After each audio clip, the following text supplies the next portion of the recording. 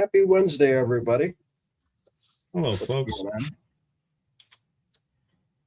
Let's see. What's going on, Jackson?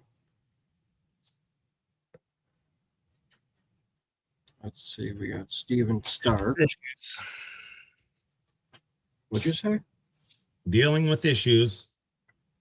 Yeah, I hear ya. What up, Megadog? Wrench was in there. Yeah, he'll probably show up. I just so this morning I got off work and I'm like, I need to go swimming. So I was gonna go to my brother's house, but I overslept because I wanted to get up at like 10, 11 o'clock. So only sleep for like an hour or two. And I didn't wake up, so I guess I'll try going to my brother's tomorrow to go swimming.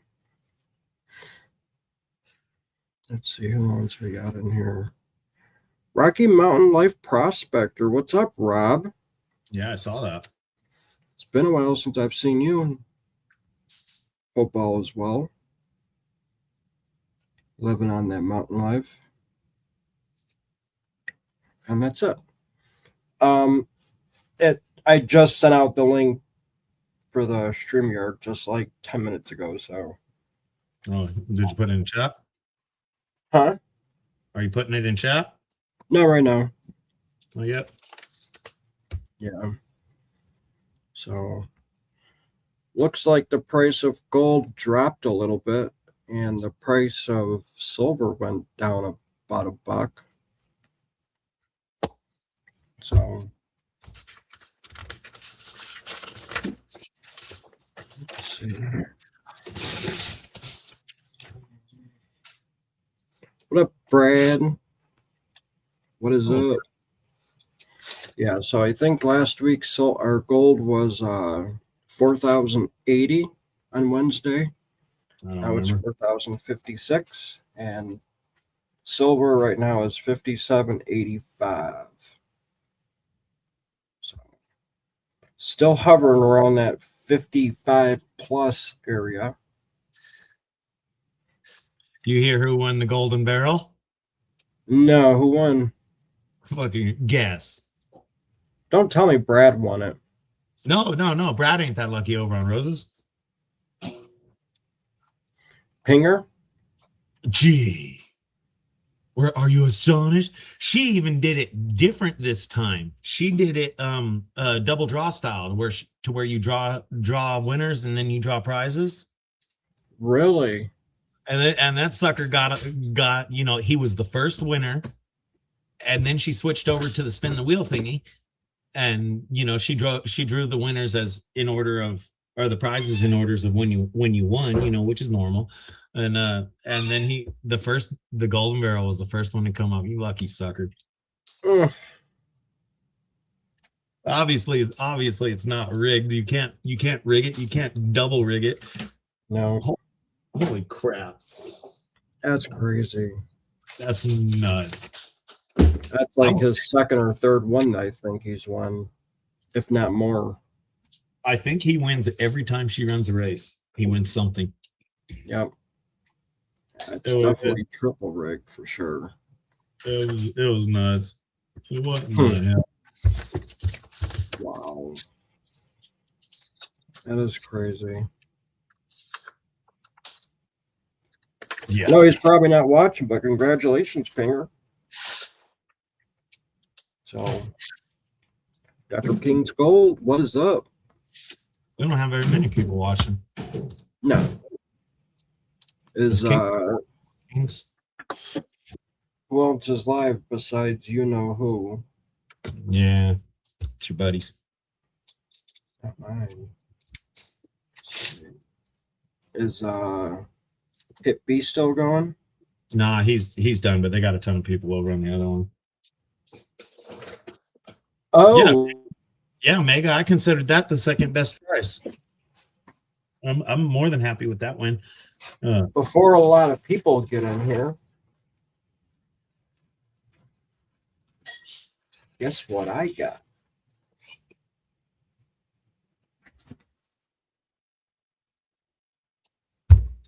I got the Oh. privy quarter. You wasted money on that. I got it for a damn good deal though. A How lot much? cheaper than what they're selling for on eBay. How much did you pay for that 25-cent quarter? I'm not even gonna say. It's actually not that bad in condition either. I don't want to touch it because I might get sending it off, but you could see the privy mark right there. I would send it off. I mean it looks pretty damn good. I mean it's probably not a 70, but it's probably like a 65 or something maybe. I don't know how they grade them.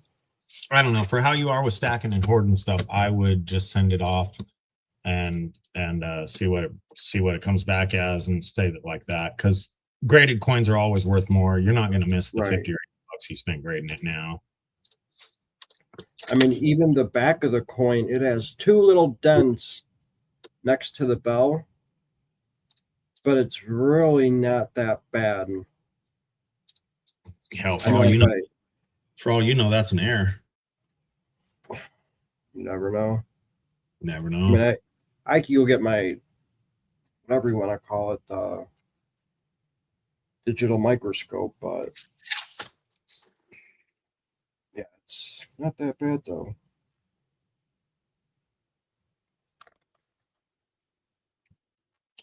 So,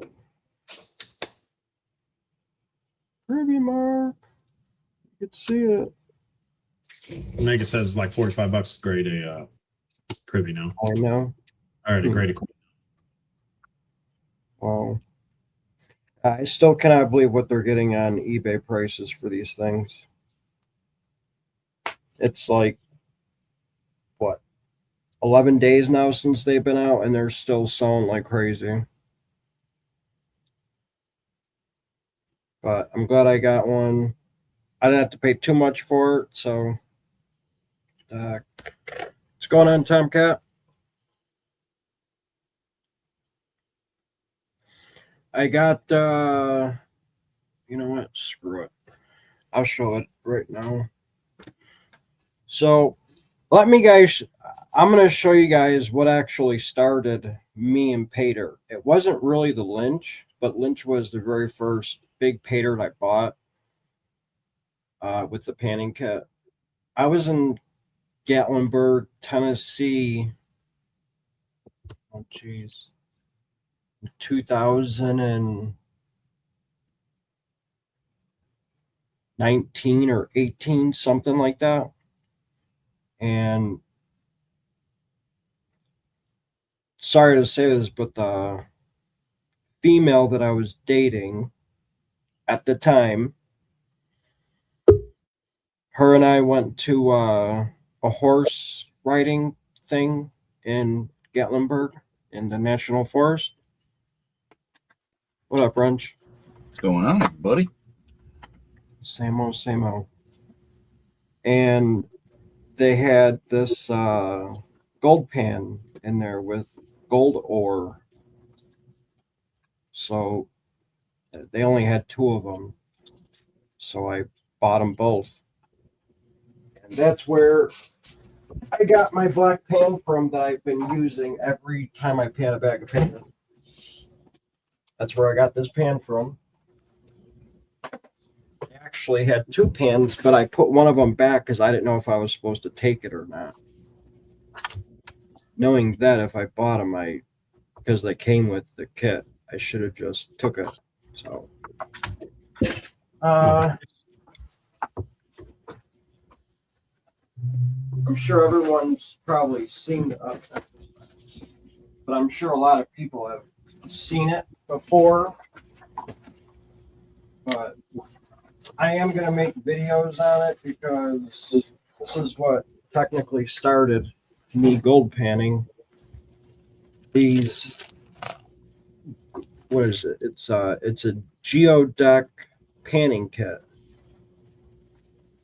It has the pan, it's got dirt, it's got a vial in there, it's got instructions, it's got whatever. So, and these came up on eBay just recently, and the guy was selling like 13 of them or something. And I bought 5 of them. And then he's like, hey, you know, they have a second set. And the second set, the same exact thing, but it comes with a steel pan. I've never seen these before. So it's from 1980. This is what I was talking to Miller Prospecting about yesterday in his live stream. But right there, you can see a date. It says 1980. And it's the same set, but this is number 1, and this is kit number 2. Kind of with you, King. Huh? I was answering Kings. Gotcha. The gold panning kit number 2. Hello, So- Hobo. I got your package today. I'll show Go on, that. Hobo Rob. Chasing cheddar with Curtis. What's going on? And I bought all of the ones he had, both sets. So, Not you. yeah. What's going on, Maddie? I bet you're real disappointed they didn't have 3. Oh, I could have just bought 3, but I bought them all. I bought 13 of one, and I bought 7 of these with the metal pan. You bought 13 panning kits? Well, 20, I guess. So, John, I'm not gonna say you're the dumbest guy on the planet, but you better hope he doesn't die. Why? Got problems, dude. I mean, the price that I paid for them, very cheap. So So is that going to be the race prize today? Is one of your panning kits with a steel pan? I mean, I could. Well, I'm asking what you would. I mean, we don't want to be mysterious. I mean, I have the pay dirt made up. I just made it 5 minutes before we started. But yeah, I actually think I got one of these for free because I bought. Tired of that. What's up, everybody? I bought so many they gave them to me for free. And yeah, at least I think. I'd have to go back and double check, but I don't think you got it for free. I think you got it for 3. 3 fabulous flyers. jeez. Oh. So, and the very first one that I've bought in Tennessee, there is gold in it. There is definitely gold in it. So, Dirt inside of them? huh? They come with the dirt inside of them? Yeah, that's the gold ore right here. And so it's just unsearched. You probably find a couple of specs in there. Hello, Yeah. Bailey. This sand and gravel is guaranteed to contain flakes of real gold. You may even find a small nugget. Gold in this type. Blah, blah, blah, blah. Yeah, whatever. So, yep. This gold in this type you'll find when panning in mountain streams. You got to be more specific, MJ. Are you talking about the buzz cut or the flat top over there?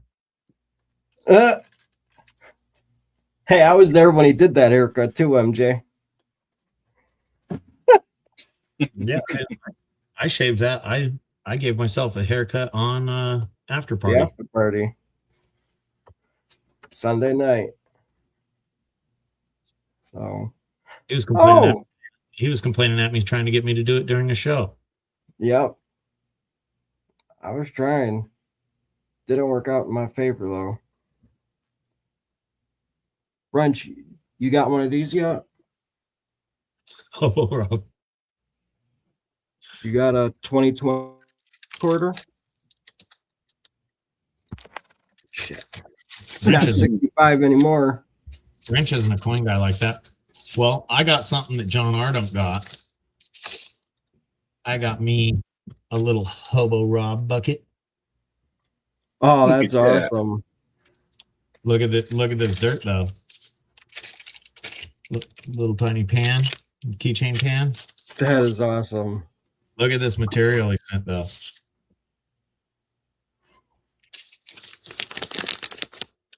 What is it? Black Sands?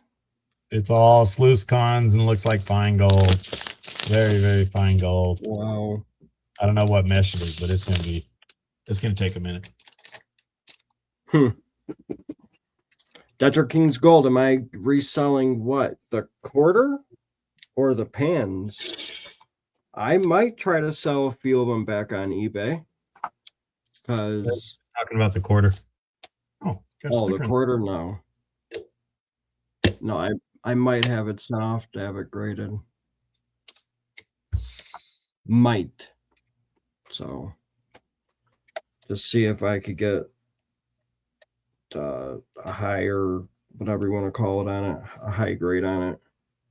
You got that sticker, John? No, not his new one. So, yeah.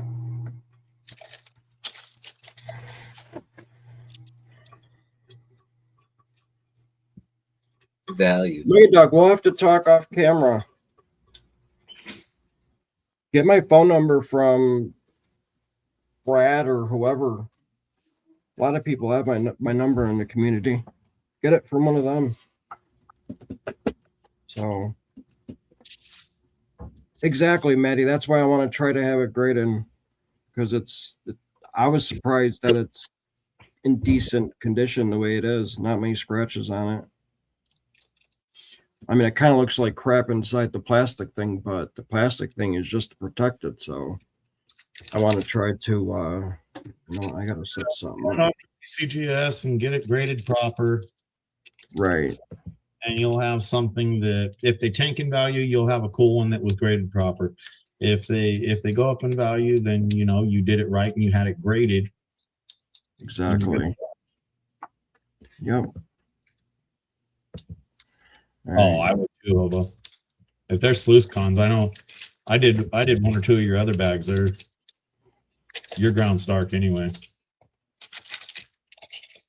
Oh, yeah. Yeah, Maddie. Yeah, I'm never going to get rid of this. It's going to go upstairs in my safe. Kind of sounded like old Mega Dog was wanting a metal pan there, John. You glossed right Yeah. over that. I told him to get my phone number. Oh, he doesn't have your phone number? I don't think so. I don't know if he has it or not. I can send it to him if you want me to. Yeah, send it to him. All right. Yeah, we'll talk off camera like a dog. John, King said he was referring to the 20 pans you clearly don't need. Oh, like I said, I excuse me. I might try to sell a few back on eBay in a little bit.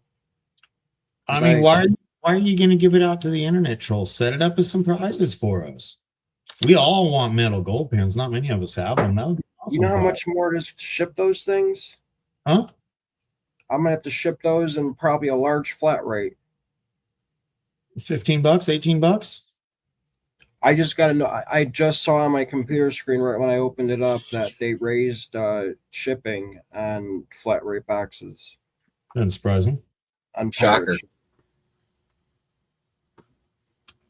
So I don't know how much I could check actually. I mean, you got to figure out what they cost or what they would cost you. If it's on par with, by the time you ship it, if it's on par with a half a gram of gold, what's a half a gram of gold right now shipped? About 75, 80? Wait, what do you mean? What do you value your half gram gold bags that usually goes out for first place? What do you value those at? Oh, I don't know. Yeah, but what are they worth? About 75, 80? Something? I don't know. I haven't been on them. Probably. And what? Holy shit! It's a wrench sighting. They're Where the rare fuck did lately. he come from? He's new and stream. Uh-huh. Fresh face. I What's was, going I was, on, everybody? Hi, chat. Can't see us, but hello. I was talking to him earlier. He said he hasn't worked in like 3 weeks. He's just been hanging out at the house. Yeah. I need Mhm. a zip. I don't even know that guy anymore. Who is he? Right? Working Definitely. nuts. Two He's guys just quit. He's definitely been too good for the PA streams lately. Yeah. Everything been crazy. Jackson, what is your damn zip code? I'm at work. I'm at work right now. How's that night shift treating you? Sucks, dude. Like it's one day, one night, one day, one night, one day, one night. Like I don't even know when to sleep anymore. Sounds like me. Oh, hillbilly. They call me all day long. I can't sleep. Phone's like going off. Oh, You know, that freaking sucks. What's up, Hillbilly? Annie? it's all good though. Everybody? What's going on, everybody? It's supposed to be for 3 weeks. I think it's going to be 4 though. I would plan on 5. 2, 3. Right? Why is it destination postcode 92 not valid? What the hell? It doesn't matter. A flat rate box ships for the same price everywhere. I was doing Just- a box. Just of- went up. Just went up Right. too. Let's see. The medium flat rate box. I need a. Let's see. 1 pound, Oh, there you 9.3 ounces. Now I can see your comments. Can't see you guys, but I can see your comments. Hillbilly, Steve, Joseph, Megadol, Brad. All right, to ship to you, Nice. Jackson, on a medium flat rate box is $19.98. That's the price of a large flat rate box, and that's a medium flat rate box right now. So it's $20 to ship a medium flat rate box. You Mary? Let's see. What's going on, Mary? Sorry, everybody. I'm figuring out prices on Mary, Pirates. Maddie, everybody. Hi, Maddie, Mary, Annie. What's up? Couple weeks, we'll be seeing you. Large flat rate box. Zip code. To use Jackson, a large flat rate box that weighs 1 pound. Even though the weight don't matter, I don't know why they're asking for ounces.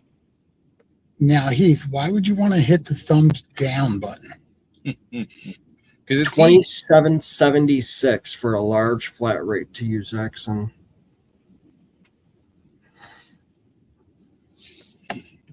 There you go.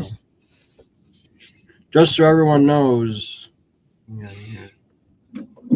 we are doing a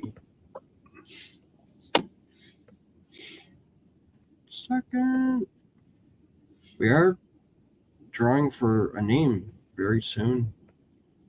For all the early birds that got in here, go back and chat. Let's see. You guys could talk.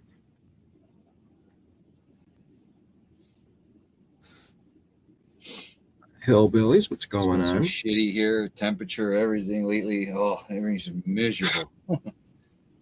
That's why I was gonna go swimming today, because it was 100 and something degrees, and that's without the feels like. Thank God for the fires. I'm sorry to say that, but thank God for the fires. It was 15 degrees cooler today than it was supposed to You're be. lucky. You're damn lucky. It was. I was able to actually finish that big, huge. Well, it's almost done. I'm Heath. waiting for some lights to come in. Yo, Heath. Even everyone except Dan. Annie, what's going on? Hey, that guy hasn't emailed me or messaged me since, so I guess it's like a no go. I appreciate you wanting to help, though. He's you, ODBU. Mary, what's going on, Mary? Hopefully you're getting better. Been rain for a month. What up, Heath?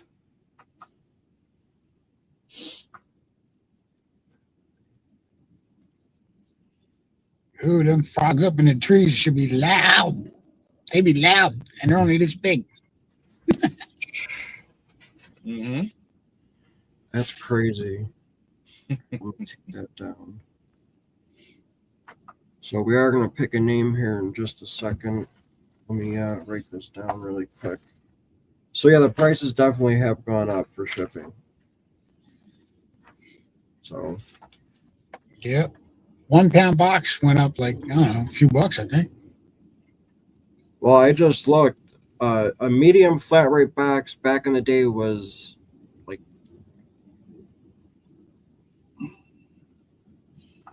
a lot cheaper than it is now. You need to go pirate ship, dude. You save a I little bit have of money. pirate ship. What's up, Shaws? Hey, Shaws. Tim Evans.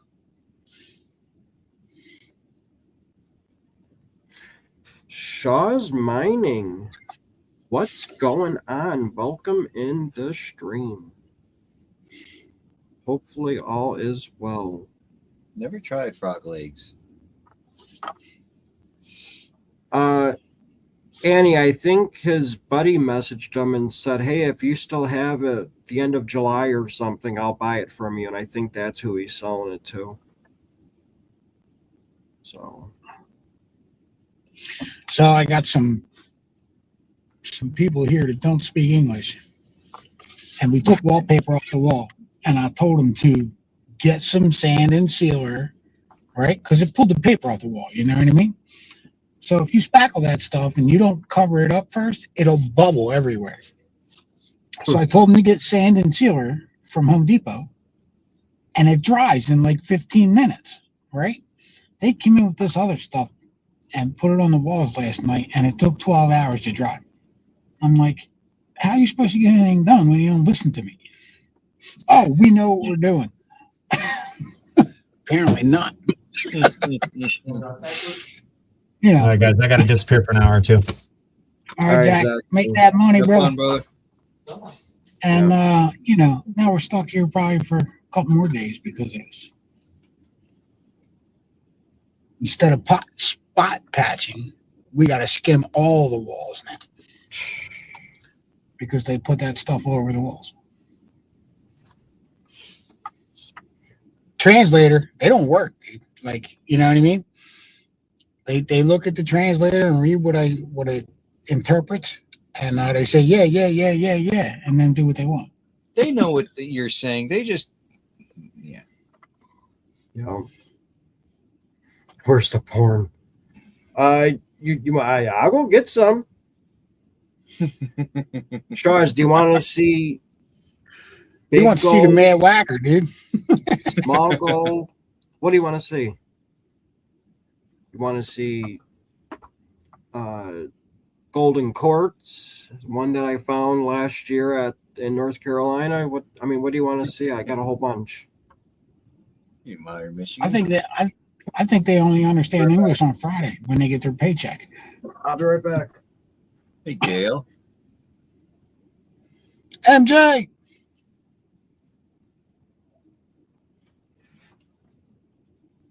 What's she saying? Yep, same here. Yep. They like Sucks, dumb. MJ. It really sucks. People would hire some damn Americans to speak English.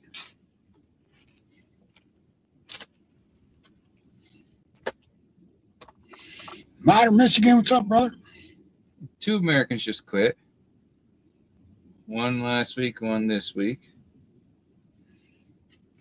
Right, Dave. It's a nightmare. Another one broke his hand. Or fucked it up, whatever, something like that.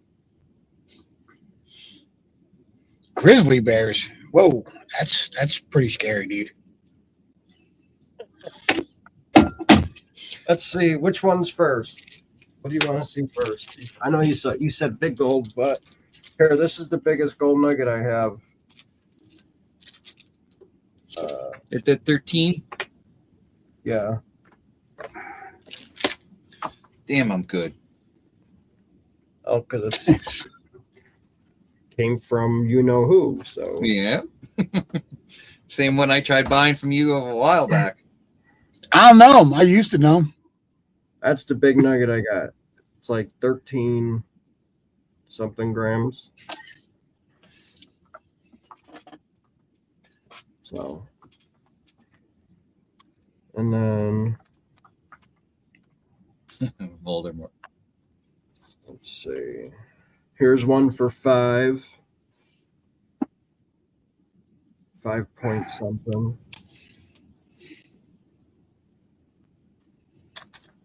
Yeah, you could definitely tell.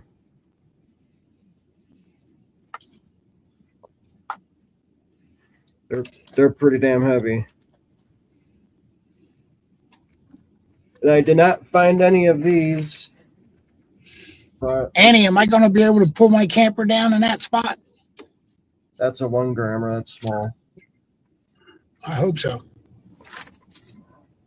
This one is 3.870 grams. That's from California. Another one from California that's just under 3 grams.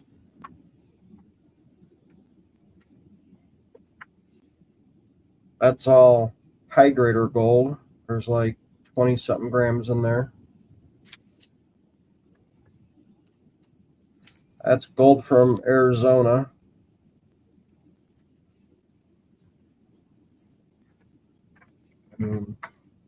There's another one. That's from California. There's another one from California. There's another one. We just got under 90 degrees here, There's another one. You don't have that smoke out there? and it's 9 o'clock. It is 90 degrees right now here. Another one. Here's a golden quartz specimen from the eagle's nest. That's gold right there on the tip. Iron quartz. Here's another one. John, with all that porn over there. Damn. I was thinking about sending this one to Gold Nugget Sales and having them etch out some of the quartz here to see if any of that gold is connecting. Well, it isn't connecting because I did a test on it, so, or to see if there's anything else inside of it. Mega dog.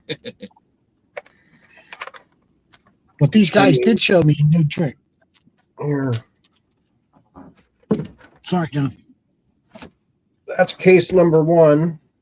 You're not going to be able to see it. Well, I guess you can. There you go. I mean, a lot of them are empty because I just combined all of it. I am going to start separating the nuggets, but the whole top roll is completely filled. And then there's like, these are full here.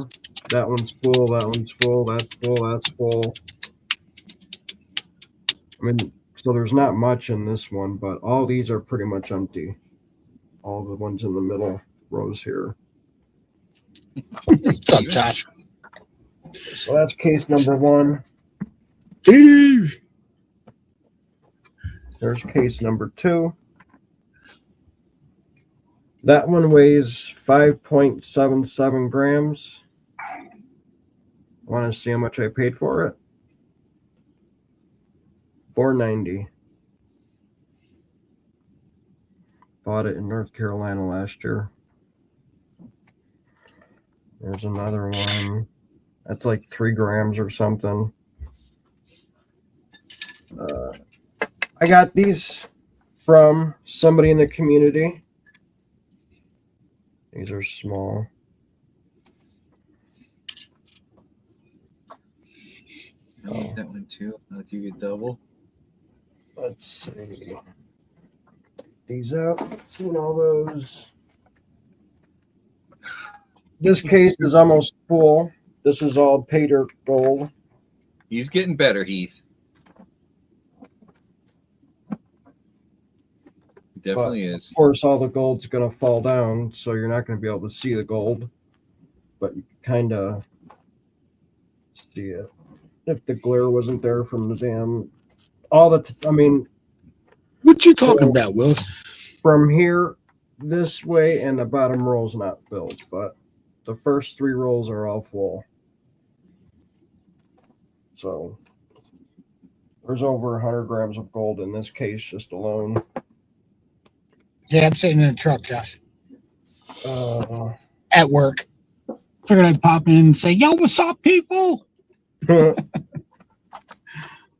Nice PA. What is, And the last case, well, there's really not much in it because I've been using it. quick question. Quick question. If you were working at a bank after hours, right? Yeah, And the same minivan with 2 guys keeps driving by, would you call the cops? I would. It's like the 5th time these came through this parking lot. The parking lot's empty. All the other businesses are empty. And this dude keeps coming by looking at the bank. That's a little suspicious. And then this case Looks like they're casing the joint. This is all the gold I'm getting from Vendetta's Patreon bags. This is Vendetta's Patreon. I mean, it looks empty, but all the gold's down. There's only like a half gram in each thing, but it's not much. I'd at least take I've been pictures using of a the lot of plate. the gold out of here. I did take a picture of the plate. And So you then can get a good picture of them too. I will show you. I mean, they don't really carry money at banks anymore. So what's the use of robbing a bank? You know what I mean? Safety deposit boxes. But Can't get in the vault. If you see that, that is gold. I found this in North Carolina last year at Thermal City. The gold right up there. No, I don't have one of them like a dog. There. Casing it out at night doesn't really do you any good. Going inside is the only way to case it out. There. I mean, not like I know, but just common sense stuff. Maybe they cased it already and they're coming because we're working. And there. Yeah, I remember you finding that one. I will run them over with my F-250 though. It was a nice find, John. Damn nice find. Yeah, and I'm saying, I mean, I'd show you this, but all the gold on this one, it's super tiny.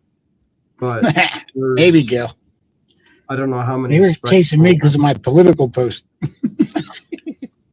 So, and that was all found naturally by me in North Carolina by running a trommel. Relaxing, all of a sudden you hear, "Ah!" Oh, there's John. He found something again. Yeah, I was screaming when I found the second one. Nobody was coming, so whatever. Yeah. But yeah, but between the 2 cases, I could definitely tell this case weighs a lot more than this one, because this one probably has about 15 grams of gold in it. This one has well over 100. So just 3 ounces of gold, you could definitely tell it weighs a lot more. So It's only But a lot of $12,000. huh? It's only $12,000 for 3 ounces. Right. And then in this case, Only? this one, there's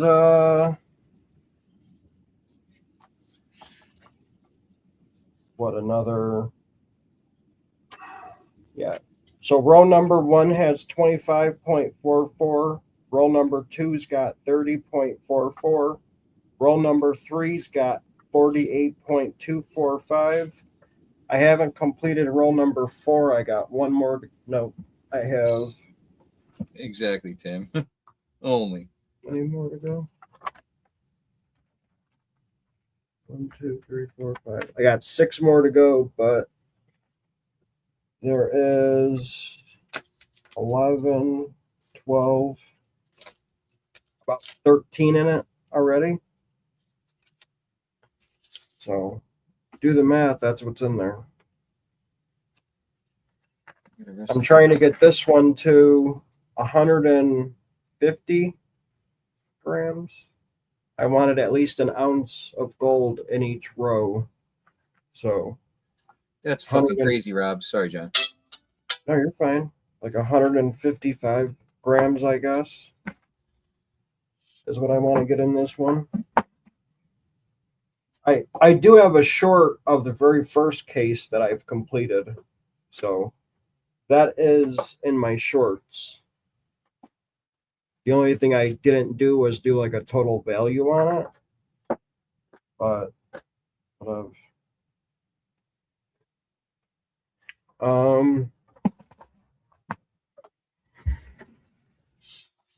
Hey, Karen. has anybody found a privy quarter? You call it a pervy quarter? Privy. Oh, what did I say? 2026 Declaration of Independence. Good night, Heath. Try and stay cool. Have a good night, Heath. Anybody find one yet? The privy quarter. So just says July 4th right there, really small. You kind of see it, but not really. What's going on, Hart? I keep getting dropped. Blurry. Can you hear me? Yeah, I could hear you fine. Again. Okay. So we are doing races too. So if anybody wants to get in the races, the information's on the bottom of the screen. So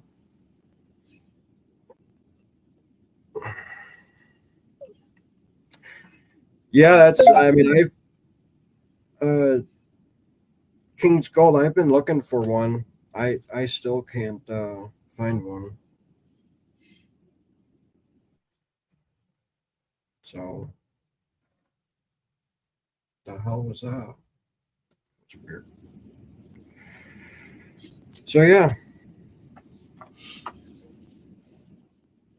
Oh, that's Nice, cool. Sean. Like that. Very nice. I think I'm going to make sure everybody writes something in StreamYard. We are still collecting names. I didn't do it. Wasn't me. So Oh, sorry. you should, King's Gold. One of those quarters will if you sell it on eBay, you get over $300. And they're still selling for over $5. Take care, Shaws. Thanks for stopping in, Shaws. I appreciate it. I'm gonna have to make this quick. So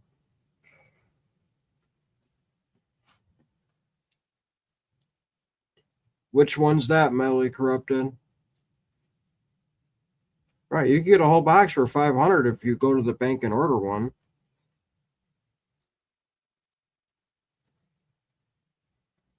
Mentally Corrupted, if it's the quarter, it has to say the 4th of July on it. Or July 4th, whatever. Heavy Meadow, what's up? Heavy Metal, what's going on? So, right there in that corner, hang on here. I'm trying to do it backwards here. Right there, it says July 4th on it. It's not clear, but right there. Yeah, That's that the privy mark. Sorry. Looks pretty. Yeah. I don't get the microscope, but yeah.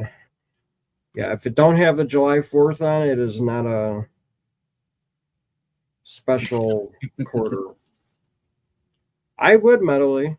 they're out there. People are still finding them. So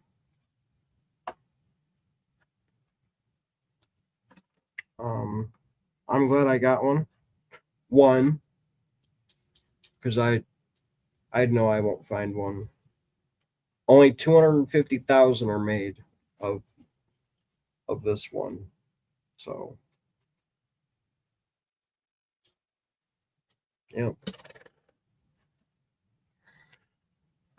Again, make sure everybody types something or whatever in chat, because we're gonna run that in a second.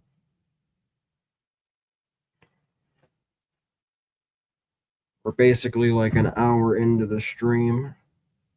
J-Dog asked what mint they come from. I could look it up. I am not too sure.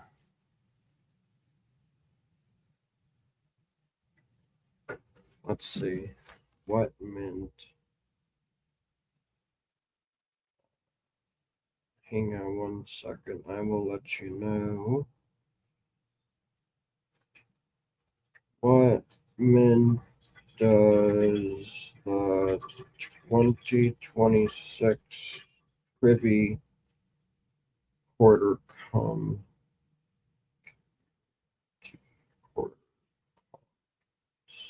up, Jake? Jake from State Farm.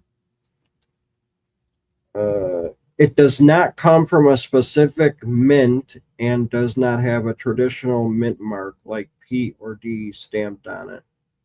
The limited edition 2026 Declaration of Independence special July 4th Privy mark does not come from a specific mint. Because the Privy Quarters were designed to be a unique treasure hunt for the country's 250th anniversary, the U.S. Mint struck them blank in this area to randomly mix just 250,000 into regular bankrolls distributed nationwide. So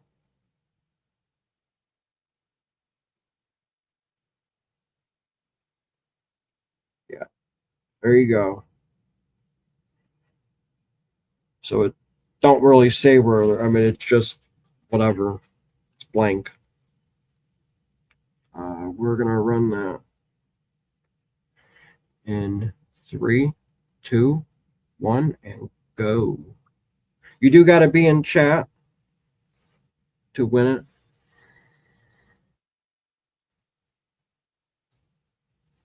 Steven Stark.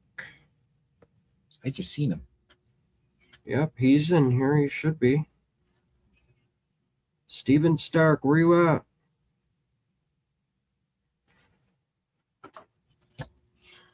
Let's see, when did he type last? Steven! 8:06. You were just here.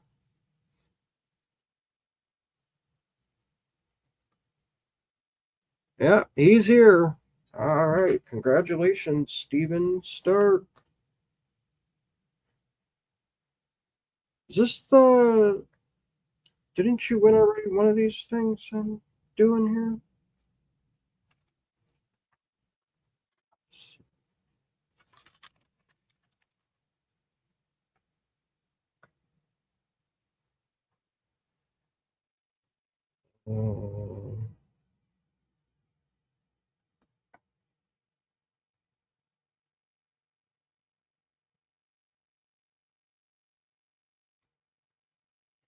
Congratulations, Steven Stark. Okay, cool. So you probably, if I have, which I'll let you know in a second, if I have your address. When did you? All right, so you on July 1st you won it. I probably still have your address. You don't have to email me. Yep. As long as you got the last one, I have your address. You do not have to email me.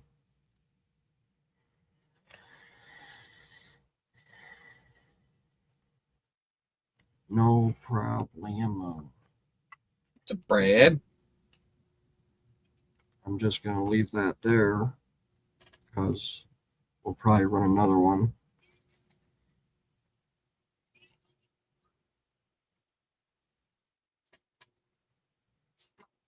Deep North. Hey, Sorry. Maddie. My bad, Wrench. So what's new with you, Wrench? Nothing, dude. It's just Feeling work, better? work, work, work, work. And hot, hot, hot, hot, hot. Sucking down them Gatorades like crazy. Powerades, sorry, Powerades. Oh, And the extra hot days, I even get the Gatorade bottle of extra electrolytes. and you know what? I have to go to the store tomorrow because I don't have anything pretty much to drink at work. And I have to work the next 7 days as well, starting Friday. So, yeah. So tomorrow I'm going to the store before your stream, getting those little popsicles Mm-hmm. because we have fridges all over the plant, and I'm going to bring like a box of them and see how long they last. And then I'm going to buy drinks because the next 7 days I need something to drink, and I don't drink. Yeah, I So, know. well, I mean, I do, but not like I should be. So, I, Luckily, I got my sugar is kind of, if anything, it kind of goes low. So having Yeah. some extra sugar is not a bad. I mean, it's not the great, but it's not a bad thing for me. right. Yeah, mine's been going down anyway, so thank God. You're only supposed to drink one Gatorade a day? What? Like I said, I You like sure the about that? zero sugar, but I do one with sugar a day. That's it. Some of those zero sugar Gatorades are actually really good. Actually, believe it or not, I don't like the Gatorade. It's the Powerade I like. They actually taste better. It's Hmm. the Gatorades taste too much chemically, to me at least. Yeah, I know what you're saying. I always thought the other way around. Yeah, I I used, don't like regular Powerade. If I'm yeah, gonna drink the regular sugar Powerade. versions, I want Gatorade. But if Yeah. I want the zero sugar, yeah, I'm all screwed up. Oh. Yeah, the little hillbillies. I'm talking about the clear popsicles in Pop the ice, clear tube, whatever. You just pop like ice, yeah. whatever. Yeah, Rip the top off and yeah. Flavor ice, whatever they call them. them too. Yeah. So that's what I gotta go get. I gotta go find some That and I keep the packs of the small packages of pickles. pickles. Yep. If you ever get a cramp, have some pickle juice. Well, yeah. I don't like regular water. I drink very little water. Way I know I should be drinking a lot more, but If I had a refrigerator in the truck to keep my waters at like 34 degrees or 36 degrees, then I could sit there and chug water. But no. yeah, So yeah. I like my stuff cold. It's got to be cold. Exactly. I think they're like $5 for like 100 of these things. Maybe Oh, even dude, I more than love it. When a 100. customer comes outside, brings those out to me on a hot bacon day. It's like, and they're like, "Here you go. You want some freeze pops?" Yeah. Uh-huh. And it's like one really don't do anything. You need at least two or three. Oh yeah, You know they come out what? and they bring a handful. Here you Yeah. guys go. I'll One take 3 of cools you those. Thank you. down. I'm the fat guy. Yeah. One cools you down. The second one kind of makes you feel a little bit better. The third one makes you feel a little bit better. For about 5 minutes, then it's back to being hot again. David Sullivan. What's going on? Welcome Howdy, back. David. So, yeah, exactly. Liquid IV. Excuse me. Yeah, what the fuck is going on my phone? So, there is a few, but they don't come. Megadog, back to those panning kits. There are still some of them on eBay, but they don't have like what I got. They just have like the pay dirt or whatever. So sorry, I forgot to mention that to you, Megadog. So look at What? this idiot. Text me. You see something wrong with that? Yeah, why the hell is it all done it up like that? Look at the tires. Oh, I see that. Why are they like that? Yeah, I was Is it too behind much this weight? thing. This is some contractor, man, and I was like, they're actually the camera didn't do any justice for how bad they are. Are they rubbing on the sides of the trailer? They're like a half inch away, and not to Oh my mention the God. bed of the truck and the cab was like this. The ladder racks and box on the side. Of course, it's a half-ton truck towing this thing, and oh yeah, I was behind this thing, and I'm just Wow. like, What do they got? every turn you're watching the tires switch from directions and everything, and getting worse when the bumps are going like this. Oh, What the heck did they have in the back? I have Concrete or no bricks or idea. something? I just had no idea. Yeah, Camber life. Wow. That's Yeah, crazy. you can kind of see the truck on the side there. Yeah, yeah. I know. You could see the bed in the back is lower than the front. You could definitely Oh yeah. see the. Well, it's squatting because it's so much weight. Plus, like I said, it's also was doing this in the center of the truck, so it's like this. Oh, What up, Brewers? plywood. I think they put a pallet of freaking concrete in the back of the truck, and then another pallet in the back of the trailer. Oh my God. Jesus. Brewers. He's leaving for California in the next few days here. Quiet, phone. Maybe even like tomorrow or something. I know it's like in the next day or two. So I still got your pay dirt to do, Brewers. The box.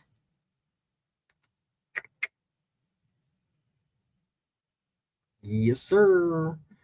Look who brought the cat in here. What up, Scott Sharp? What's What happening, up? Brewers, Scott? See? You see Brewers. 2 minutes later, you see Scott Sharp.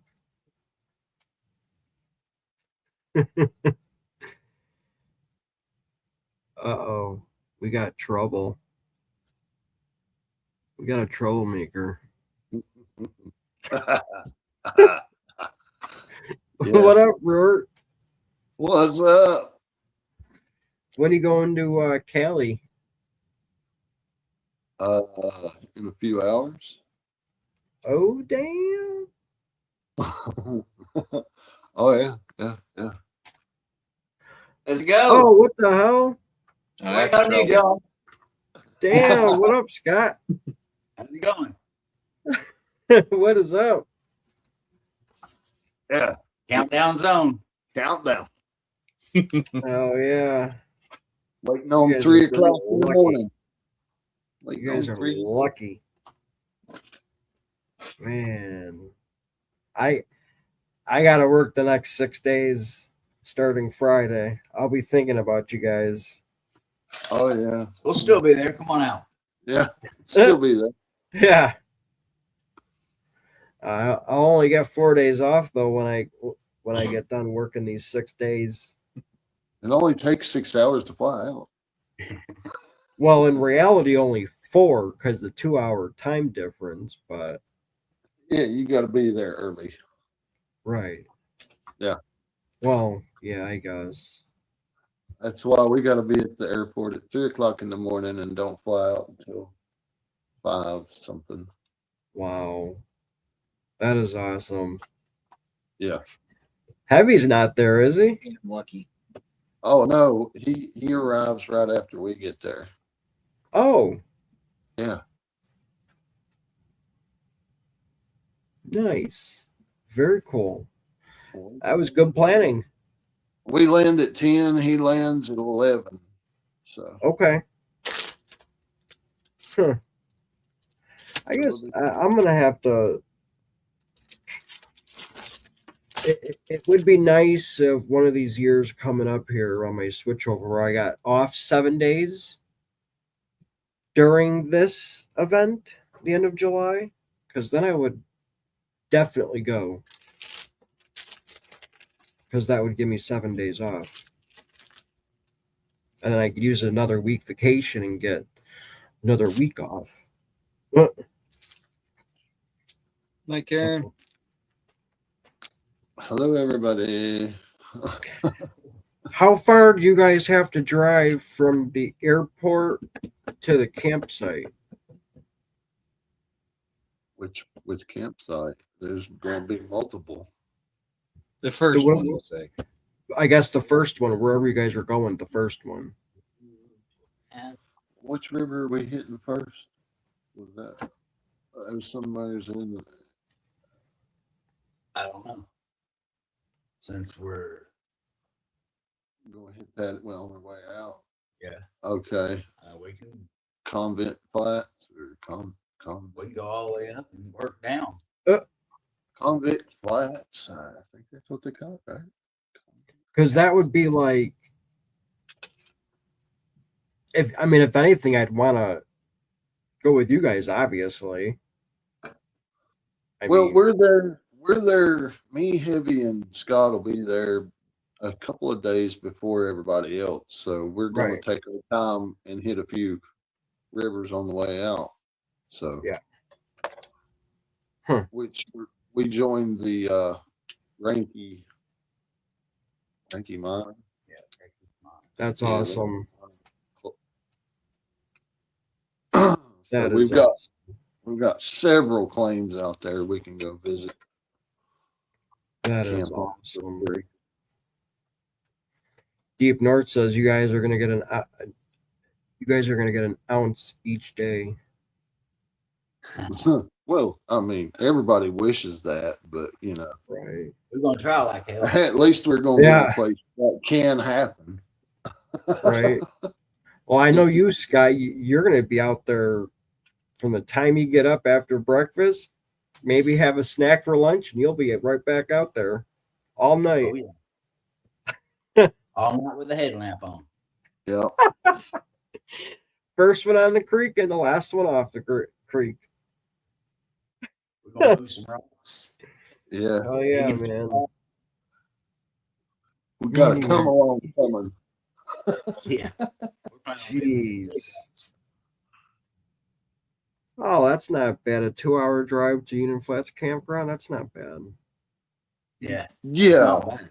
No, it's like 3 to Downeyville. Okay. And that's what, from San Francisco? No, Sacramento. Yeah, Sacramento. Yeah, Sacramento. Duh. Damn. You've never been, John. We've been multiple times now. So Yeah, I've never been there. I want I don't to. need no sunblock, Mary. yeah, no sunblock. Oh, can you see comments? Yeah. Oh, Mary over there. Sunblock. What's that stuff? I don't use it either. Sunblock attracts bugs. Mary, if you're talking to me, I got some. So yeah, I'm burning. Huh.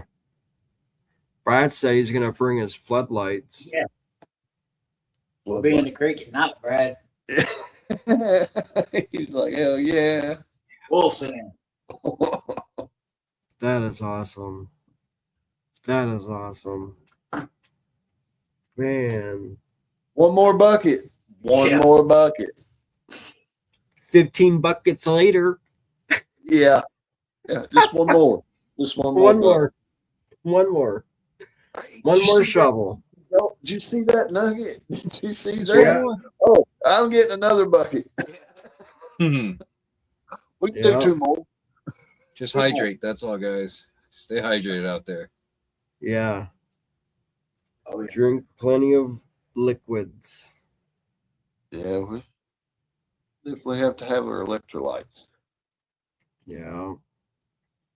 I'm sure you guys are gonna be going shopping when you get out there after you guys get all your luggage and your car, the other good stuff. We don't have to get too much, I don't think.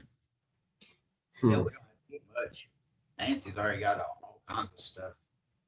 Yeah, Oh, we that's good. sent money ahead for groceries, so Okay. She went and bought it in bulk for everybody. yeah, she laid out a menu for the week or weeks. Nice. Nice. That's Wow. awesome. She will be eating good. Yeah, Wow. there's going to be a lot of food there. If you go hungry, it's your own damn fault. Yeah. Probably forget We to just- eat when you're out in the river. And I've just heard Miss Banshee Mining mention a type of jelly that I've never heard of or nothing. I had to look it up, and it's not easy to acquire. It's highly sought after. Hmm. Interesting. Yeah, I'll be looking forward to seeing some angel caught jelly. Hmm. Brad, what'd you do last year? Wasn't it a few grams you got last year, Brad? We don't He wants talk- to. He says he wants to double last year's take. We're going for a gram a day at least. We're gonna be there how many Damn. days? 18 days. Hell yeah. 18 days. Wow. Well, I know you guys. Well, you guys didn't really find it, but I knew Brewer came home with a few grams of gold there last year. Phew. Yeah. Yeah. Yeah. I mean, plus what I found. That'll work, Josh. The good old Brad Welch jar bottle. I know I came home with 11 easy. I was thinking there was more. Wow, that's crazy. I'll be looking for your text, Brewers, of what we did. If like a month or 2 months, month and a half ago, or a month ago, whatever. I'll be looking for that text. You know what I'm talking about. No, before I come back, it'll pretty much be in gold form. If Hey, not, I might. Since we're out there that long, we might mail back some coins. I would. Yeah, some will be coming back. Yeah, some come back this year. Last year, we knocked it down to just gold in our pocket. Hmm. Pretty much. Pretty much. I mean, I think Wow. I had one bag of dirt that they didn't destroy.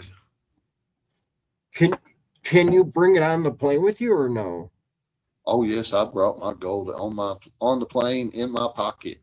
No, I'm Yeah. talking about the dirt, your cans. No, that would have to be in your check bag. Okay. But they still busted open and let and go through it. Because I even Yeah. brought back a bottle of liquor that was more than 3 liters. I mean, Wow. Yeah, Hey, Hobo that- Rob said 12 grams. You even had that note. yeah, they left me a note in there and it said nice. Because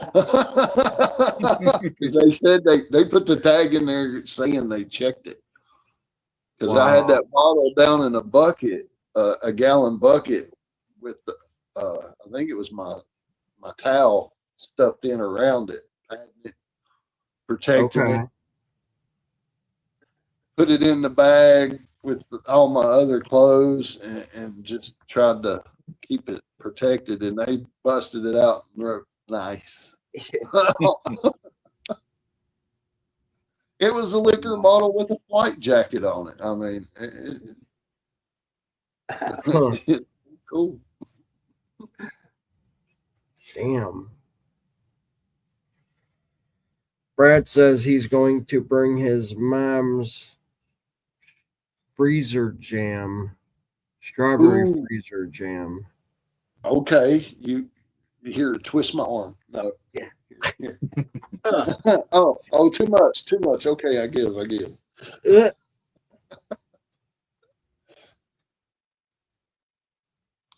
That's what I love about it. It just the stuff you'll never get to see or have from a little place just somewheres in America is awesome. Huckleberries. Oh, I tried to get us some huckleberry jam, but there wasn't no huckleberry jam. Wow. Bubble Raptors, you got my attention. Yeah, I mean homemade jams. You Yeah. don't get that off the shelf at the store. No. Right. Yeah.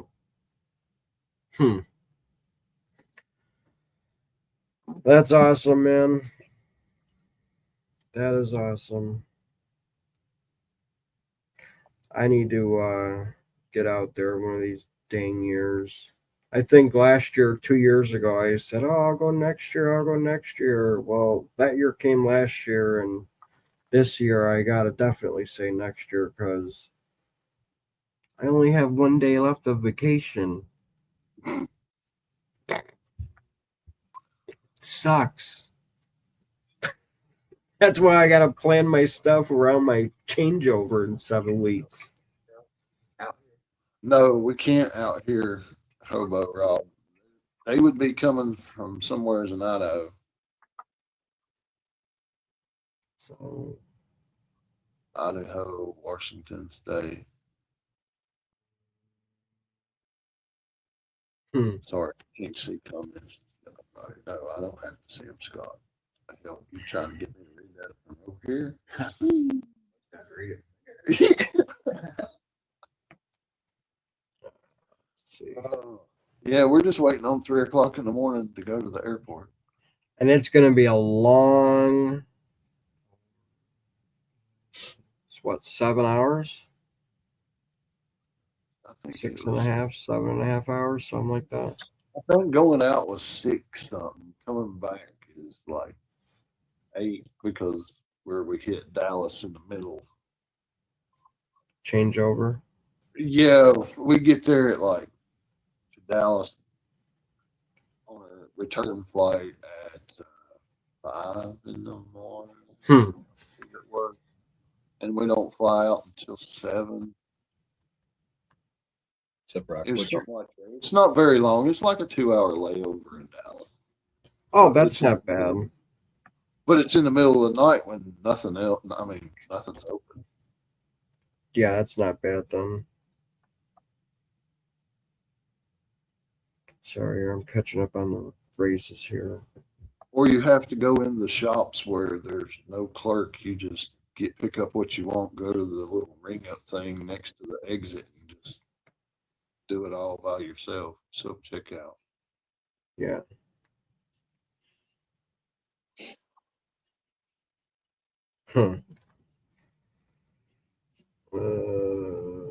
Except it's all different in the airport. It's not like a normal. You know it's gonna be. It's not normal. You know it's gonna be a great time. Oh Lord, yeah, it's gonna be awesome, man. There's gonna be so many memories made. Yeah.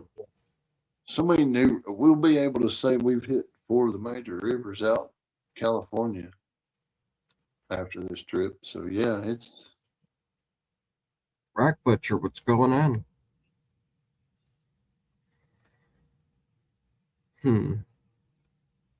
That's awesome. Just going to the Rinky claims is gonna be like an experience because I've heard Julie talking about them, and they're pretty damn good claims. So she's been there a few times, I do believe. And we're scheduled to meet up with a few big name YouTubers, you know, Yeah, on a personal outings here and there. So yeah. we won't mention their names, but you know, we do poke bears. Do poke bears. Uh, Ask Heavy, he'll tell you. uh, I know what you're saying, Heavy. I know what you're saying. Try to get that nap in, just doesn't happen. yeah. Yeah, he got 4 hours. I've been going since 10 o'clock this morning. Oh, you said he did get a nap? Oh, he got 4 hour nap. Oh, he went to sleep for 4 hours. Yeah, I was that's gonna what he say, I've said. tried that. Lay down, toss, turn, toss, turn. You can't sleep no matter what. Yeah, that was last night That was until last about night. 4 o'clock in the morning. Yeah, that was last night. Toss, turn, get up at 10. All right. I got pulled over in DFW for explosive residue on my overalls. Oh my god. When I was flying home from the mine in Mexico. Missed my oh man, that sucks. You missed your connection, your connecting flight. Oh, that sucks. Jeez. I mean, at least they helped you get a hotel and a flight. Damn. Heavy's drinking coffee right now. He's all packed, ready to go.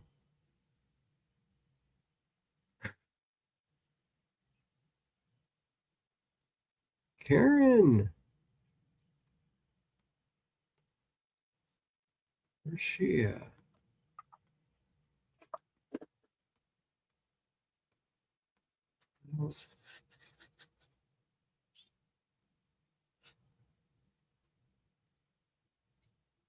Huh.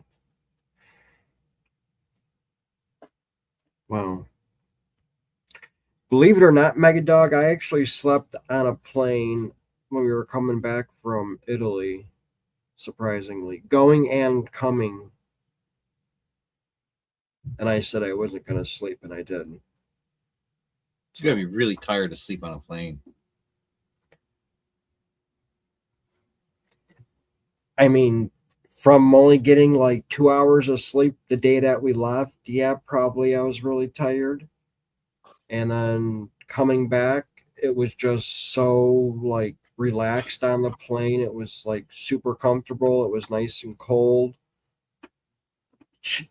It wasn't hot on the plane, you know, because you got the air blowing from the top and you have your own TV screen in front of you.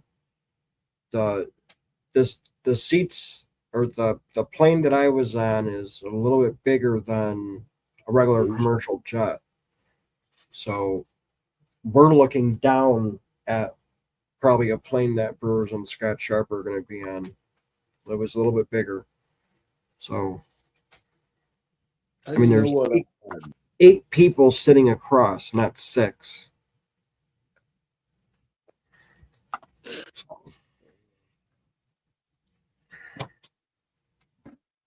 Hell, we're riding one bigger than that, ain't we? Because it's got like 4.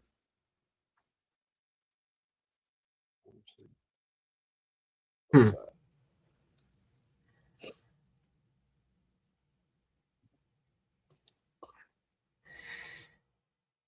We're gonna be on a puddle jumper on the way back. It looks like. I noticed that. I don't know what. Oh, jeez. Last time we flew down to Charlotte. I know when we went to Charlotte and flat back to Knoxville, it was puddle jumper. Yeah, flying east to west over the mountains is the coolest. Yeah. Shit, even flying just to Vegas, flying over the mountains is pretty cool. The part that I like the most is landing and taking off. That is pretty cool. Taking off is awesome. Yeah, taking off is like riding a hot rod. Yeah. Taking off, you feel it, man. It pushes you back. Yeah. And then it's like, okay, I know we're like this. Is the plane ever going to lift off? What are we doing here? Let's go. Oh, you hear the loudness and until you Yeah. finish that climb and level off. Then I like it when them engines dive that back and you just got Yeah. Last time I was on a plane, it was just too damn hot. Yeah. That was sitting in Charlotte, North Carolina for an hour on the runway in a Oh, 3-seat. They one row of seats on one side and 2 rows on the other side. Yeah, I mean we're talking a little plane. That sucked, man. We were coming back from Italy. We were in Detroit. We were almost to Lake Michigan. Okay. And we turned around. Like, what the hell are we doing? Why the hell are we turning around? We flew back to Detroit. We landed in Detroit. We sat on the tarmac for an hour and a half. I was texting my cousin because I bought the internet on the plane. It was like $20, whatever, for the Wi-Fi. So I did it. What the heck? And I was texting my cousin, and he's like, dude, you guys just turned around. I wonder why. He's like, oh, a few minutes later, it's like, not only you guys turned around, another plane that was going to O'Hare turned around. I'm like, is it storming by or in Chicago? He's like, no. I'm like, wonder why we're turning around. And we didn't just go straight back to Detroit. We circled, I don't know, once or twice around Detroit at the airport there, like once or twice before we landed. And then we land, and it's like, okay, what are we doing? We're getting off the plane, or are we just gonna sit on the tarmac for X amount of time? So then finally the captain comes up and he says that we got redirected to Detroit, and that's pretty much all he said. One of the crew members was talking to somebody near my family, and they heard that we were going to refuel and then to take off and go land in Chicago. So yeah, an hour and a half later, I think it was 7,500 gallons of jet fuel later, we finally took back off, landed 20 minutes before a really bad storm, and yeah, we made it just in time. So it sucked. So it sucks when planes get redirected. Hey, you need to get that shirt. If it's TSA, it's not gay. You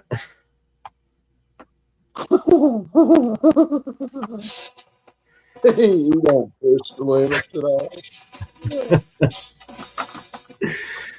Oh, jeez. Yeah, Heavy, they'll check that bag with the metal detector in it for sure. Yeah, Heavy, they'll check that bag real good. They're going to pull you aside with that bag. Yeah, and they will too. They'll check you real good too. Every time. They do on Scott every They're time. like, what the hell's in here? They see all the wires and shit.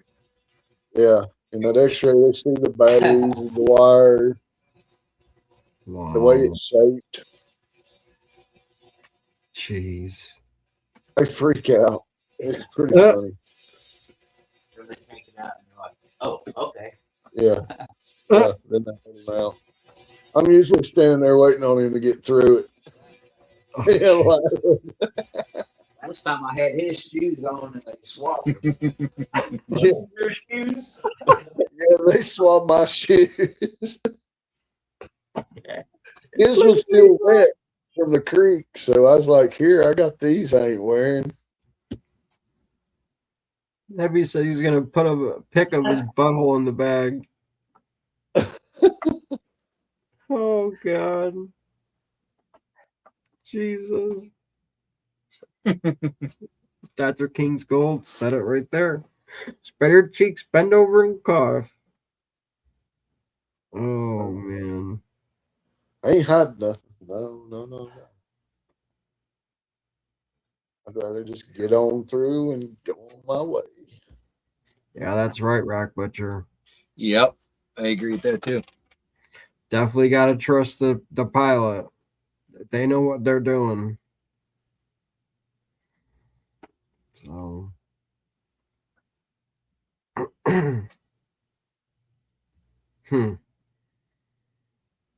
Yeah, that was like the only thing that ever has happened to me. That was actually my first time ever getting redirected on any flights that I've ever taken.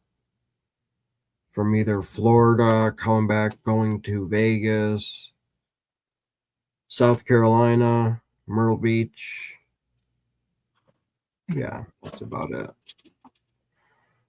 So, but being in a plane for,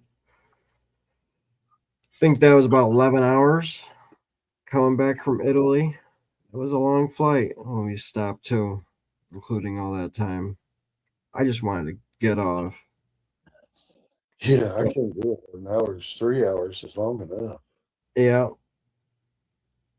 I mean, like I said, I've slept. I did sleep, but it was not long. I don't know. I mean, a one-way flight, that's be all right. But still, This was like 5,000 something miles to Rome. That's a yeah, long flight. So no bueno, dude. No bueno. yeah, it's long. Damn, 19 hours flight back from Italy. Holy cow. She, That's like going and coming and some. did you stop by Iceland on the way through or something? I mean, I could definitely tell you on our way back, and I do have pictures of where we were to prove it. We flew over the Alps. I thought that was pretty cool. French Alps? What? In Europe. No way. Yep. So, where's the mountains? So, right here, you could see the mountain. I'm like, I look out the window, I open the window a little bit, and I'm like, why is there snow on those mountains? What the heck is that? I mean, it was like 90 degrees in Italy when we left. Okay. So, right there, now I'm going to go a few pictures over. Actually, was it the next picture? No. Maybe it's the one before it. Yeah. So, if you could look where our plane was. Our plane, that's all right. Fine. So obviously that blue dot is Rome. We flew north, going over to Spain, I believe. Why we flew north, I have no idea, because we're basically straight west of Rome, a little bit south of Rome, but we flew up north, and I believe where the ALPI is, I believe those are the Alps. And that's where the plane was. So we were at 36,025 feet.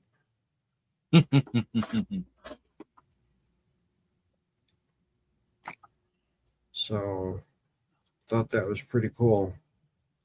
And here's another picture.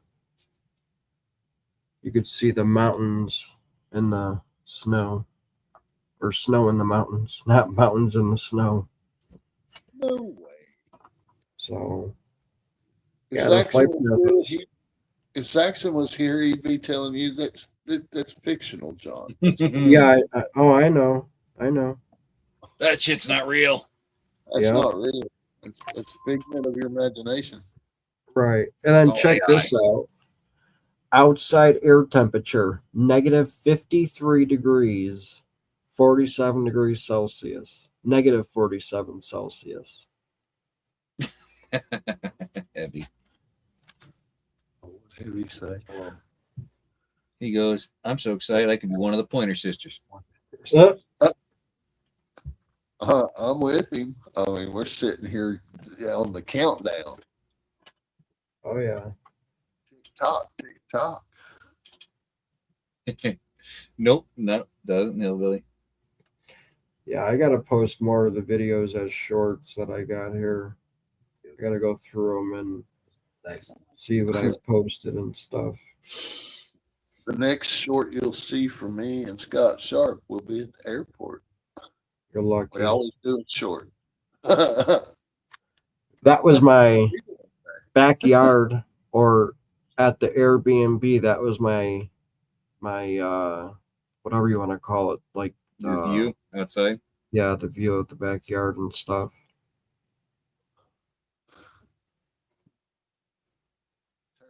Just And terrible. then off the little deck, that not deck, but they had one of these off of every bedroom where you could go outside and Balcony. whatever. Huh? Balcony type thing. Yeah, but I don't think they're called. I mean, balconies. Maybe I don't know what they would call them, but I think I sent it to Brad, and then I got night pictures of it too. But whatever. That was in Palermo. But I got to go through it again and post more of them. I haven't in a while. So, yeah, we are doing duck races here.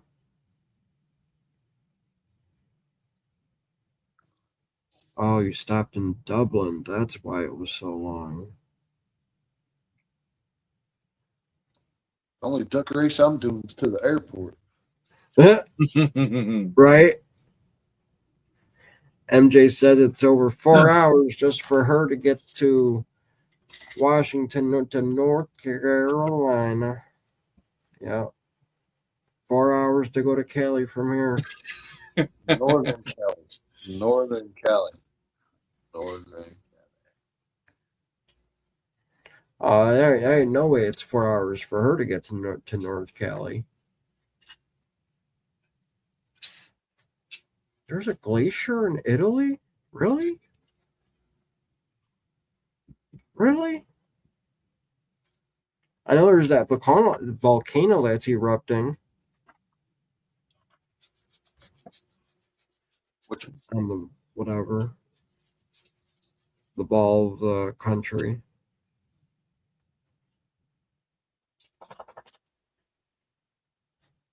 So, Italy Rock.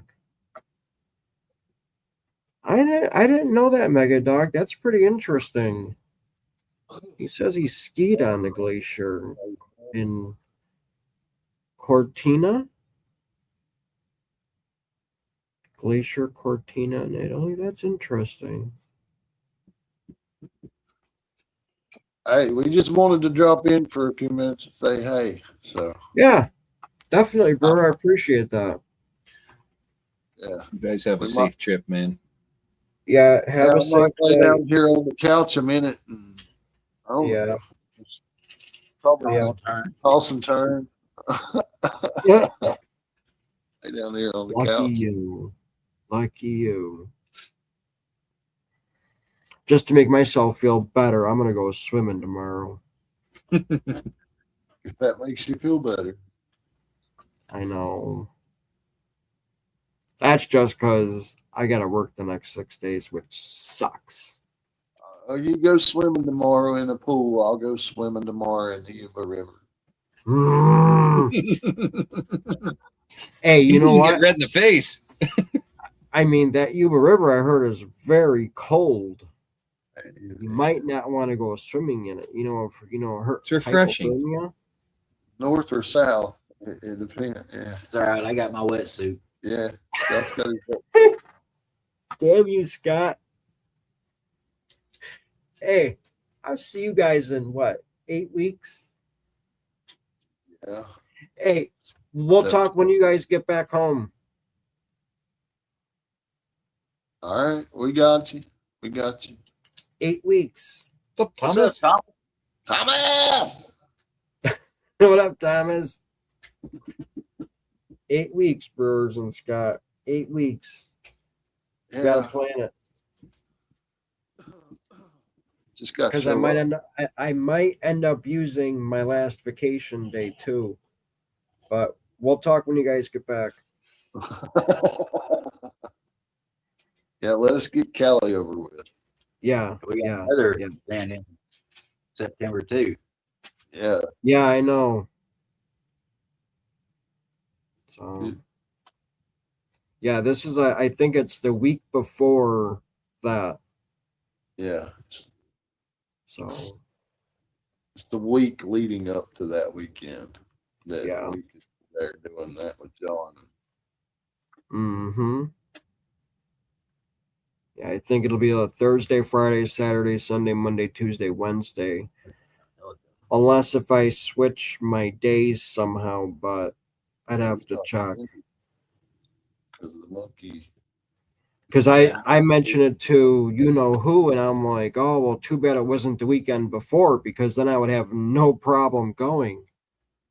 And now that it's that weekend, I might not be able to go every day.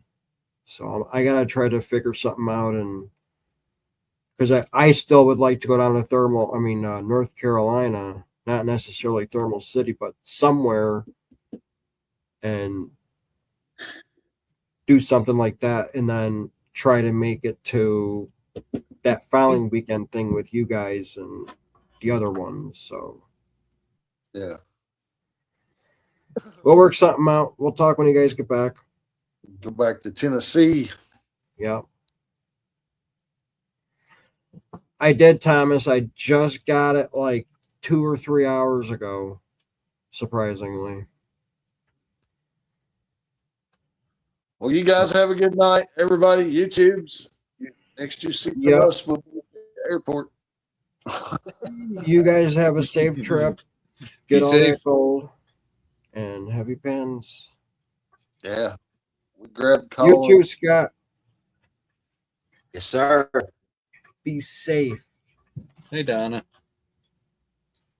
Later. Later, See you in brother. the morning, maybe.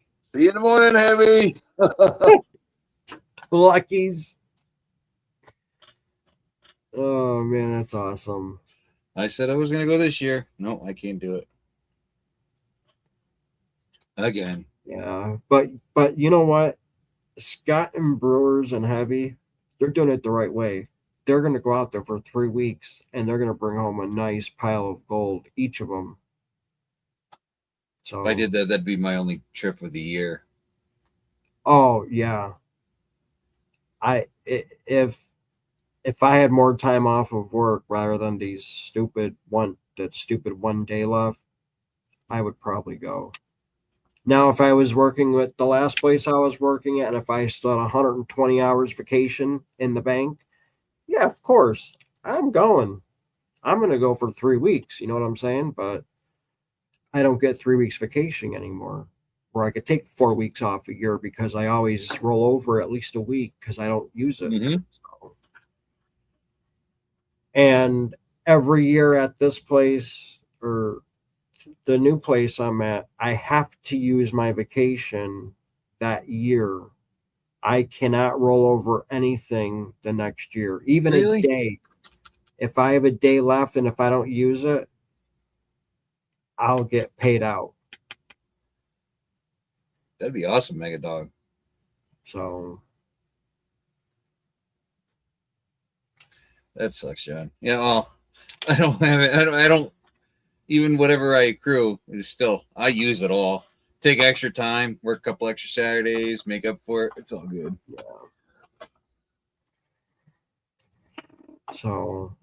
but it's the only bad thing that I went on. I mean, I'm not saying it's a bad thing, but I used 95% of my vacation time for this family trip in Italy, but whatever. How often are you gonna go to Italy? I know. I went because that's probably the only time in my lifetime I'd go back to Italy.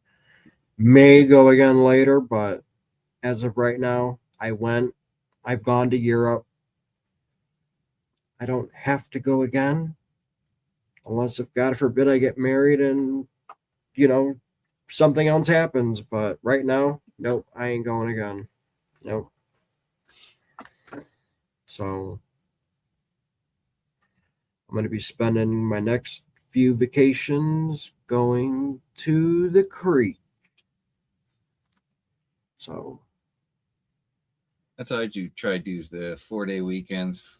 5-day if I can. well, the good thing is either I'm working Monday, Tuesday, Wednesdays, or I'm working Thursday, Friday, Saturdays, and then every other Sunday. If it ain't my Sunday, I could technically do a few trips here and there, but then I only get 4 days. But if I use a week's vacation, I would technically, if I work Monday, Tuesday, Wednesday, I could work Monday, Tuesday, Wednesday, leave Thursday, Friday, Saturday, Sunday, take my 3 days off, Monday, Tuesday, Wednesday, and then I have Thursday, Friday, Saturday. I'd have 10 days just by using a week's vacation. So that's the good thing about it. So Yeah. Trying to remember what days though, like that would be too much work for me with everything Oh, I deal with on a yeah. daily. I would lose my mind trying to figure out, am I going to work this day? Am I going to work that day? So trying to future planning would just screw me the hell up. right. So and that's why it's kind of hard planning something, 2-3 months ahead, because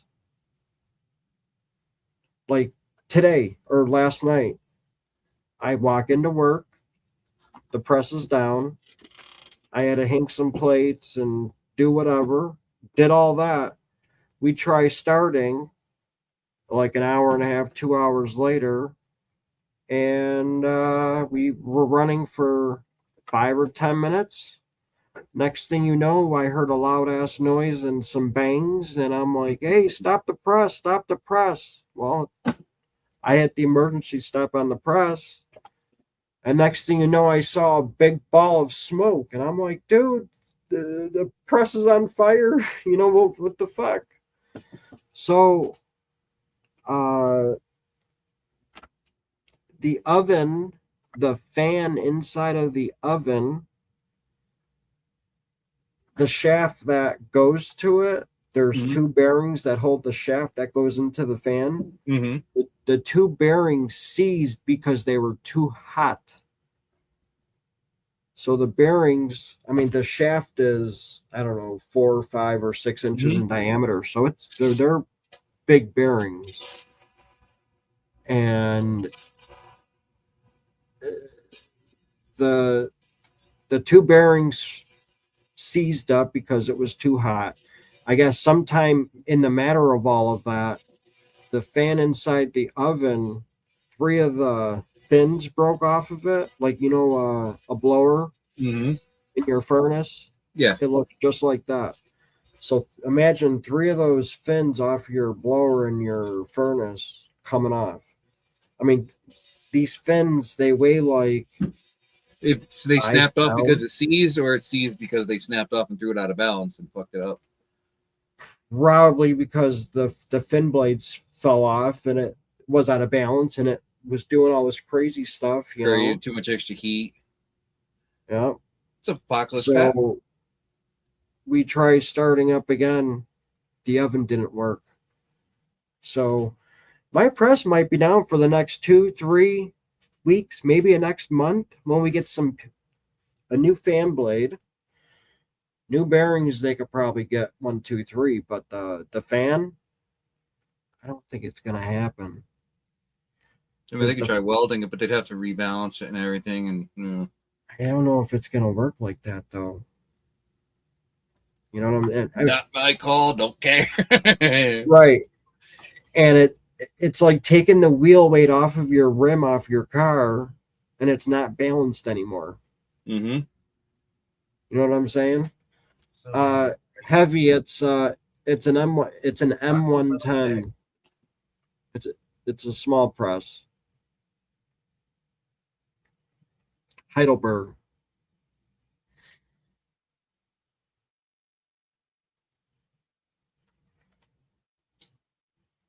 No, it's not a molding press. It's a printing press.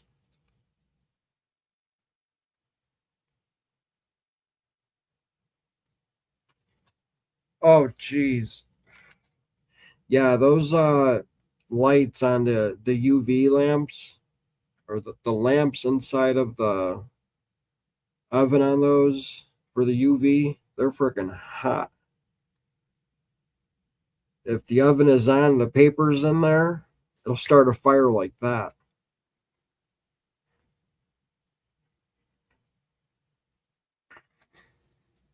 Yeah, it's there's It's like having a clogged radiator. Huh? It's like having a clogged radiator, but not on like for the coolant passage, just for the air passage. Yeah. Bad news either way. Oh yeah. Apocalypse. What's going on?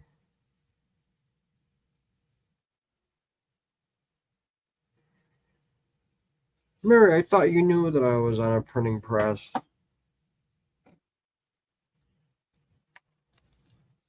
Let's see. Let me check races again. Chinese ended up in a lathe. Yeah, I could have seen that.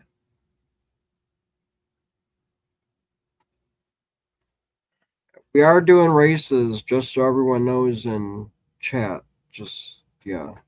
And if you're lurking, make sure you're typing something in chat, because we are doing comment giveaways. And I'm still collecting names. So we got 29 entries, I believe, right now. Yeah, 29 entries right now. Haven't ran it. Steven Stark won the first one. So again, congratulations, Steven Stark. He's actually won it now. I think this is a second, maybe third time now. Second time. So I'm not going to say what you win, but it's a mystery prize. There could be gold. The last one, let's see. Last week was all gold. Week before that was gold except for one. So I believe Tim Ivans, was it you, Tim? I think let's see. Yeah. Tim Ivans won the very first sticker pack or mystery prize. Yeah, Tim Ivans, I changed it. I don't do it thing that you got. I do something else now. So something a little bit better. Yeah. And then he won it last week as well. So it's your third time winning. Or it would be your third time winning. Foreshadowing, John? Foreshadowing.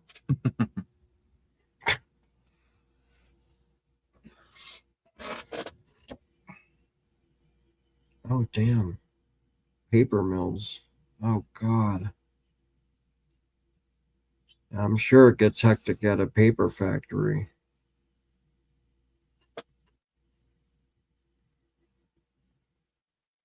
Oh, I got you, Mary.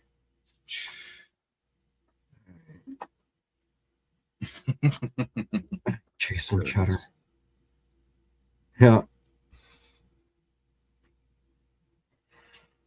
Third time's a charm. You got that right, Texas Donna. And what is going on, Texas Donna?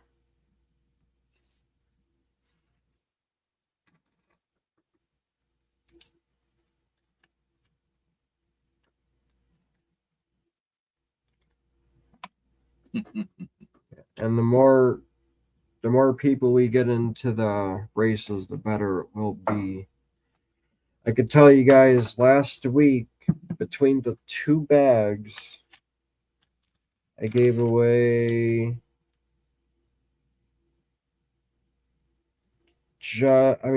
right at about a gram of gold between the two bags. Very nice.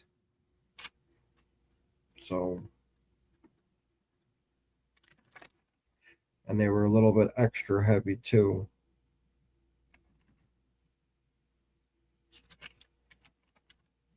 So yeah. 406. What is going on? Hey, Stacy. How's it New going? video out. Gold was shit, but nice Scenery. scenery. Yeah, very cool. Very, very nice. So one of these days I gotta get myself back to the creek. I need to go to Cottonwood so I could run that gravel bar where I was at. And because all my test panning there was pretty damn good. I was surprised with it. The only thing I haven't done yet was contact Carolina prospectors and get everything I need for the dredge. So still got to do it. Haven't done it yet, even though I should be doing it, and I haven't. But whatever.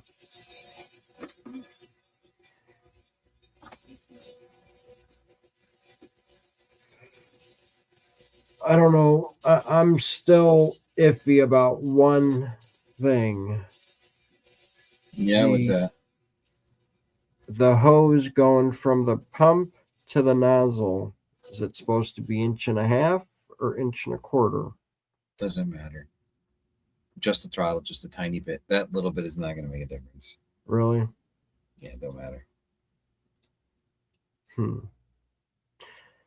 Only reason why I'm asking is because I do like the nozzle that PA had, which had the valve on it where you have like the, I do like that. But with that type of a nozzle, do I need a high pressure pump? You're going to be running a 2-inch. You should not need it. You just turn the throttle up, just crank it up. Whatever you need. Right. The only thing you're going to do is if you start doing more and more and more, then you want a bigger pump that you run down lower.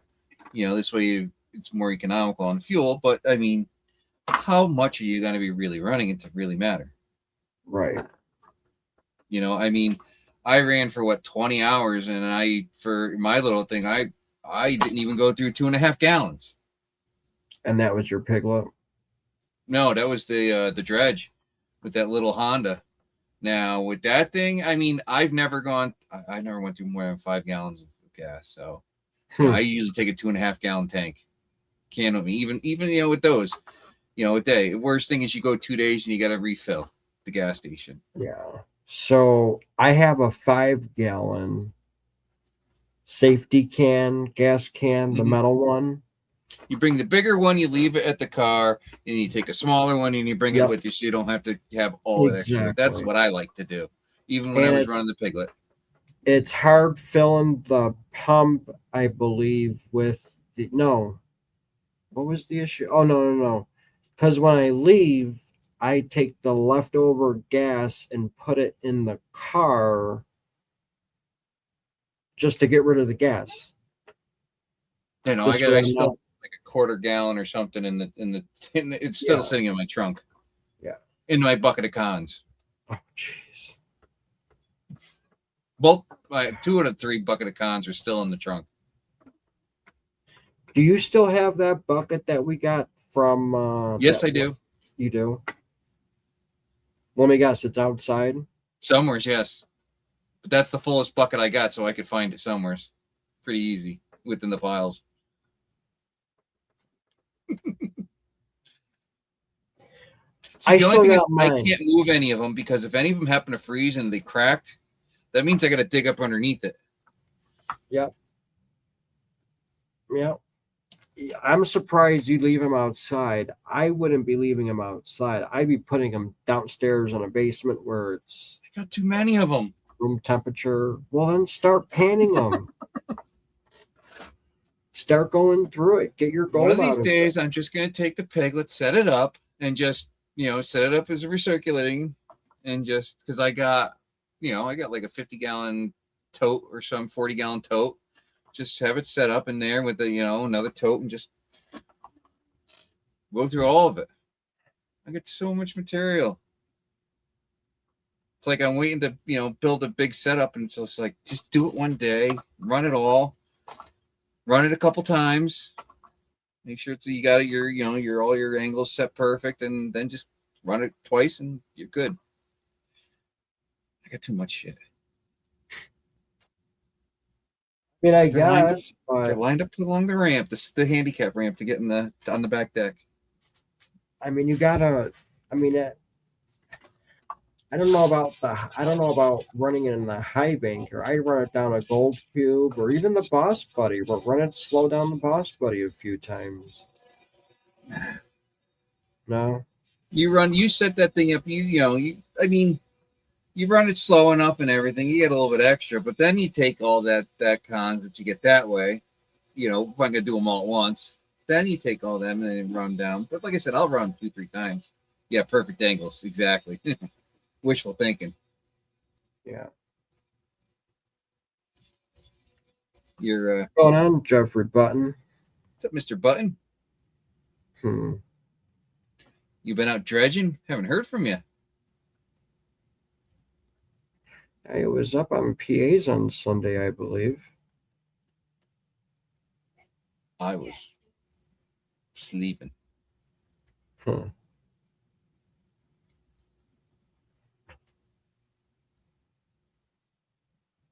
Let's see.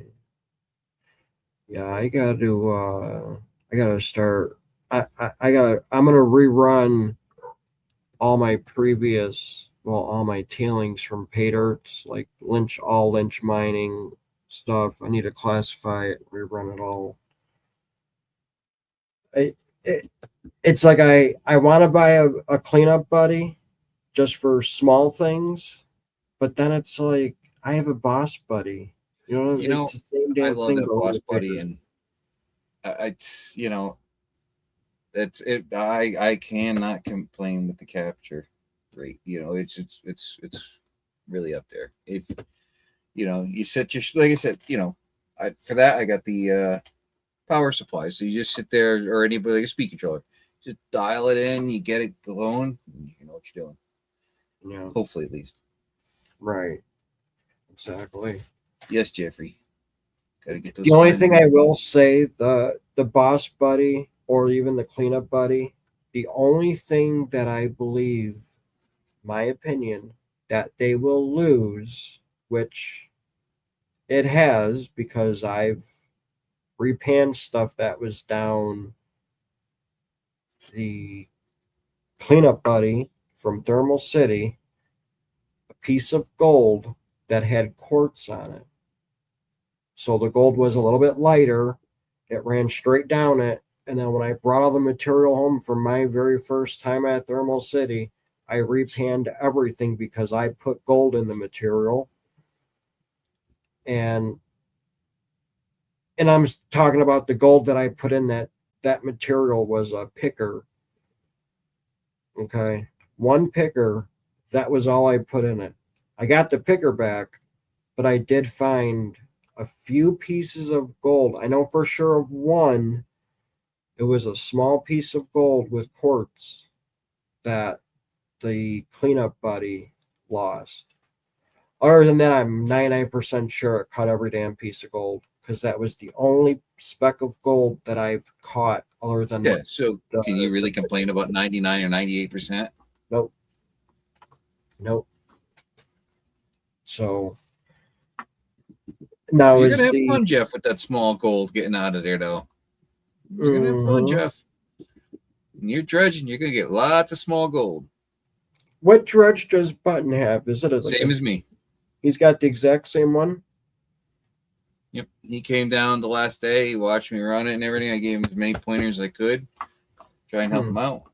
He said he just ran it this week.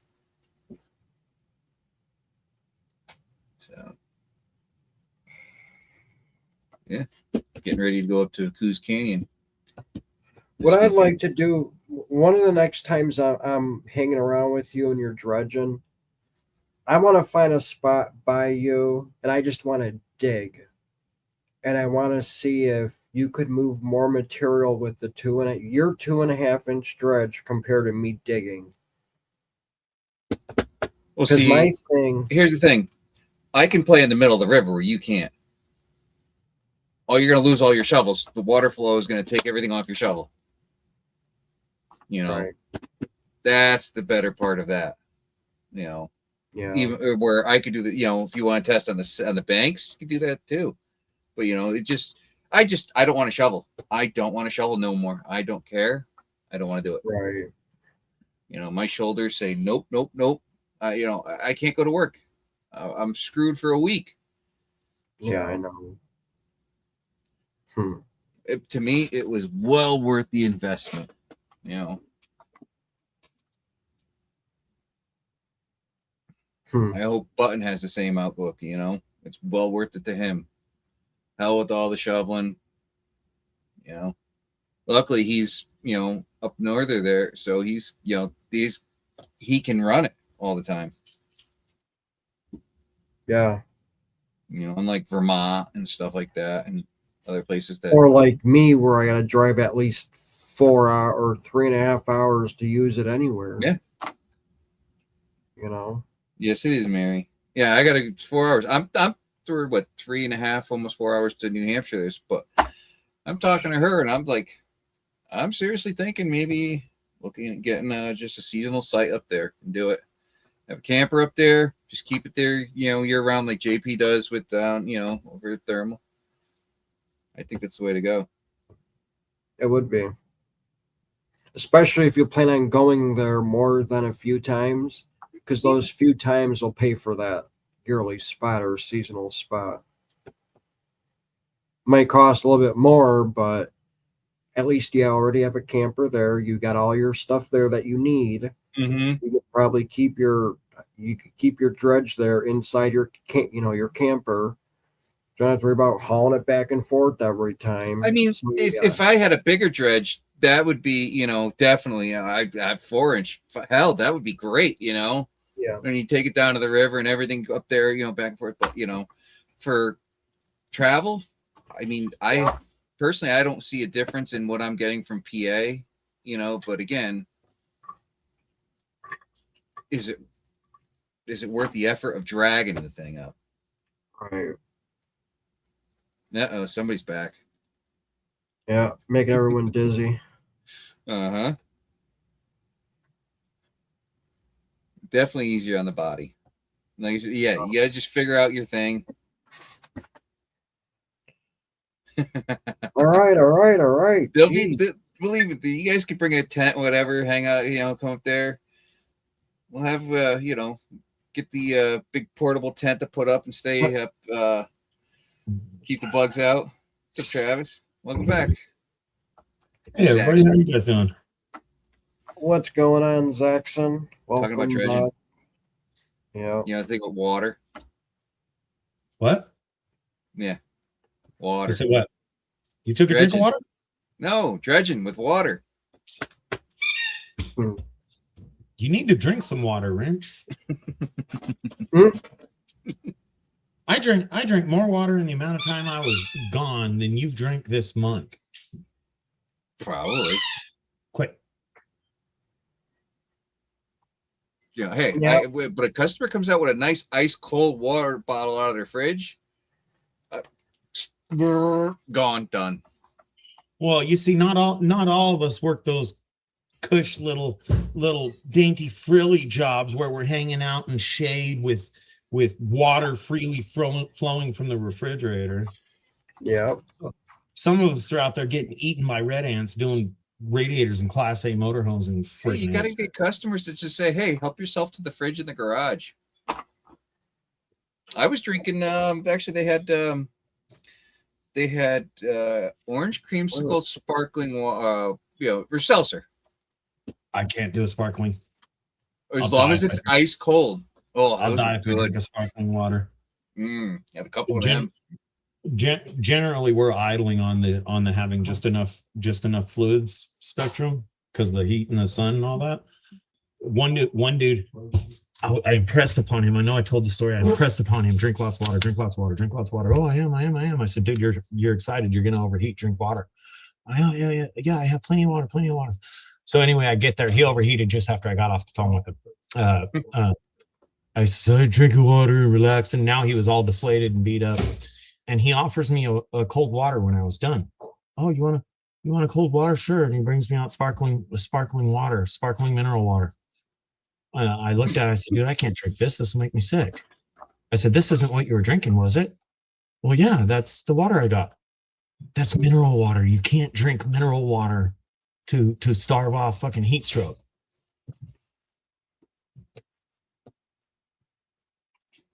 You know, Melly it's great when you're Cryptid. sitting there pruning, and your hands, you go just, and you can't move them. They just lock up, solid. You're sitting there for like 10 minutes trying to.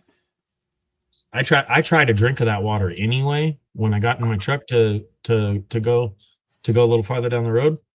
I took one drink of it. Nope. I hate wasting stuff, and it was good sparkling mineral water by money standards, but I don't understand how anyone would drink that. Melly Did you run your races yet, John? No, not yet. Hold on, let me send some money. I've been doing good lately. I've got you and Dorothy right now. For what? But you were the first one, Melly Corrupted. Oh. And thank you as well. There were so many fish swimming in that damn hole that I was actually sucking them up with the dredge. What do you mean, like fish, like in the Hallmark movies where the guys throw the strings in the water and They're little tiny things like this big. We're just going around the block. Yes, he did Modern Michigan. He actually did that Sunday in the after party. So I was trying to get him to do it live on the Sunday hangout with PA, but he decided not to. He did it in the after party. Met a lot of people up there. Go ahead. If you're still here, I'm still trying to get some things into the memberships. So just an FYI, I'm still working on it. So yeah, I met a lot of people up there, and I don't remember everybody's names. I'm horrible.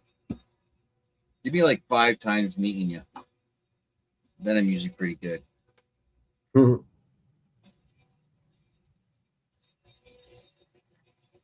Yeah, I'm trying. Nope, they just went. Yeah. They went for a shoot ride. Yeah. You would think the fish would like what Megadog said. You think the fish would get hurt from going into a pump? Well, they're not going through the pump. Your pump's got a strainer on it. And then the water's just getting pushed through the hose. So they get sucked up and then they get pushed through it. So it's just kind of like going through, like one of those water slides, towards the tube at a water park. Kind of like that, but a little more force. I guess the better question is how small could you choke down the outlet nozzle and see how far you could shoot one? That would be a good competition for one of these meetups. How far can your dredge shoot a fish? It'll be like pumpkin chuckers, but with fish. Well, you know, I do have that the nozzle that goes with it for, you know, breaking up the clay and everything. There, yeah. That thing shoots far. Put a bead blaster on that thing. Later, Pat. Oh, apocalypse. Yeah. Have a Well, good I night, mean, it's not like Apocalypse. I'm trying to suck them up in the, you know, in the nozzle. Alright, I'm gonna start working on the races here. Start With the putting blaster names nozzle, in. yeah. Usually trying to get the fish to get away. You know, you don't want to sit there and suck them up, but hey, sometimes they're just too damn nosy. And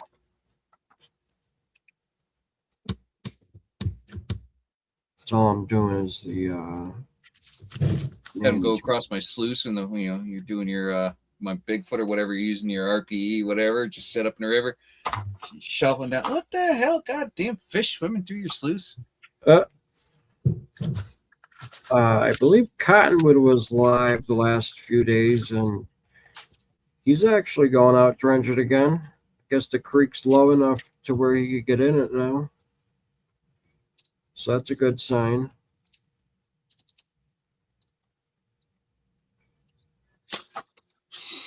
Because now I'm getting it. Now I'll be able to get a chance to get in there myself and go back Modern. to my hole and or my spot and go high bank that material, or as much as I possibly can. You don't have a dredge yet, John? No. Not Look at this yet. look at this little poor boy. He can't even afford a dredge wrench. I know. They must feel bad for you when you show up. No, like, poor guy, he doesn't even have him a dredge yet. No. Put it this way, that hole I dug, as Button, he was there up to my chin. But did you get any gold? Of course, I got gold. How much? How I don't much? know. How come you're not sluicing it now? We want to see results. I'm actually surprised Video I'm not in proof bed it by didn't now. happen. Surprised I'm not in bed yet.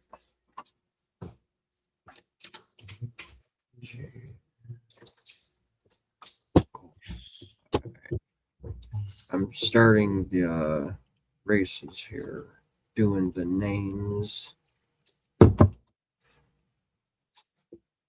So I can't see chat.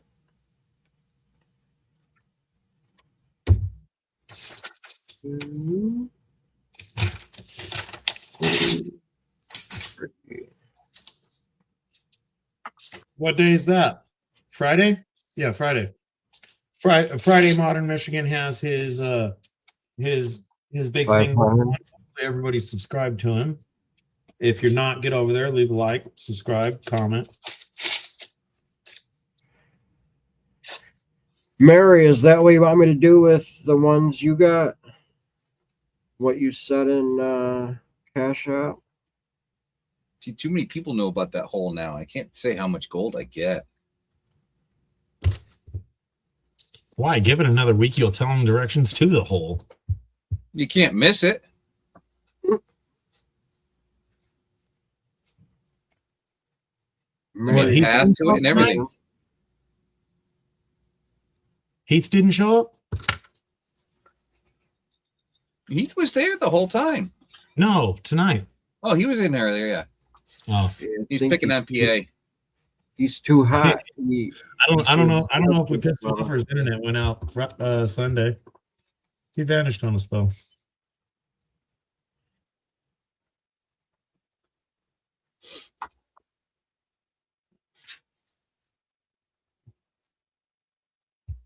Okay, Mary, I got it.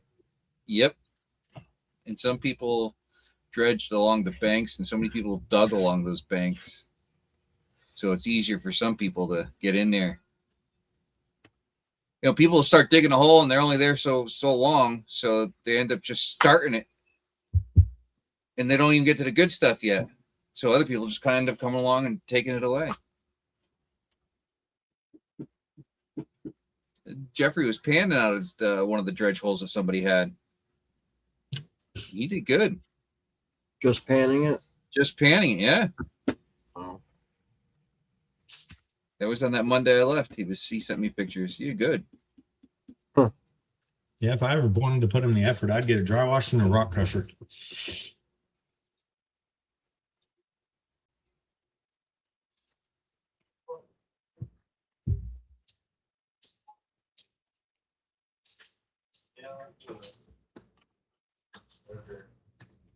Almost done here, guys.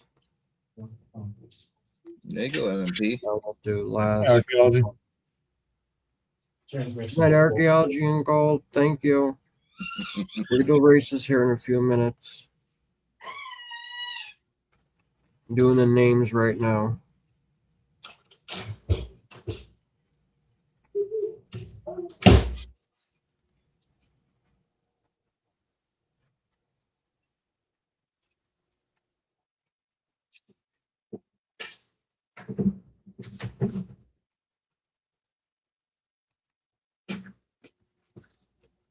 Are you doing paid races, Modern?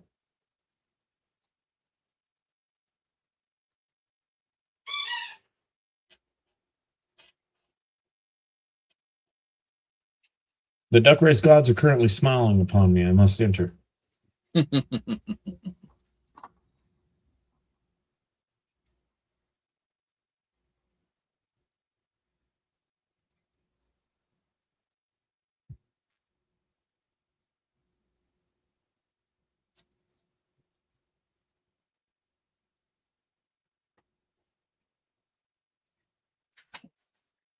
Oh, I Yes, see sir. you fuck Mary all up. I guess I have to go fly my drone tomorrow too.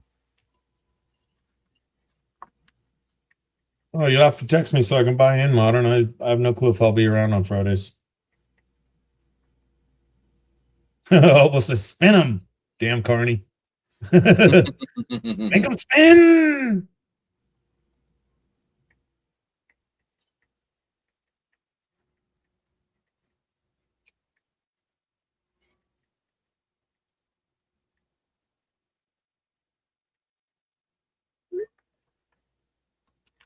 All right, let's check this really quick one last time. Got them already. All right, Modern.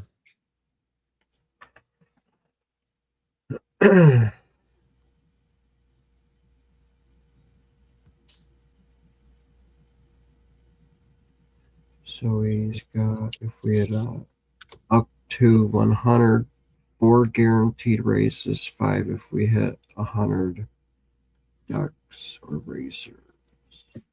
That's cool. What are you doing for prizes? Gold Me? pen kit?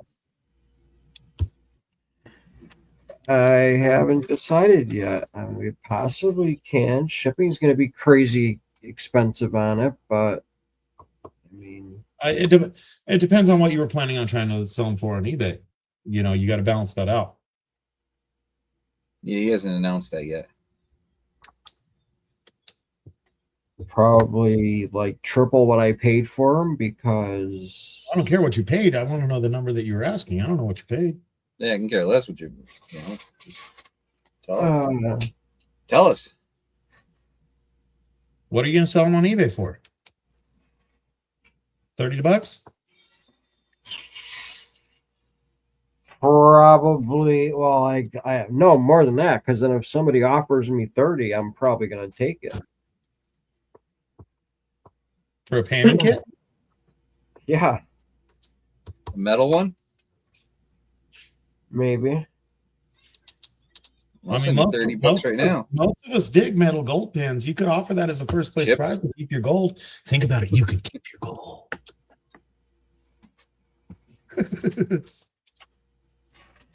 I mean, yeah.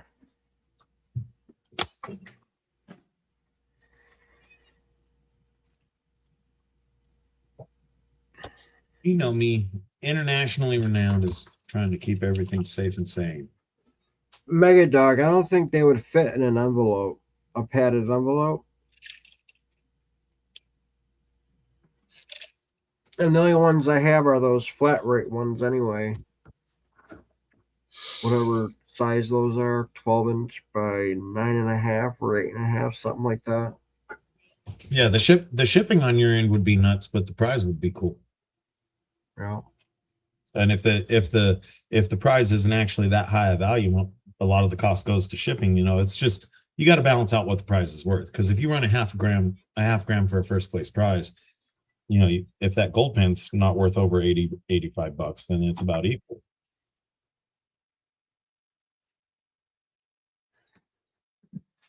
Your choice. I don't care.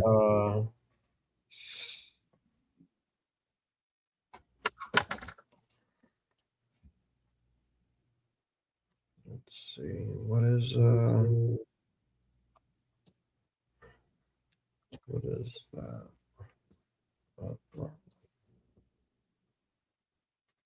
So the price for a gram of gold right this second is $129.46.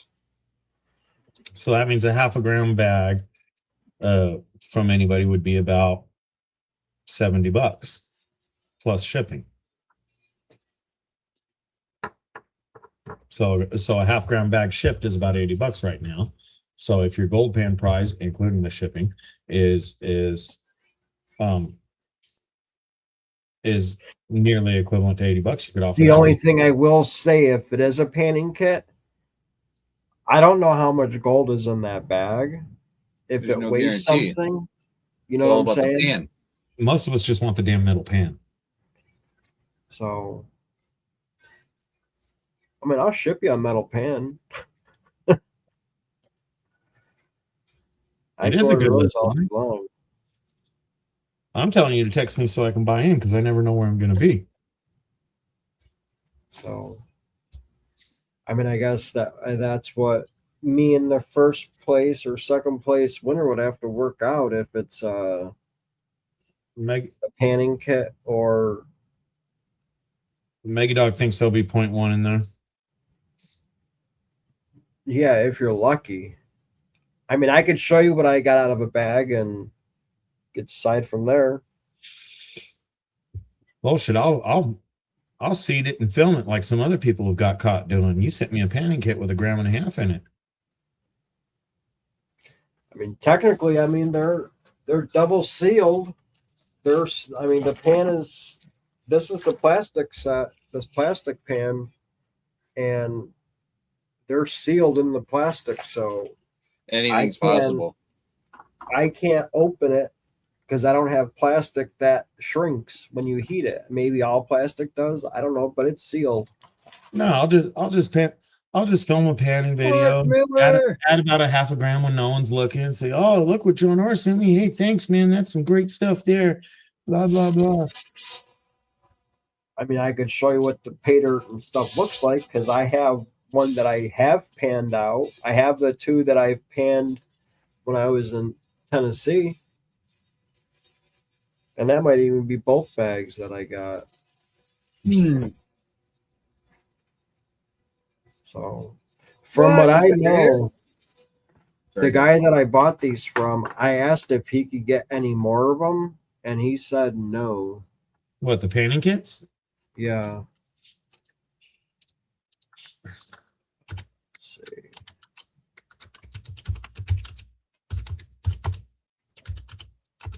My eBay messages. Because him and I. Yeah, High Plains Prospecting sells a sheet metal gold pan for they only got a 6.5 inch right now. It's $10. Yeah, so he said we can't get any more of these kits, sorry.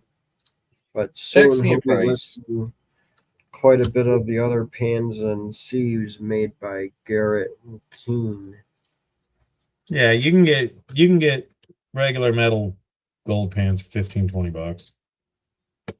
Black Cat Mining has them in all kinds of sizes.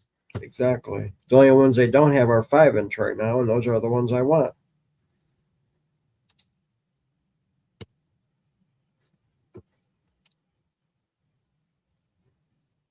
Well, High Plains has 6.5s. I want 5. because they'll match the ones that I already have got.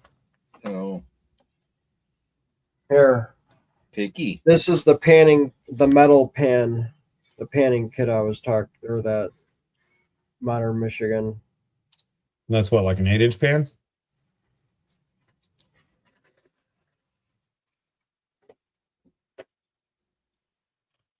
11-inch. And the bottom of the pan is 7. The black pan is about 10, 12-inch, which should match my pan. Yeah, 12-inch. So the plastic is 12, the metal is 11. Does High Plains have 11-inch metal pans? I don't even know. I know Black Cat Mining has 10-inch or something. I don't know if they have. High Plains is out of stock on everything but the 2 and something and the 6.5. Black Cat only offers them in a 10 and a 12. Right. Yeah, the 11-inch is just an odd size. That's why I was wondering if Thanks, Steven. High Plains had them. Good night, Steven.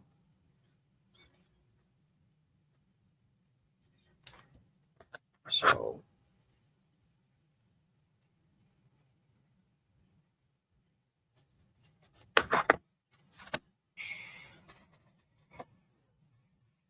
What else? That's a good question. MMP. Where can we get a bamboo beta plan? Patea. Beta? Oh, a Patea pan. What's a bamboo? No. Because a Patea pan, I thought it's just, is it a metal pan you're looking for? Wood one. Oh, a wood one? Yeah, good luck. You got to go to China to get that. No, he needs to buy some bamboo that he can craft, teach the little diggers how to craft a bamboo beta plan and sell that next to Creek Drop on the website.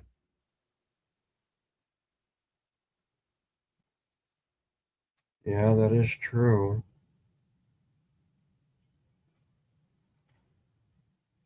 Do you have anything on eBay, Modern Michigan? You should sell your Creek Drop on there, on eBay too.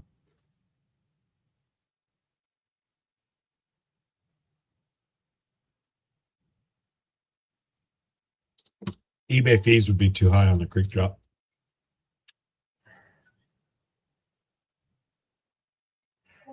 Here, I mean, Good that's night, just getting Travis. expensive. Later, Travis.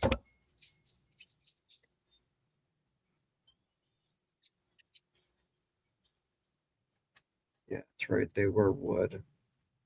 Yeah, a couple how to craft bamboo videos. You could figure out how to make a bamboo beta pan, and then you'd be the only one selling them until everybody else copied you.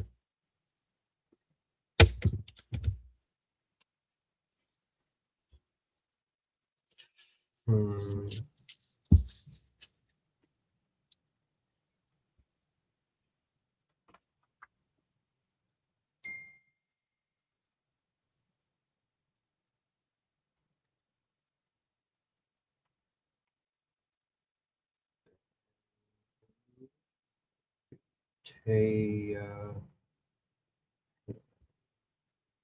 Well, see, I think the only one is,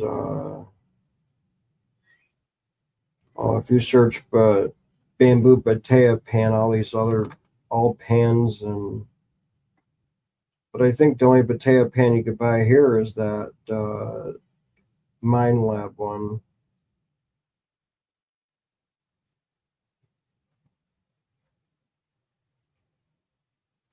You probably have to make it yourself. I think Heath has got a plastic one. He was asking if I want to try. I'm like, nope. I don't look like an idiot because I definitely don't know how to use one. They only have the plastic Mine Lab ones on eBay that I could see. Yeah. the Taya pin.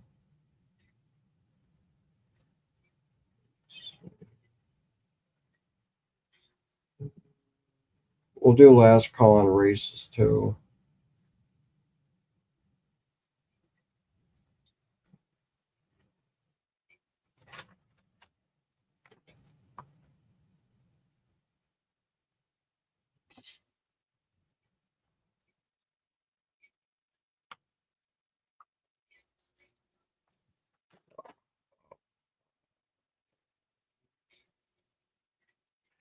By the way, everyone, I will not be going live next Wednesday. I will be working. We're doing changeover starting really tomorrow, but I have tomorrow off. Surprise. But I'll be working Friday to Wednesday. Maybe. From what I know, I'm working as of right now. If anything changes, we'll go live, but as of right now, I'll be working at least till Wednesday. So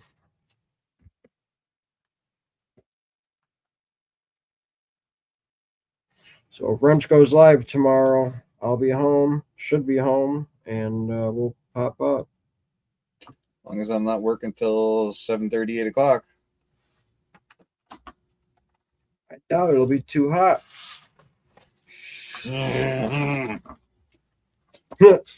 You'd be surprised. Yeah, I know. It's like I got 2 days to do this job with three Owner don't care guys. if it's hot. What? Owner don't care if it's hot. Just get your ass out and work. D3. I did, Mark Miller. Thank you. It's a D3. Just saw the. Yeah, well, I don't know how he expects this job done in 2 days. That's all I gotta say.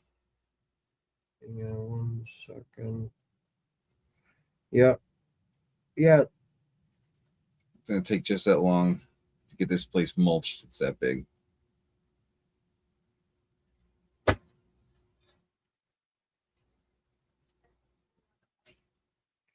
Yeah, that's the Mind Lab one.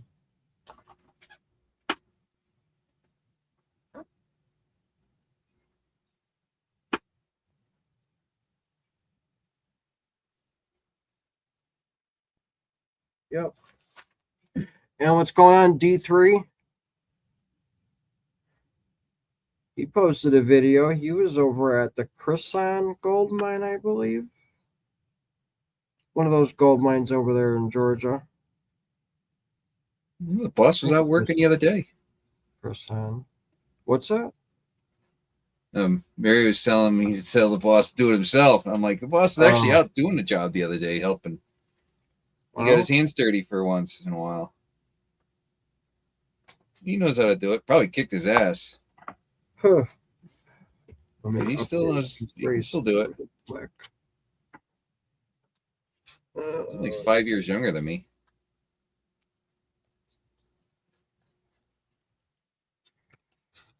Copy and paste. Wait a minute, you're getting bossed around by a dude in his 60s?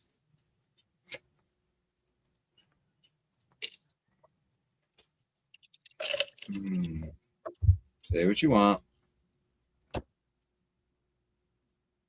5,000 miles. If your That's boss is 5 years 5,000 younger than me, miles. that means my age. Yep. Miller. Screwed. Good to see you, Mark Miller.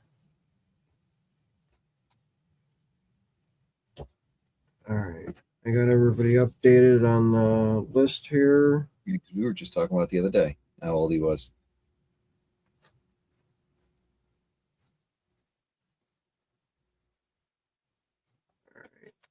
So last call on races. I'm going to take these races down in 2 minutes so we can start running these names here. And then I'll do the another comment picker before we do the races.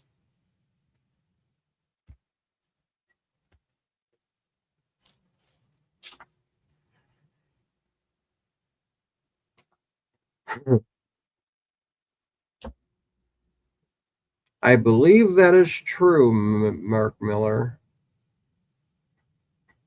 She could correct it, but I believe it is true. What screen name, Modern?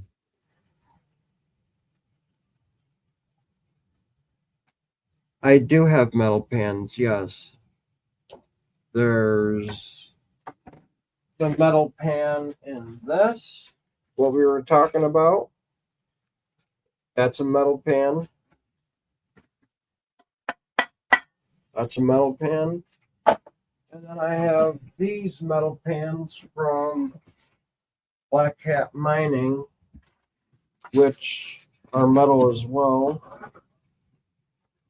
which are 10-inch, 3-inch, and 1.5. And they're still wrapped up because they're still in the box. So these are metal pans, these are metal pans, and the tiny little metal pans all in my hand. So go to blackcatmining.com. That's where I got these from. The big ones, these are 10-inch. Blackcatmining.com. Maybe $10, $9.95 or something like that. 20 That's where now. I got. Huh? The bigger ones are 20. There you go. They're $20.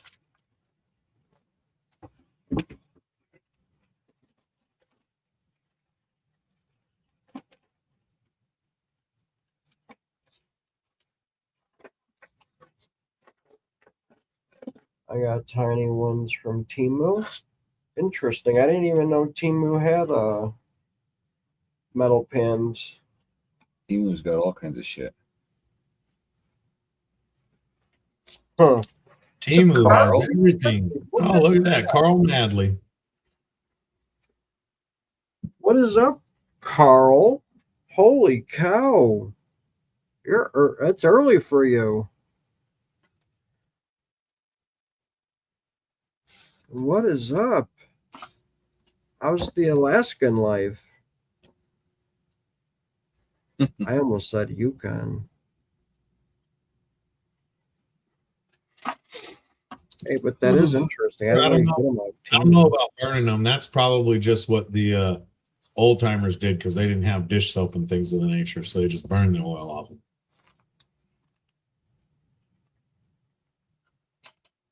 All right, everybody. It's 11 o'clock. I'm going to bed. Tired. All right, Later. Ren. I'll see you guys all tomorrow. Good luck, Yep. everybody. We'll see you tomorrow, Wrench. Thank you for stopping in, too. Good night. I gotta go wash up. Good Bye, night, everybody. Later, Wrench. Light us. We got two. Oh, that was on the other one, I believe, right? Saw it pop up. Yeah. This pen is actually out of ink, but I can actually still use it. It actually still writes. Give me 1 second. We are going to do the all right, let me update this.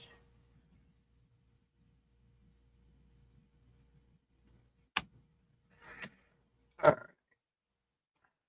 I can't see chat right now. 1 second. 1p. I did it again. Copy, paste.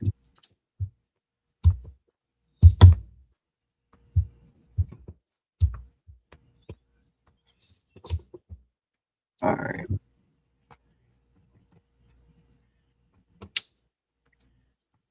I'm definitely going swimming tomorrow. It's too damn hot up here. All right. We are good. I got it, Travis. Yep, I got it. Just put your name in. All right. So, anybody here, please type something in the chat because we're going to do another comment picker. Gotta do it first before we do the races. So, make sure you type something.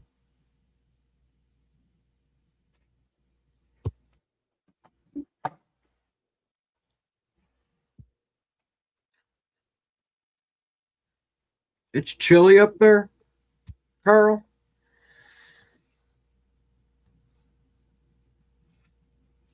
Was watching what is it? How to Alaska on YouTube.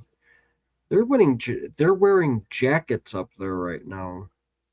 He was live today on YouTube and yes, Carl.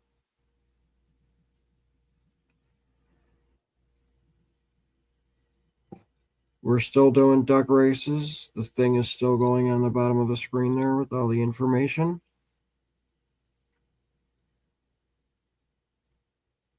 Yeah, you wear a hoodie almost all day. Yeah.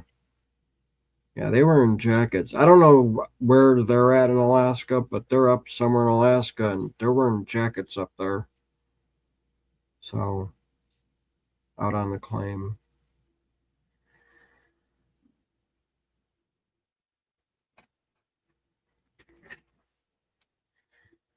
Mark Miller's going to have some heat. I'm surprised he's not in the heat now because that's where all of our heat is coming from.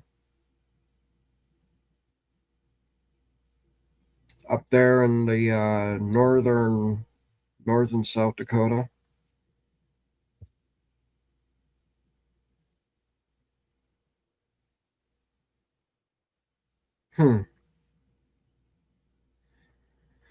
What's the average high temperature, Thomas?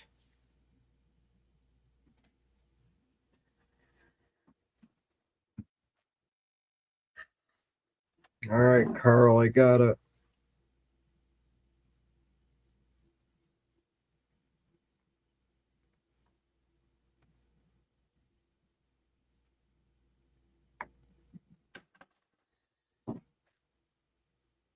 You're lucky, Mark Miller, because it's hot as crap down here.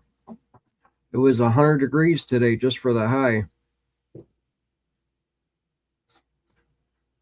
It's beautiful weather, Thomas.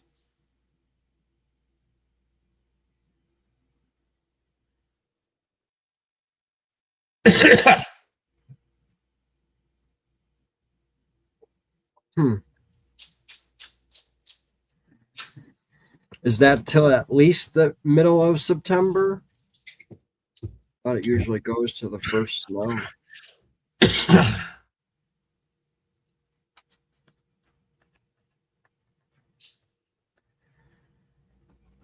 Doing the races one more time, updating the list.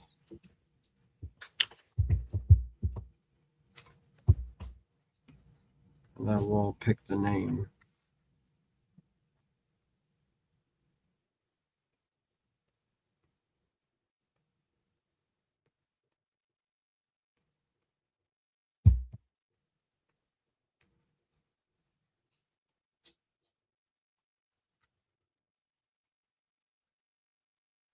The only thing I can say with that panning kit, with that material, I have to repan it because that's when I really started panning, and I'm sure I've missed some possibly, but I don't know.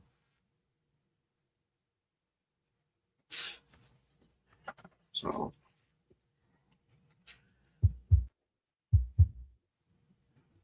I wish I was up in Alaska right now. It's a lot cooler than it is here.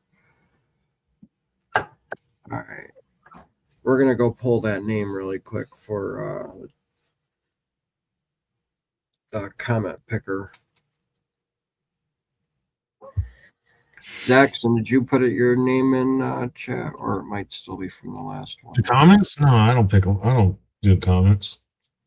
I haven't typed in your video. All right.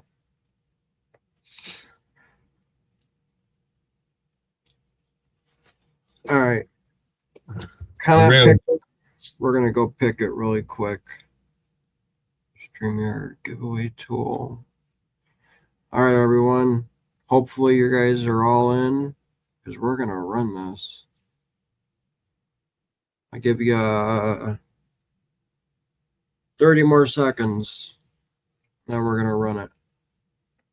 Type your name. Or chat. Type something in chat.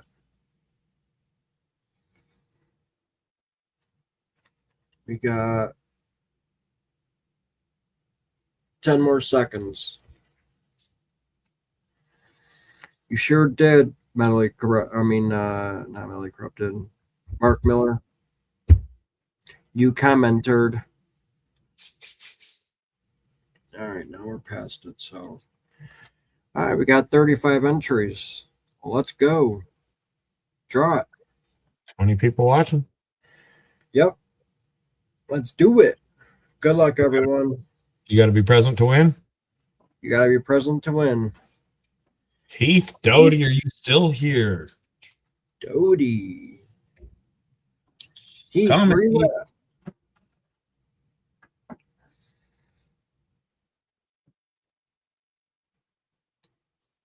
I don't see Heath yet. He's been going to sleep early because he has to work super early every day. I got to give him time, King's Gold. I'm going to start a timer for 1 minute, starting now. When the buzzer goes off, you lose out. Mystery prize. So, yep, I believe he did too, Hobo Rob, but he did show up a little while ago.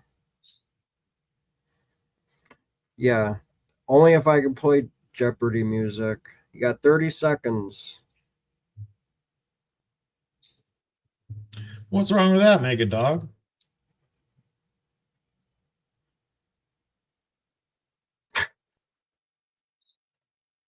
You got 15 seconds.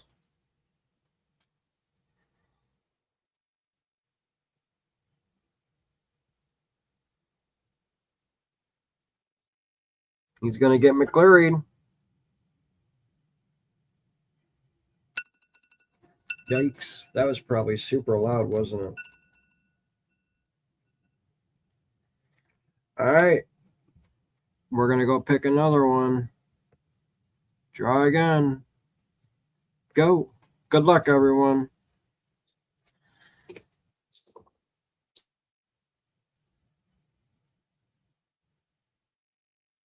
I know he's here. Where you at, Hobo Rob?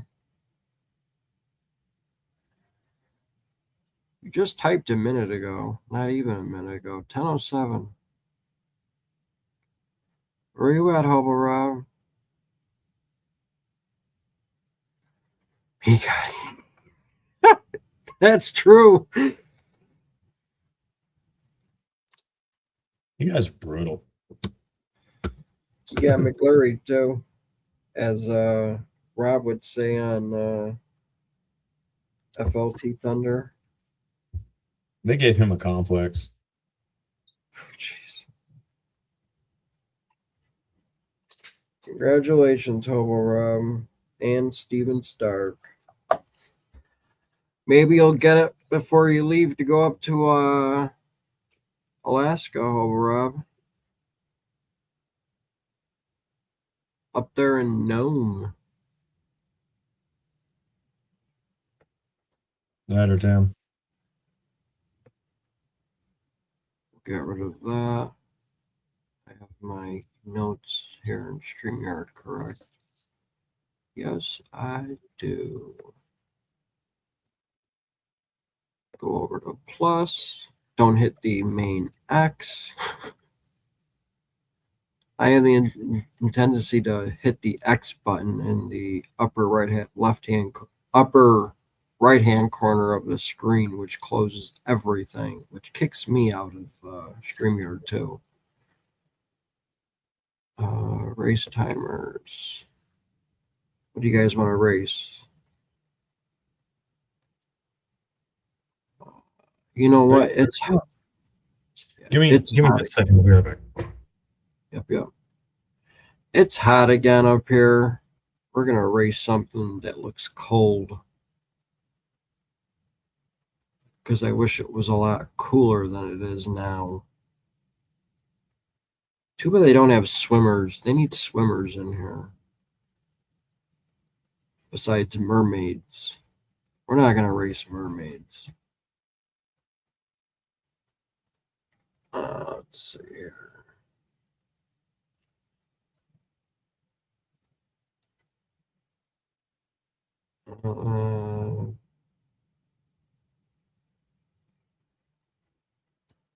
They should do a 4th of July race.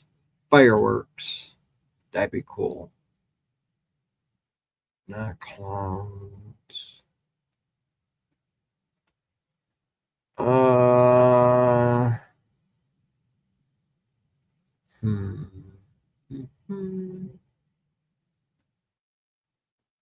What else is up here? Need something. I should just do regular duck races.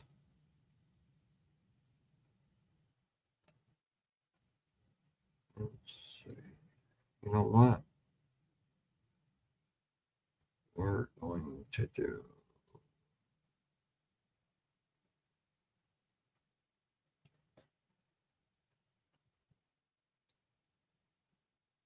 I don't think I've ever done this race before.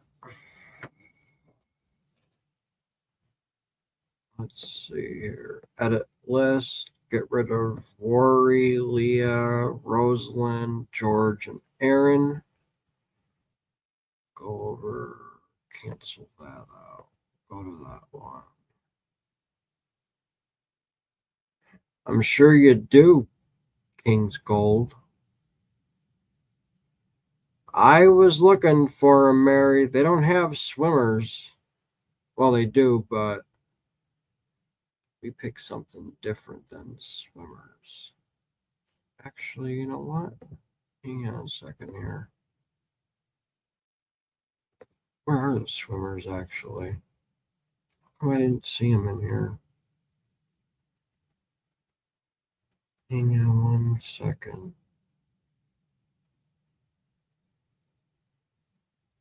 You know what? That sounds like a good idea, Mary.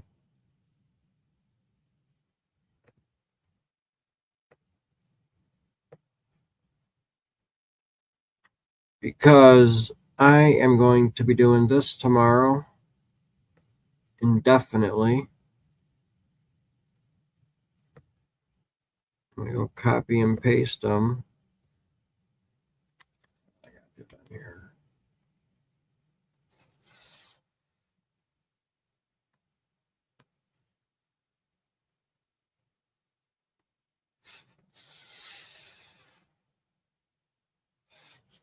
Copy.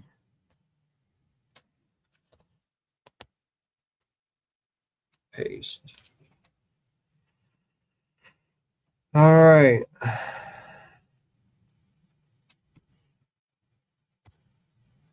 Let me go share my screen. Share screen.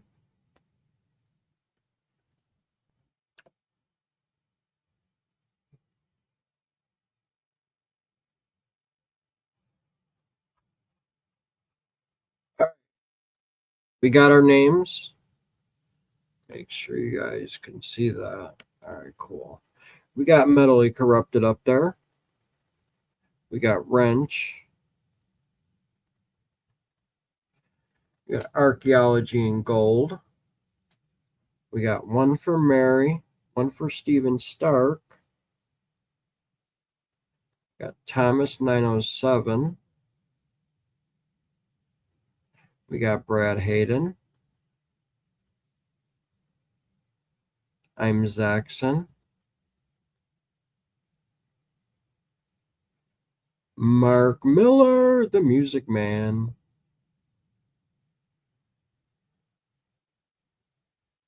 .403 Prospector. We got Carl Madley. As I'm looking at the list with you guys, I'm double checking everything, making it, making sure my numbers are correct with the notes and making sure the notes are corrected with the ones I have written down. So,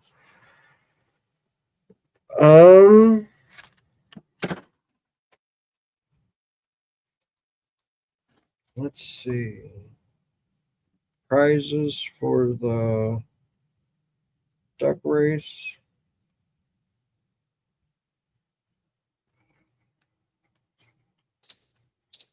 Oh, wait. Guess we'll just do the old-fashioned,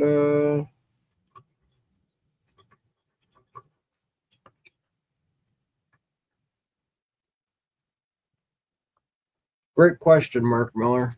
Hang on, where's it at?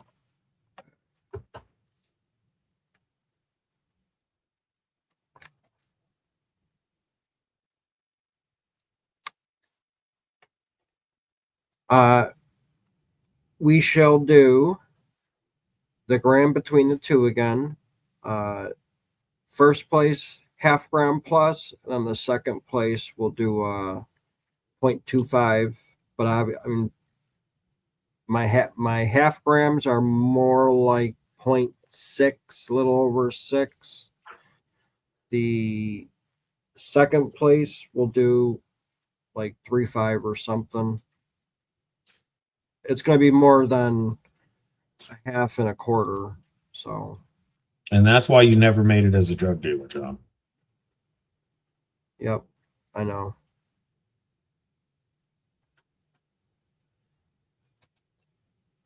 I was a dumb one if I ever was one. So, anybody, did I forget anybody? Did I mess up anyone's name? Did I do less than what I was supposed to? I double checked everything. Everyone got what they were supposed to.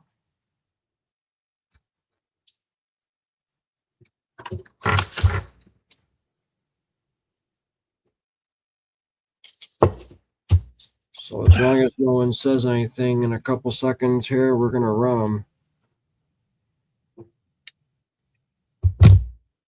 You got the link in chat? Throw some link in chat. Maybe Carl will call in for us. Give us something new to talk about. Hang on 1 second. I sure can do that. Can I post it in the comments? What? The link? Yeah.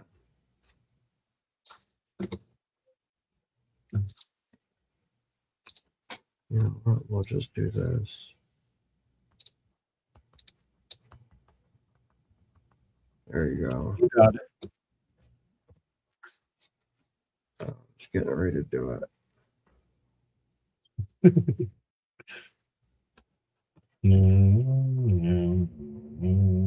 All right. Here, let me try to pin it. All right. The link is pinned now. All right. I don't see anyone. Oh, what am I doing here? If you're going to do swimmers, change the options. Go to options right there. Click on the options.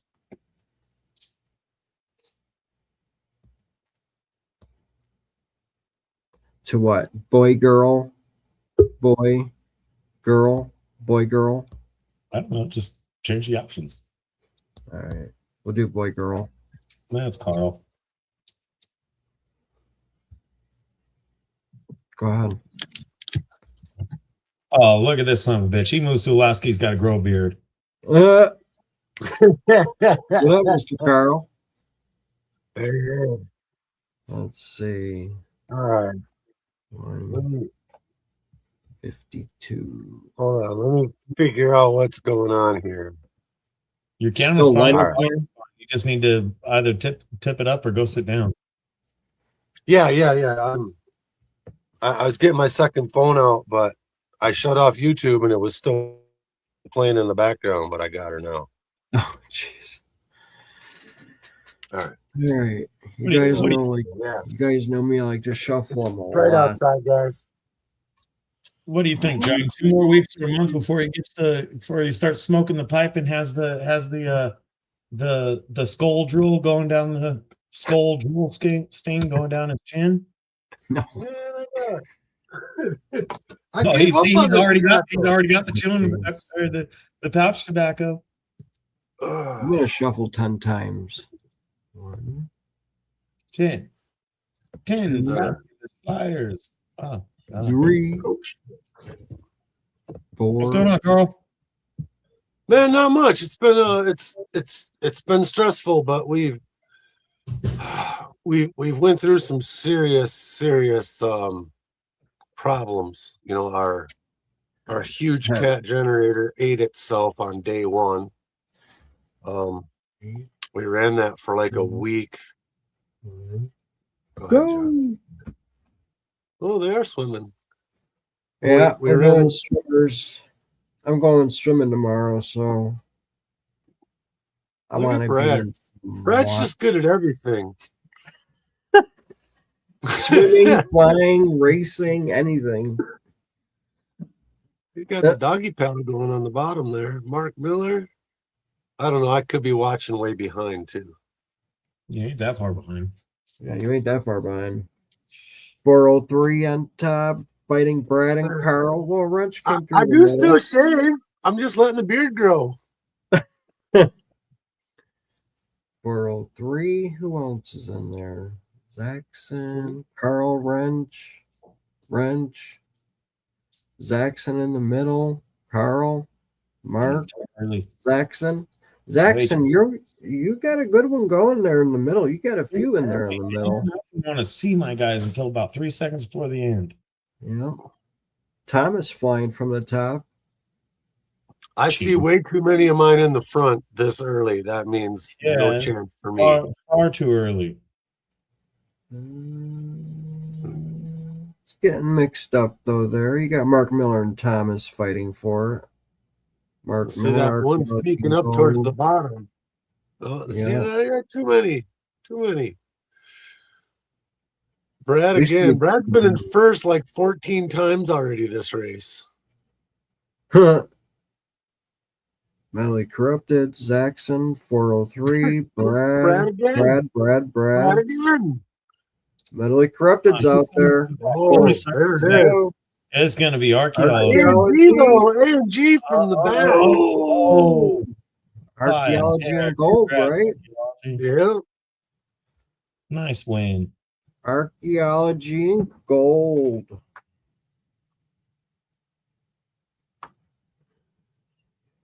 Congratulations.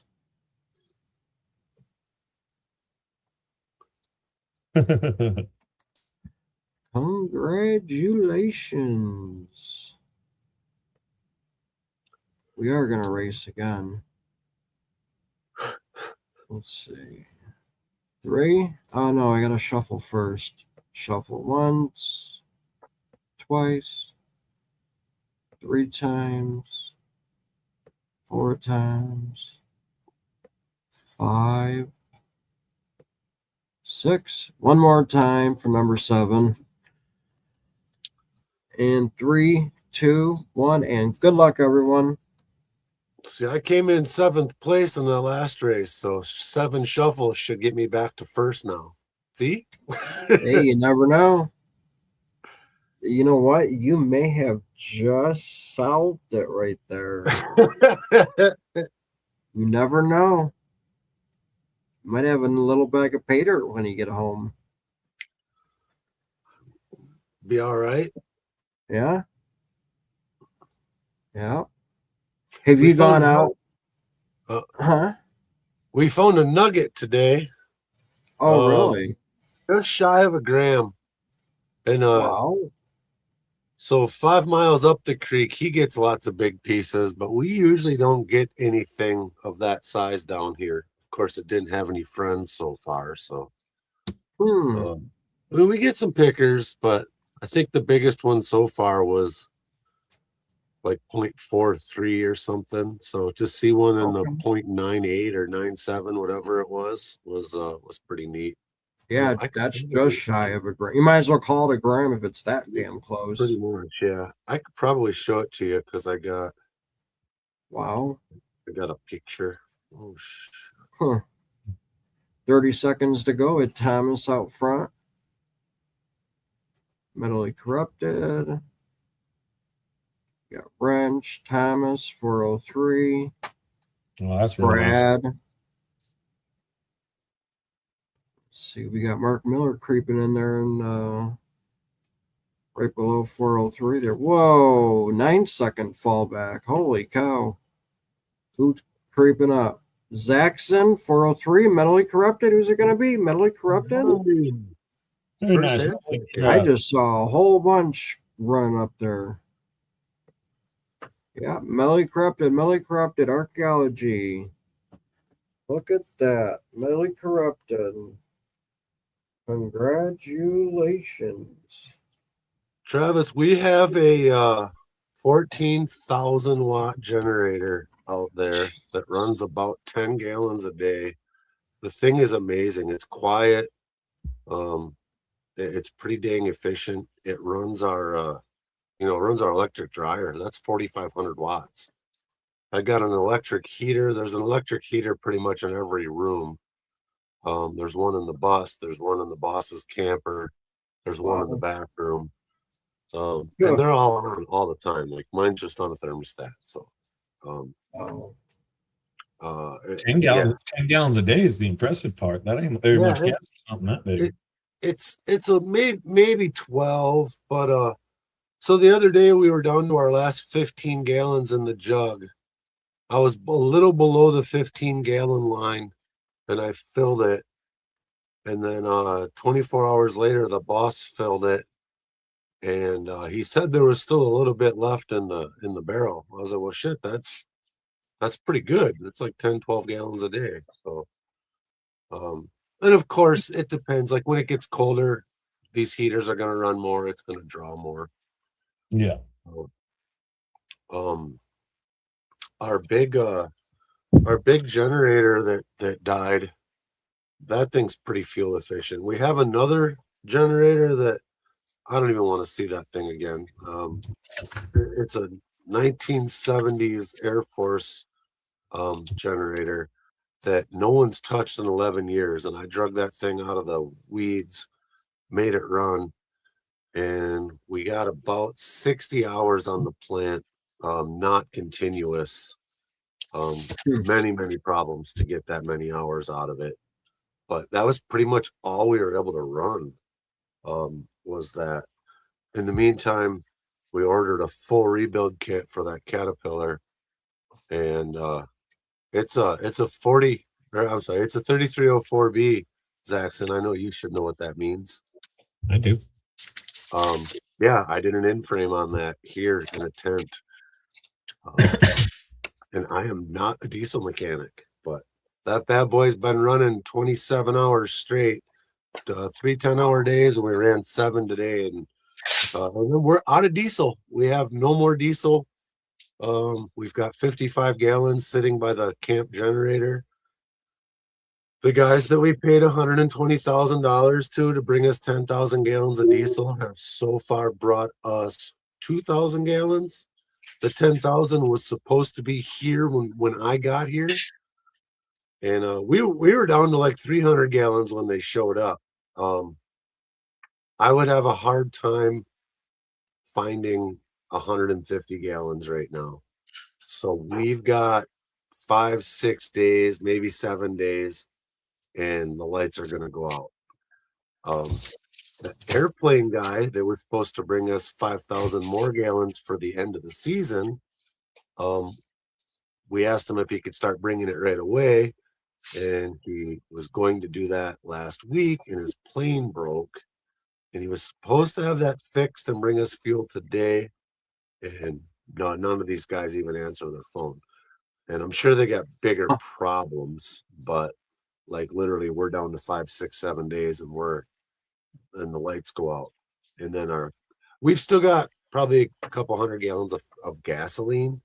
So we could keep basic stuff going. We could keep our freezers going, but we won't have the dryer. Yeah. I've been literally squeezing every last drop of fuel out of every piece of equipment to keep the 3 pieces we needed to run the plant. And I made it 7 hours today and ran out of fuel. So pretty much the plant and everything involved with keeping it going has been turned into my baby. The boss is definitely capable, but he don't want to do it anymore. And, You know what you got to do, Carl. You need to go full blown tweaker status. You need to make one of those 55-gallon drum things that burn wood and send the emissions into the engine, and the engine burns. Yeah, you need to make a gasifier for one of these generators or something. You'll become the MacGyver of Alaska. So you know what? Screw your diesel. We got wood. We're all right. I would actually love that. Like even looking at the shaker deck, like there's no reason that thing needs that big, huge, 20 horse motor. Like, and then we've got to have this huge generator to run it. The Amish would have a couple of belts running out, and there'd be a horse walking around in a circle all day. I didn't say go hillbilly. I said go tweaker. Work smarter, not harder. There is that one dude in Alaska that had that pickup with the gasifier in it. I think it caught on fire on him. It didn't run very good, but he was driving that thing all over the place. Well, I mean, if all you're doing is going for a generator that you're trying to get constant power out of, constant speed, it would be a lot easier system. A variable speed engine, for a truck or something like that, that's going to be a lot harder to run good through all the range. But if you're just trying to get 4,000 RPM on your generator, you can mess with the tuning until it's good enough to be 4,000 RPM. Then you don't have to worry about it that much more. Yeah. I already kind of figure we've got a couple of them really nice Hondas and a couple of the Honda knockoffs. So even if we have to have a few of them running on gas, and honestly, if we needed to run the dryer, I could I found a plasma cutter when I got here. No one knew how it worked. And so I wired it up and showed everybody the magic of a plasma cutter. And we've been using the shit out of that. But and that's wired into the dryer outlet. So I could actually put a different end on that and then plug it into our big Miller welder. And then that would run the whole camp. Because I want to say that's 4,000 watts, maybe 5,000 watts. Hang on one second. Archaeology and Gold. I believe I have your address, but just in case, can you send me your address to my email on the bottom of the screen? Scrolling there. Just to be safe. I believe I do have it in my pirate shipping, but just in case. Melly Corrupted, I do have yours. Do you have mine? Yeah, I have your address, Saxon. All right, let me shut my prize off. Steven Stark, I have yours. Hobo Rana, email me too. I don't think I have your address, Hobo Rob.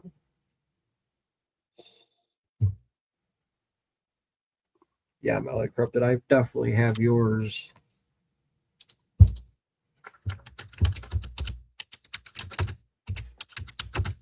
Thank you, Archaeology and Gold.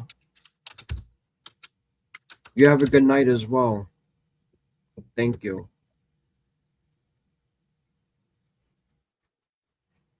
All right. Sorry about that, Carl. Oh no, that's fine. Sure show. So yeah, I've been shooting a little bit more video. I haven't gotten my good camera out very many times. The boss is pretty tight about what we post. So we'll see. If I'm coming back next year, I might not post a whole lot this winter. But if I'm not coming back next year, then I've got a whole bunch of videos I'll post. In the meantime, he just doesn't want us showing the workings, anything that could get us like questioned or in trouble with MSHA or OSHA or anything, which Yeah. I won't lie, we do some sketchy shit here from time to time, but for the most part, our operation's pretty safe. But you know, I changed the fuel pump on a Chevy truck while it was dangling on a chain from a bucket of a loader. So That's just a little sketchy. It's, you know. just a little bit. I make sure to not be underneath. I mean, if it would have hit the ground, it wasn't going to smush me. One time I did roll underneath the axle to get out, and I did that really quick, but Jeez. There was a guy up here last year that he was supposed to come this year, and he's been real wishy-washy. I'm quite glad he's not here, honestly, because there isn't an ignition switch here that hasn't had a screwdriver jammed in it. And like I fight with my work truck daily because I don't know what the hell he did to that. It's so hard to turn. But the Chevy truck had that deal where when you put the key in, it wouldn't turn. And instead of, you know, going in and out with the key and figuring it out, getting it to turn, he tried to twist it, which just made things worse. I did finally get it to turn forward one time, and then I took the lock cylinder out and was able to diagnose that it needed a fuel pump. And so when I've had the pump here for a long time. I just finally put it in last week. And then I found out that I needed my lock cylinder in there because the security was shutting me off. So I put the lock cylinder back in, it started right up, and then I, like an idiot, shut it all the way off and got the ignition stuck again. But I watched a couple of YouTube videos, and I went into the shop and I made myself some locksmith tools, and I got it to turn forward, pulled it out, and then I gutted the cylinder. So now you can use a screwdriver to start it if you really wanted to. There's nothing stopping it from turning. But I've had to deal with a lot of that stuff. Like the boss is pretty decent about letting anybody work on things, but there's been people working on things that should not have been. And maybe you know what, as a parting gift when you leave this summer, make him a little mechanical aptitude test on some of your bad weather days or something. If square peg doesn't fit in round hole, should you A, square the hole, B, round the peg, C, either of the above, D, hammer that son of a bitch in there. If they check anything besides D, you know they're no good. Yes, if at first you don't succeed, get a bigger hammer. But I mean, I was here for like 2 weeks, and there's this really badass service truck, and there's tools just everywhere. And we've got like a tool shed full of tools, and then there's another guy. He's an incredibly smart mechanic. He's trying to build a skid full of tools like they have up at the other camp, which is great. But they don't have a service truck at the other camp. We have a service truck. So why would I want to go get an end loader and drag a freaking table full of tools everywhere I work? So one day I just completely emptied the service truck and put things away like service trucks should be put away. And the boss is starting to figure out where all of his stuff is now. And I've told him a couple times, that's not where that goes. You put that shit back where I have it. But when it's organized, you can see what the hell you got and where it's at. You put it right back where you got it from. It's not that hard to do. Yep. You know, and I've increased efficiency that Makes way. Like he sense. asked me for something one day, and boom. And I have a lot of the weirdest shit in the truck. But we've had some really crazy things break, and I just go get my truck, you know, and I've got damn near everything. And what's not in the truck, we have an old military trailer that's got the big air compressor, the welder, and the torch. So when that's hooked to the truck, there isn't much I can't do. And there is there's a lot of like the big 1-inch stuff. I have some of it in the truck, but a lot of that's in the tool room. Well, we don't work on, like we did change the roller on the excavator one day, and I had to walk back and forth to the tool room like 6-7 times. Actually, I had to keep getting cheater pipes. I had like 7 foot of cheater pipe on that thing before the bolts finally broke. And I mean, I was pushing both hanging from the underneath of the excavator with both feet on the bar pushing, and finally got them broke free. But they said there's a lot of stuff I've only ever seen other people do. Never did it. Not because I didn't know how, because I didn't have the opportunity to do it.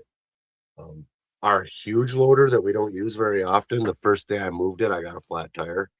So I got to figure out how to put a tire back on a loader with the Murphy's tire, not soap, tire grease, tire, the stuff I'm talking about, Zach. Like, you just pack handfuls of it around the rim until the bead seals up. That's just grease. But it's not grease. It's the Murphy's stuff. It smells like Murphy's oil soap a little. Yeah, I never use that. I don't do much in tires. Never did. And then we got it all beaded up, and the little rubber seal was no good and blew out. So then I had to break the bead down again. And we did have a brand new ring for it. We'd found a couple days earlier cleaning up. So I put that on, and all the cool tricks, like firewood jammed in between the tire and the machine to push it forward, and we wrapped a chain around it and hooked it to the four-wheeler, and I was jumping up and down on the chain while he was driving the four-wheeler to walk the tire out. And then all of a sudden it stopped leaking air and it filled right up. But I don't ever want to have to do it again, but I'm really happy I got to. No, see, that's when you're supposed to take a match. You're supposed to, fly, I've done the ether thing. I've only ever heard about it, and then I started seeing it on YouTube, and I was like, oh, I understand it a little bit more. And at home I've done the ether thing quite a bit with really good success. Yeah. But this is a split ring, so should the ether thing not work out, you've got a 40-pound chunk of steel that's going to go flying. And we discussed the ether thing, and I didn't want to mess with it. I did it the hard way, and yeah. Generally the way excavator tires are held on is the tire goes on, and then this ring goes around, and what holds it all together is the pressure on the ring from the tire. So you don't really want an explosive force trying to throw the ring off, because it can't shoot the ring off into oblivion, and the tire comes out. It's one of those systems. It's like a house of cards. Everything is real strong until one of those parts isn't exactly where it needs to be. Correct. And yeah, if that ring doesn't go straight on, it could just fly, and then it's going to go whichever direction. There is no safe spot to be. And they're dangerous enough that even when the system is correct and you're using it correctly, you're still supposed to be well out of danger's way, because the system can't fail.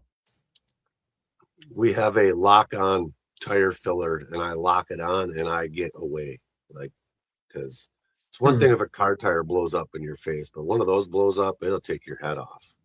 Oh, even a car tire will mess you up pretty bad. Yeah. When I was scrapping aluminum rims, I stabbed a car tire with my utility knife because I couldn't get the valve stem out, and I'm probably not going to do that ever again. No, you'd be better off grabbing a pair of pliers and breaking the valve stem. I was frustrated, Zaxxon. So I turned around, there was a knife. I was trying to cut the valve stem, and I couldn't get it to cut because it was one of them stupid steel sheath ones. I couldn't rip it out. So I stabbed the sidewall, and it blew the knife right out of my hand, like across the garage. And in hindsight, I probably won't ever do that like that. I've never stabbed an actual tire. The physics of it make me think that it might not it might not be a bad idea. But what I'm told is if you stab a good tire, a good soft supple tire, then it's going to be like the movies. If you stab a bad tire, then you're going to have a bad day. Because they're full of cracks and big pieces come flying out. But we did have, so we run a shaker deck that runs into a bowl, and then the bowl runs into a sluice box that doesn't really have anything in it. The bowl's supposed to catch everything, and it doesn't. I started testing our tailings, and I was not liking the amount of fine gold I was finding. So we have now put everything in the sluice box. We've got expanded metal. We're not running miner's moss. We run these mats. Oh shit, I have one right here. Oh man, I just dumped it all over my floor. But it looks like a welcome mat, but this is actually for mining. And we've got them in black and green. But it works like miner's moss, but it's a lot better about giving you your gold back. It's it's coarse like astroturf carpeting. My friends. It's more coarse, I believe. They're like I don't know, 3/4 or an inch tall or something. That could be what that is. There's like a name for it or something. Did we lose Carl? He's frozen for sure. Yeah. You froze, Carl. We're still live.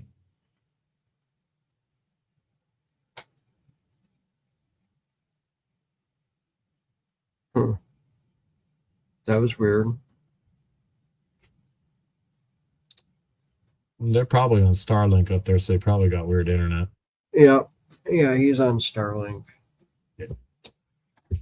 Well, that was pretty cool. He called in for a few minutes there. Pretty cool. He'll probably call back. It's still early over there. Yeah, he could call back if he wants. If his internet's working. Melly corrupted staring contest.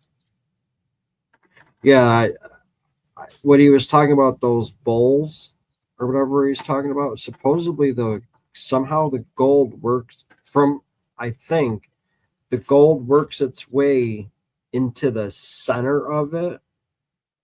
I want to say, from what unless it's the spiral things, but I don't know where the gold goes from there. I don't know if there's like a trap door that you're supposed to open. I don't know. I don't know on the production end of the spectrum. He can tell you. Yeah. There he is. What up, Carl? All right, so I don't know how far behind the other phone is, but yeah, the bowl does not have a spiral. Right. It's bowl shaped, and then there's rings all the way up the side that are about this wide. Okay. And the bowl spins. Let me turn this down. I got an echo. Okay. Yeah. The bowl spins, and then there's like, we call them hockey sticks. There's these 4 hockey sticks with knives on them, and those help break everything up. Okay. But you load it from the center, and it goes to the bottom of the bowl, and then the spinning lets the lighter material rise up and over the top, and then there's an outer bowl that sends that out. But the gold gets shot to the outside wall, and those rings stop it from going out the top. So then I think what I'm talking about is those spiral things, like from the And I thought ours was spiraled too until I actually looked at it, and it is not. And I probably can find a quick picture of it here. Yeah, but I knew one of them, the gold goes to the center, and I just didn't know which one it was, either the spiral or the bowl, one of them. What's nice is there's just one 3-inch drain in the bottom, and then you pull that out, and then you put a bucket or a tote underneath of it, and a tote and a bucket is what we do. But you hose and scrape everything out of the side of the bowl and down into that hole, and you end up with like 4 or 5 gallon buckets for your whole cleanup. Hmm. So, and then we just feed that to the gold cube, and then we classify. Is that like one Um, of Mike Pung's bowls that Mike Pung designed or it something? is absolutely Mike Pung's bowl, and this is one of the first ones. Which is why I'm being very sensitive on how I speak on it. It is a great piece of technology, but it might not be the best for our particular. We should really be feeding it with a trommel, and it would probably work better. But we 1/2 inch and smaller goes through, and the 1/2 inch rocks might be what's displacing the gold out. Because we are feeding really clean water, fresh water going into the plant. Like I said, I really liked the bowl, but I didn't like the amount of gold I was seeing. And what I caught was in a 30-second sample, and it was 1/6 of the sluice run. So I was like, we're losing that much gold every 5 seconds potentially.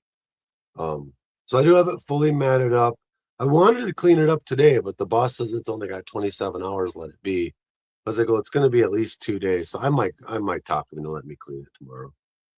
He says it's not worth the amount of work. And I was like, I want to know what 27 hours does, because I want to know how much gold we lost so far this year.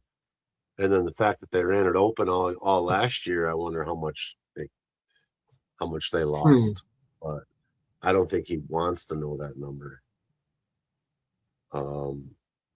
Jeff and Mike did a video on Sunday showing the new bowl. Huh. I don't have the chat up now. Mike showed his new bowl. Pink top mine tailings. Interesting.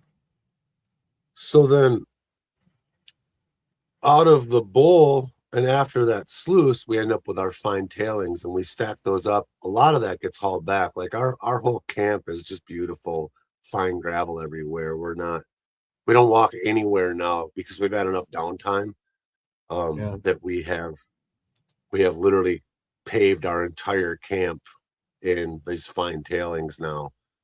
And it's so nice for just everything. You can rake back smooth and it's clean. But we know now that there's a pretty substantial amount of gold in these fine tailings, and we have a big pile. Tomorrow, I'm most likely going to start.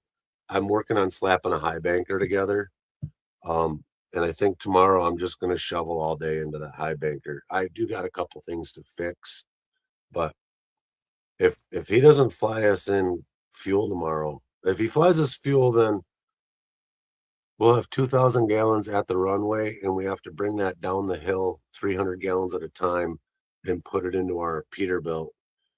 And I guess it's going to take all 3 of us to do that, which I don't understand why. But and he's going to bring us 4,000 gallons, which could be 500 gallons at a time.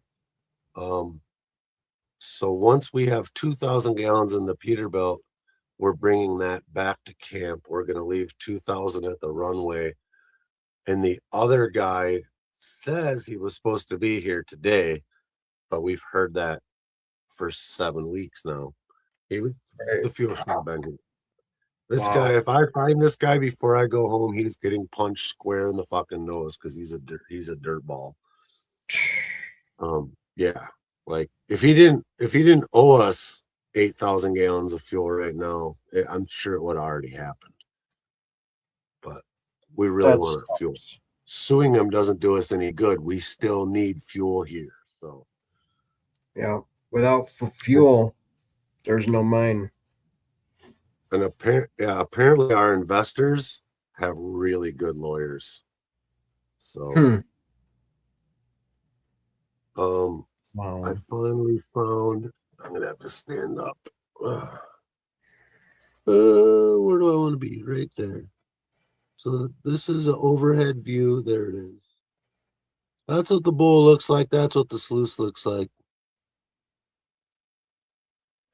Here, I'll make it big so everyone can see it. I'm literally holding a phone in front of a phone here, so I'm It not still home with looks my good. really cool computer. Looks really good though.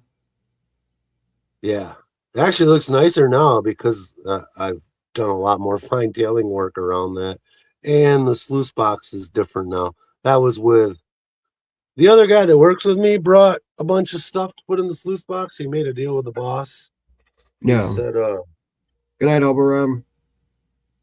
the boss basically said, yeah, put whatever you want in there, and I'll split half of what you get with you. But he could have just done like I did and walked over to the pile.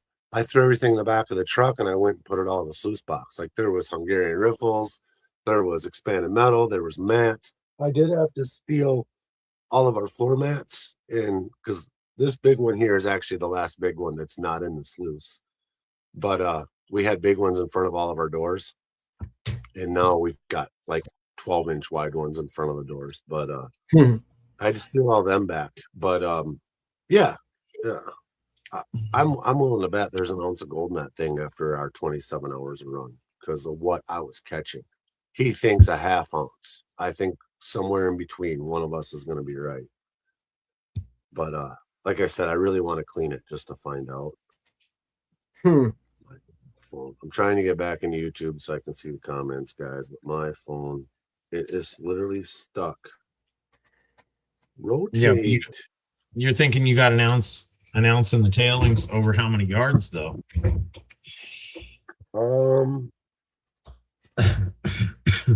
We weren't running that fast the first couple days. Today he got it back up. I need to measure the bucket. So we switched to our little, I say little, but our smaller excavator is now loading the plant, and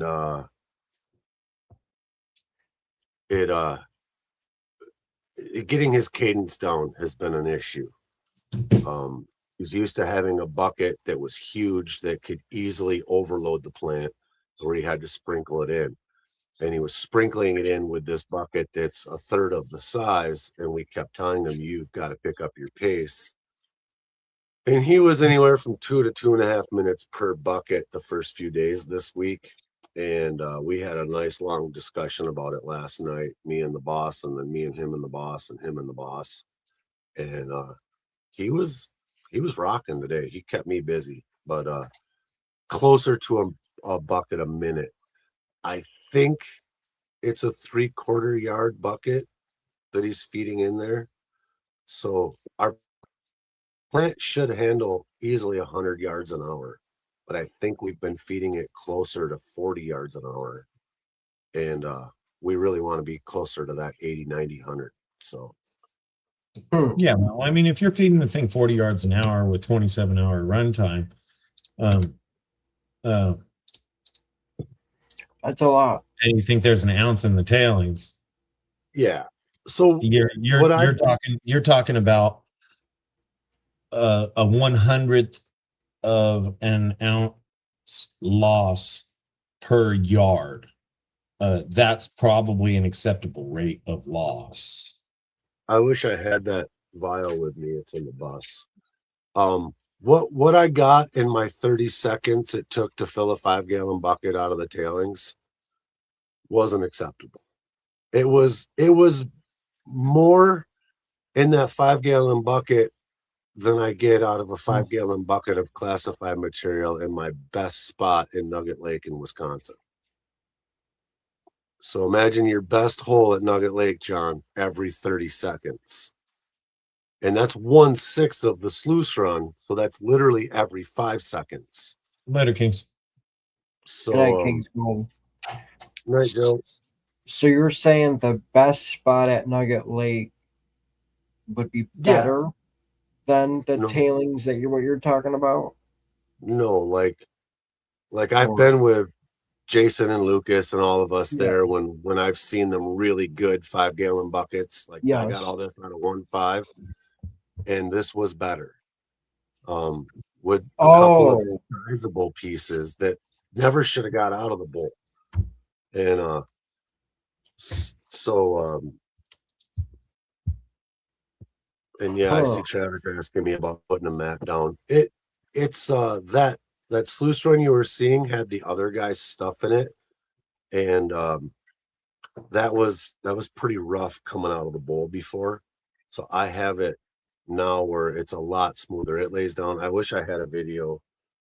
I might have to look here. I might have a video of the current setup, but it runs a lot smoother. And I was actually digging around in the riffles tonight, and before I even got to the mats, I was finding gold in every riffle. Hmm. So yeah, back to that what we were saying, John. The every 5 seconds, that much gold basically coming out. Yeah, I'll add up quick. Figure that's 1,200 times a day, right? And 7,200 times a week. That's a substantial amount. So if that Oh, was yeah. like since that 100th, well, that's 100 grams a day, right? So No, it times 1,000. So that would, if you're losing 1/100th per yard, uh, every 100 yards would be an ounce. yeah. That's why I really want to go run it. I want to see what 27 hours is, because we've had a Yeah, I mean, couple of you certainly need to tweak it and make it better, but in the grand scheme of things, is it worth losing mining over? You have to figure out your loss per yard to decide whether it's worth losing mining over. Because if you spend a week to catch Yeah. all the gold you're losing that you could make up for in a day of running, you're at a net loss of 6 days. Yeah. You know, I personally would like to see the sluice box be twice what it is, and I would like to see it 90 degrees to where it sits right now, so it could be longer and fully set up. But we don't have the sluice here to do that, and we don't have the material to put in it. So what we have now is as good as it's going to be for this year. Now, if I can prove that we're still losing gold, which I could do another test. I haven't tested after the sluice. I tested after the bowl because we tightened up everything that's adjustable in the bowl and made sure that every piece was where it's supposed to be. We talked with Mike on the phone for about an hour the other night. We adjusted our revolutions per minute, and we have the bowl according to Mike, we have it dialed in, and I'm still seeing an unacceptable amount coming out of the bowl because I can test it right where it goes into the sluice. But I did not test what's coming off from the sluice. and what we don't want to know any of your numbers, but when you guys clean up the sluice, are you gathering large amounts of gold? Because quite frankly, the sluice is there for a reason, because they know the bull's not going to catch it all. Well, we were told the bull was going to catch everything. That's why I said I want to talk shade on Mike or anything, but it's a $150,000 bull, and it was supposed to catch everything. It was supposed to eliminate the need. I was told any politician going into office was going to do what they say. We all know they're fucking lying. So, and yeah, Travis, you're right. I agree with you that there's a potential for thousands either per day or every other day. I hope that I have that caught now. I've watched way too many episodes of Freddie and Juan. The end of the question is the sluice catching what the bull was missing? Yeah, that's what I should do, is test my tailings one more time off the sluice. Yes. But I'm scared to. I really want to test the sluice now just to see. I wanted to clean it out today because we're not going to run for 2 days, but they cleaned the bowl out. I came back and took a nap. I've been working overtime. My Peterbilt fuel truck is 5 miles up the road waiting for fuel. So I've been pumping fuel from one machine to another with this stupid little 12-volt pump. And yeah, like 8:20 last night before I was done getting ready for the day today. And the night before wasn't much different. But we've been firing the plant up by 6:30 in the morning and done at 4:30. We're supposed to work 6 to 6. So we're supposed to have that hour and a half. And with my normal stuff, in that hour and a half, I can be ready for the next day. But struggling the way we have been, anyhow, it's we're pulling machines up next to other machines, getting jumper cables, batteries, fuel pumps, pumping fuel out. How many years has your So boss been doing this, or is this his first year? he's been doing this a long time. And this guy that's supposed to be bringing us fuel is one of his old partners. And the guy's just straight up dicking him around. And there's nothing we can do about it. Like you can't get in the truck and go to town. Like, I mean, you can get in the truck, but you ain't going nowhere. And he's got the Chieftains. I don't know if you've ever seen a Chieftain, but it's this huge track vehicle. Sean's got one up in Nome there that's similar. Oh, yeah. Parker has one too. Does he have a Chieftain? I believe Like so. Yeah. 100 Or he years had old. one. 4 huge tracks on rollers. They're like a rubber track with steel cleats. And they tore up 2 of them getting the first 2,000 gallons here. There was too much snow when he was able to come. And now everything is muddy because the permafrost is getting thawed out, you know. The last time going out of here, the boss followed him 9 miles with the excavator to fix part of the trail for him. And they were supposed to turn around and bring us 2,000 gallons that was sitting at the top of the hill. It's still there. There's 2,000 gallons of fuel that's ours 9 miles from here. But I don't have any way to get it. And one of their Chieftains is here with 3 tracks out of 4 on it. They left it here. They broke all the cleats on one track and took a wheel out. Otherwise, I probably would have went down, got the track, brought it up here and welded all the cleats back together and put it on and went and got the fuel myself. But there's no bogey wheel. They took the bogey wheel back with them. So Freddie and Juan couldn't get here either, Thomas. There's no way. They could come, they could look at what we're doing, but they would have to use all of my stuff to fix it. I'm in the comments now. How many 55-gallon drums can you figure out to strap on that excavator and go up and collect some of that 2,000 gallons? We're pretty sure we won't get up there with the excavator now. And on top of that, I don't have enough fuel to get an excavator anywhere. I sucked all the fuel out of the big excavator to run today, and the little excavator limped back here with a blinking light so I can fix a hydraulic leak on it. Yeah. And my big loader, that was beeping at me every time I tried to move dirt today because it's that low on fuel. So everything is parked with fuel in it, but you can't do nothing but start it and then move it 10 feet or they're going to be out of fuel. I guess the real question is how many miles can you walk with 5-gallon gas cans? Yeah, no, not for me. Not gonna happen. It wouldn't do enough to make a difference anyway.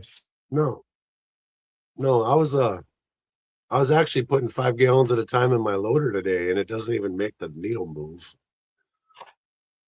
So I was like, oh, there's a little bit of fuel left over there, and I went and got that, and there might even be another 5 gallons there. But Thomas, if you can make a fuel run, do it. I can maybe recommend to him next year to get some donkeys. You can get some donkeys transporting your fuel back and forth. That'll be somebody's full-time job. Is like, all right, I'm going to be a gold miner. All right, lead the donkeys out there and get fuel. What am I going to do tomorrow? I don't think the donkeys can walk in the tundra. You're going to do the same damn thing every day you're here, bud. I don't think we could get the donkeys to make the plant run, but I'm gonna try to find that video of me in the tundra. It's crazy. I don't Even know. my big 14-inch shoe, I put my weight on it, my whole foot disappears. It's nuts. It's like laying on a sponge. You need to get someone smaller up there that's not going to break through the surface continuously. Bring up Button. Button can move around that stuff like a little snowcat. He'd have to wear my boots. Okay. Well, so yeah, you definitely need some snowshoes, but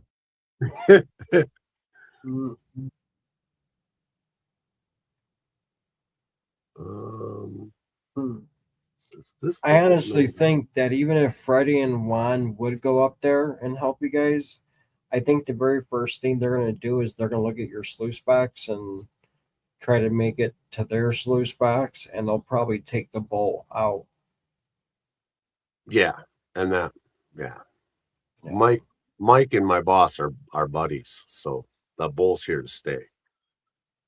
Gotcha. But I tried to use all of my Freddie and Long knowledge when I set the sluice box up, and my boss is pretty knowledgeable that way as well. So it's not like it's not like he hasn't been doing it. When he was at, I don't want to say the name, but when he was at the other place, not too far from here, like 4 creeks away, he averaged 5 to 1,000 ounces a week on a cleanup. His best season was 7,000 ounces before Parker and Tony were doing it. So Wow. that was literally 4 creeks away. And this guy that's not bringing us our fuel was his partner then. So, but they said they got across so far, and they couldn't find gold in those numbers anymore, and they tested all over. There's been guys in and out of there ever since then, and there's still gold there, but they can't get back on anything production value, not enough to sustain the operation. So here I'm not super impressed with the gold that's on the ground, but we're here, we've got a great camp, we've got great equipment, and it's enough gold with just the 3 of us here.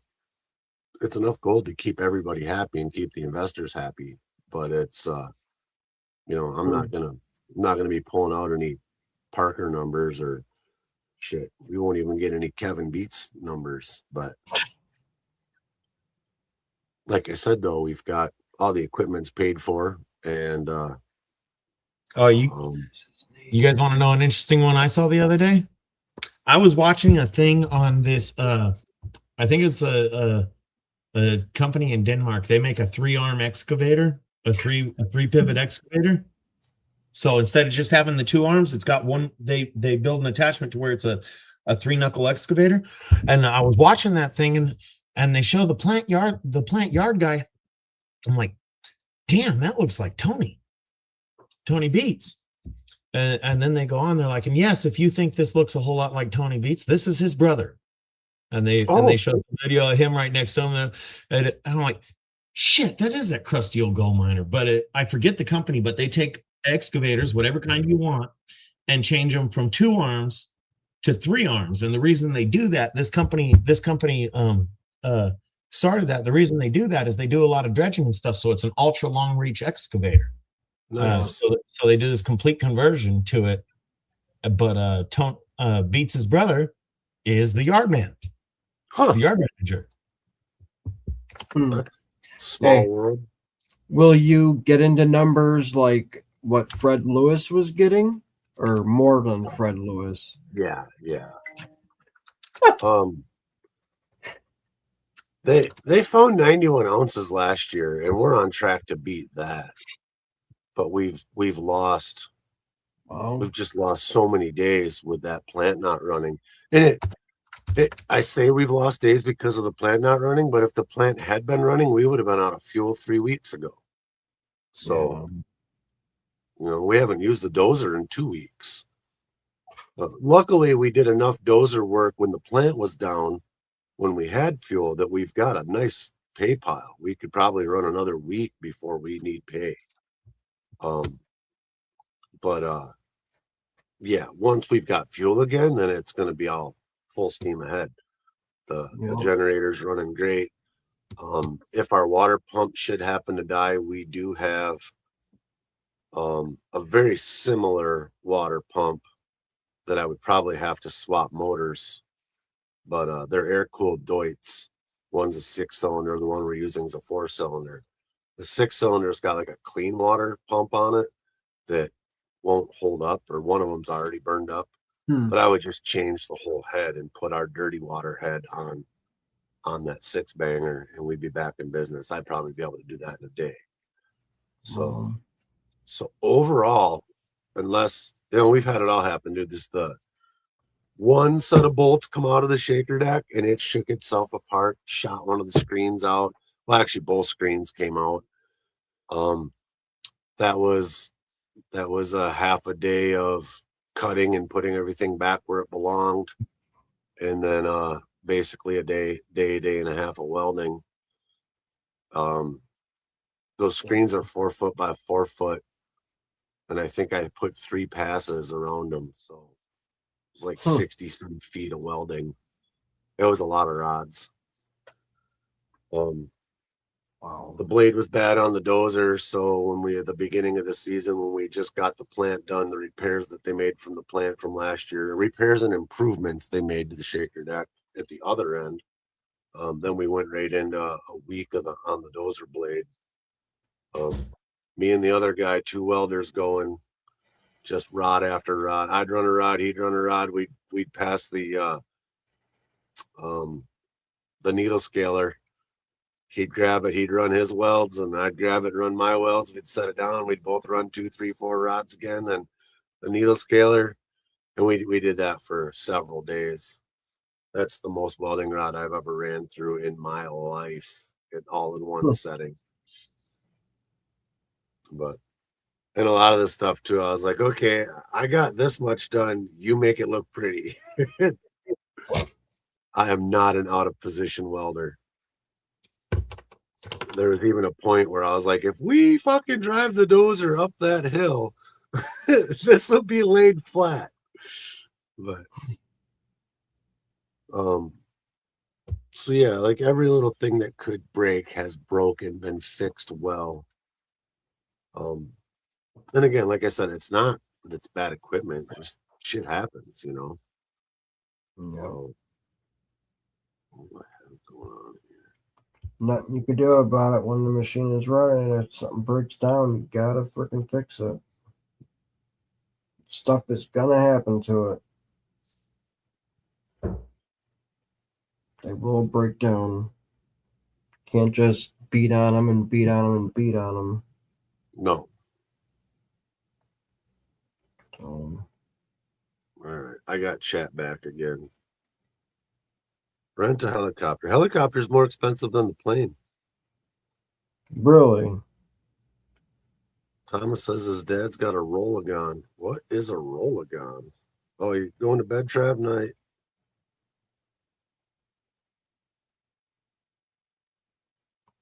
Oh, I didn't even see And that. sounds like the gold's there, just not catching it all. Yeah, like I said, with the improvements we made this week, I'm hoping that we're catching a lot more. I really should have ran a tailings test, and I was going to do it today, but I've been really enjoying just sitting in my loader. I worked the first 2 days without getting any diesel fuel on me for the first time since I've been here. I mean, I've had to put my dirty laundry basket outside at night because I couldn't stand the smell in my room because there was so much diesel in my clothes. Like, yeah. And then last night at 8:00 at night, I got splashed by the hose and spritzed the whole upper body in diesel. But yeah, so that was one of the reasons why. And again, the cadence. The cadence just wasn't there. So after last night, he got where he was feeding it right. I told him today too. I said, you did way better today. You kept me busy. Because I could literally I'm already watching YouTube videos in the loader all day long, or YouTube or Paramount, whatever I download. I got my phone holder, I got my Bluetooth. It's got a really nice stereo. I just found out yesterday it's got bass and treble controls because it always shuts off. It resets every time you shut the key off. So I turned the bass and treble up. I was like, this thing sounds really good. I've been just listening to whatever, you know. But yeah, I was rocking pretty good last night, but I in the morning I usually and I'll probably do it tonight, but I go into YouTube and I do all the recommended downloads. I always have a few episodes of my favorite show on Netflix or whatever, and I usually have both phones with me, so I'm just driving around most of the time looking out the window, but a lot of times I'm just looking down watching the phone. the last few days trying to save fuel. My hauling rocks, if you saw the Facebook video, that's the longest trip that I make. And I've been reaching down and grabbing the throttle lock and setting it at like 1400 RPMs and just letting the machine drive, not touching the fuel. And I can usually roll right up to the pile, dump, put it in reverse, go all the way back to the pile, scoop, and not have to change that throttle at all. Every once in a while, I get into a little hole where I have to step on the gas. But when I'm running, I can run a full tank of fuel out in the loader. When I'm being careful with it, I can get through the day in just over half a tank. So it does make a difference staying off of that pedal. It does. He was also not feeding it as fast. When the boss gets up there to show him what's up, yeah, the rocks are the biggest thing. Feeding pay to the plant, like my bucket is 5 of their buckets. They're doing a bucket a minute, and I can do a bucket a minute. So in 5 minutes or in 10 minutes, I can set myself up for just about an hour. But then I spend 20 minutes hauling rocks and 10 minutes hauling fines, and then I get out and walk the plant. Today I actually went 3.5 hours without getting out of the loader to look at the plant. It's running that smooth that the military generator, I had to do shit to it every 30 minutes. Like, oh, this is screwed up. I was catching leaks all over the place, and yeah, it was leaking so much gas and oil the last week that we ran it. I literally had to bring a pump down. I was catching all the diesel fuel with this big elaborate piece of sheet metal I had into a 5-gallon bucket, and then I had to, like, every half hour pump the 5-gallon bucket back into the tank. That's how much the pump was leaking. Damn. Ran perfect though. I mean, just absolutely ran great.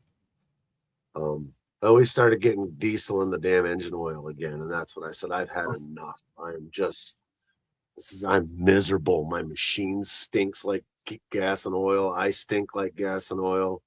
I've had enough. Like, I'm not working on that generator anymore. And I went and I got my tent, and I worked on for 2 days straight. I worked on rebuilding that motor and got it all back together.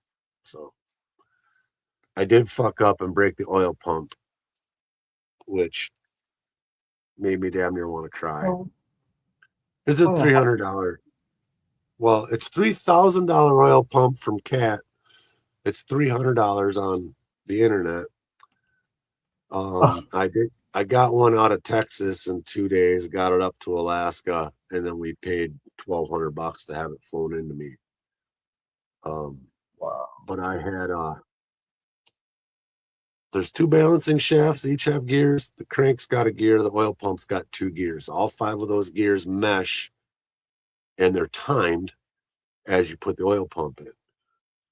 You can lock the balancing shafts, then you put number 1 on top dead center, and then there's marks on the oil pump for the 2 gears. And first time I put it in, it wasn't right, and I found that with the 1 bolts on the one side loose, I could lower the other side down enough to adjust it, put it back in, and I had it in. All of my marks lined up. It was in time. I was super happy. I had 3 of the 4 bolts in, basically tight, almost tight, like finger tight. The next day I tried to put the 4th bolt in and it wouldn't go in. So I grabbed the impact to loosen the other 3 bolts up so I could shift the pump to get the 4th bolt to start. And it loosened it more than I wanted it to. And I didn't realize it must have dropped down a little bit. And then I threw the impact and forward. And this isn't even like it's just a DeWalt 3/8 impact. And I just ran it up till the bolts were tight. And on the 3rd bolt, I heard a pop. And I thought, oh, it must not have been meshed right. And it was all in there. And it looked fine. So I tightened the last bolt down. And that's when I noticed the pop was the cast flange breaking off of the oil pump. And I had stopped the night before at midnight or whatever it was to go to bed, to come out the next day to do this next step with a fresh head because I knew how important it was. And then 5 minutes into my day, I completely fucked myself. So it was pretty humbling. I had to go and tell the boss what I just did. And then I had to go find my parts. And of course, they had one in town. They said, "Oh, it's $1,000." He said, $2,000 for the core." And I said, "Well, I don't have a core. My core's in 2 pieces. It's not a good core." And so then I called the guy I got the rebuild kit from, and he took care of me. So Con Equip, if you ever need to get parts. Con like convict equipment. Con Equip. I don't know what the con stands for, but big engine parts. The guys are super great. They do follow-up calls. I think if you ordered directly from some of these places, you could get the same parts for less money. Probably. Up to I mean, that's usually how it goes. You order direct from the person or company. It's cheaper instead of a third party. well, and I noticed I got stuff from CTP. I got stuff from Interstate McD, which I could have ordered from all those guys myself. But it was only, I want to say, like $400 or $500 more. It was worth it. It was worth it to have it boxed up, and he shipped it right to the airport.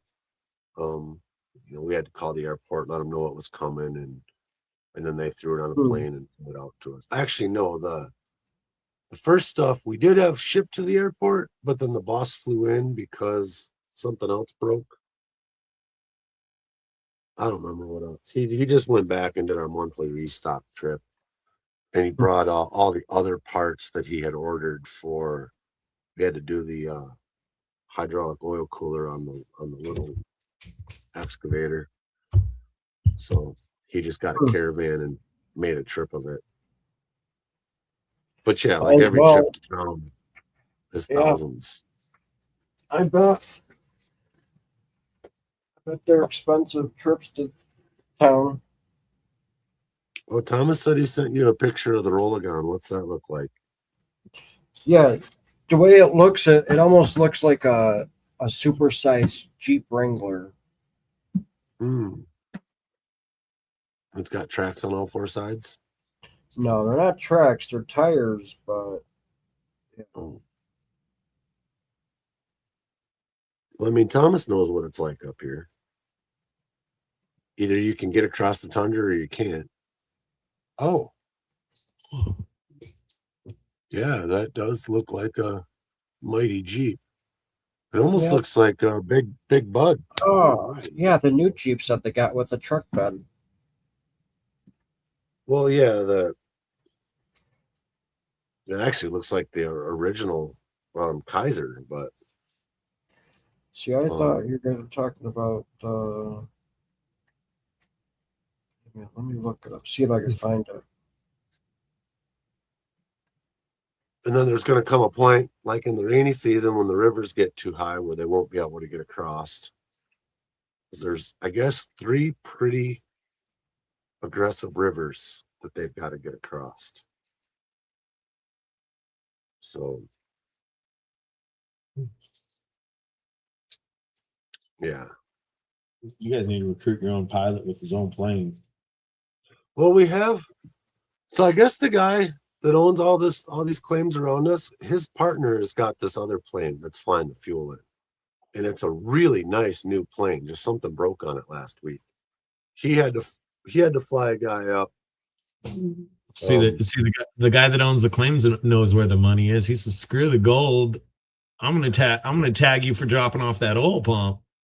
Dude, he claimed it's got to be 10 miles, because there's probably 7 miles between our claim, which isn't the furthest south, but between our claim and him, there's probably 7 miles.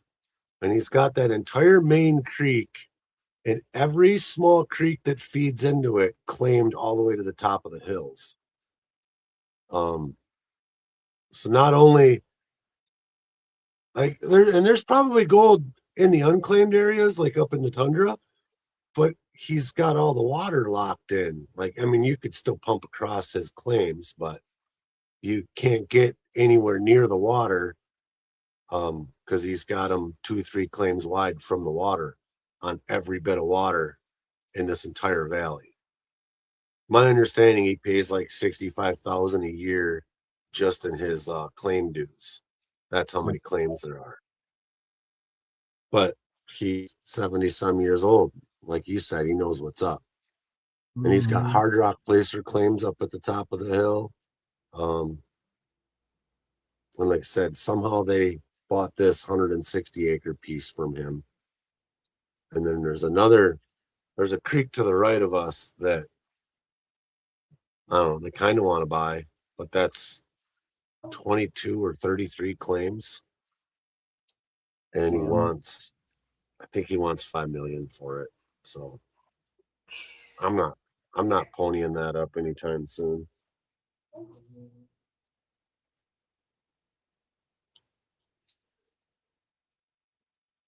What the hell is that thing called again?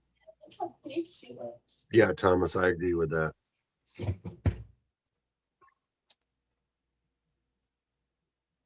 Didn't Sean Pomrenke have one too when he was on Bering Sea Gold? Yeah, he On the had ice what or something. I think what he had was a chieftain, or similar. I have a picture of the chieftain. Yeah, because it was on tracks. Yeah, Yeah, I'm trying to find Parker's, but nothing's coming up.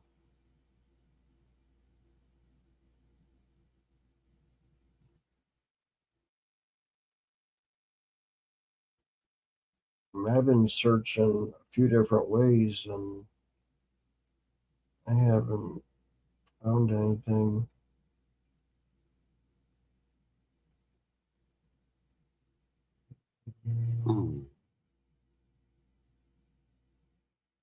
I even just searched vehicles at Parker's shown on TV.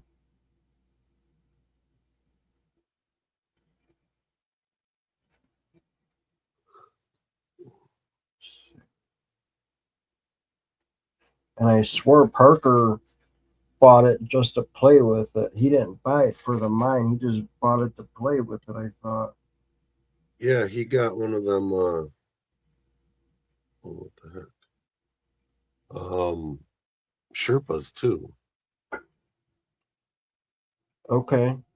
And didn't the Hoffmans, when they were doing that stuff in Nome, didn't they rent one or something to go look at the other land, like the other parts of the claim or something? Oh, his kid did. His son did. Oh, maybe. His son, Oh, a Sherpa. huh? They rented a Sherpa or a Sherpa or whatever they are. Something like that with tracks on it because of the tundra. Todd's up here. I think he's somewhere near Dawson. He's been putting Facebook videos out. He's right out of Dawson, or he's like right in Dawson City, somewhere right out of Dawson City, like the first mine out of Dawson City, from what I've heard. I think Yukon Alley mentioned it in one of her videos on YouTube. She drove by, or she drives by it when she sells her gold.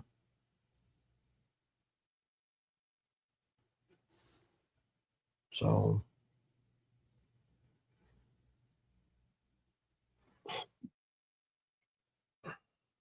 Anyhow, yep. that's what the chieftain looks like. Yep.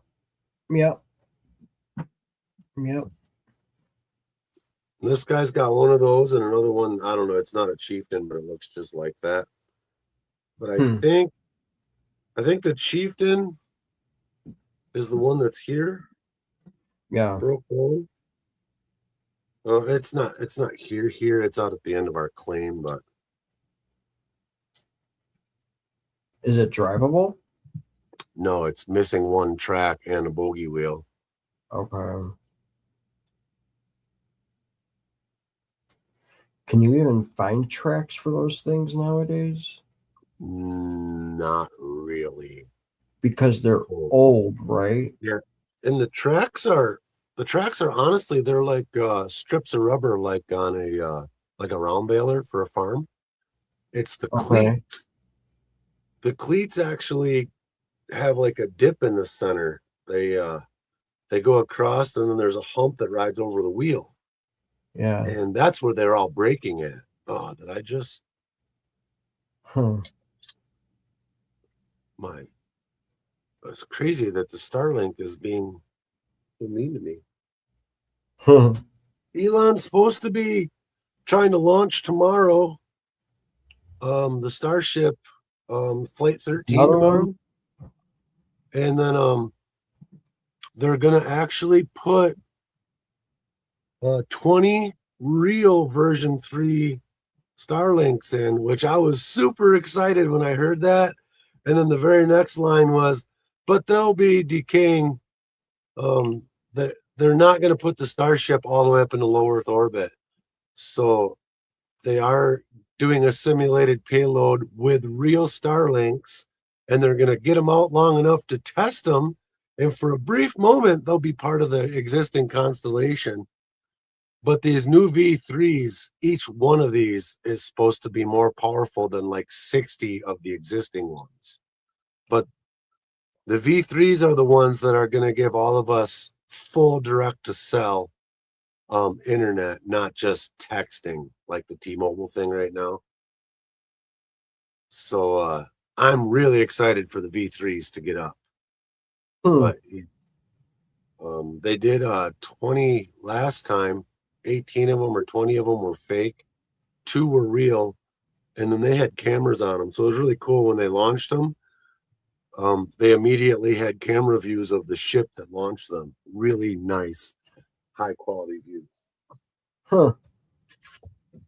Wow. And then I seen the cameras on the buoys today that are in the Indian Ocean where they've been landing the ship in Australia. They're the same as my camera, the Insta 360s. They're white, but they're basically really? this camera. There must have been 20 of them on each buoy. I said, hey, I recognize that camera. How the hell did you see those? On What About It's YouTube channel, they showed it, but apparently Starlink themselves put out like a 35-minute movie this last week. So I'm gonna watch that pretty quick here. I think that's my bedtime story tonight. And yes, Thomas, the Tucker Snowcat, very, very similar.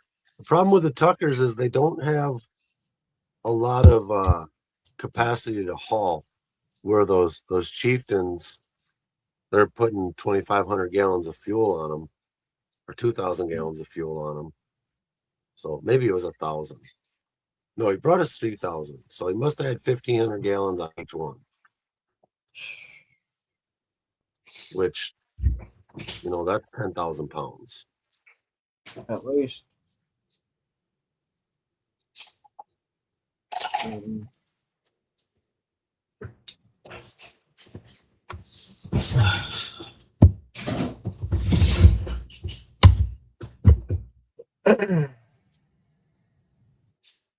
Good night, Mentally Corrupted. Thank you for stopping in.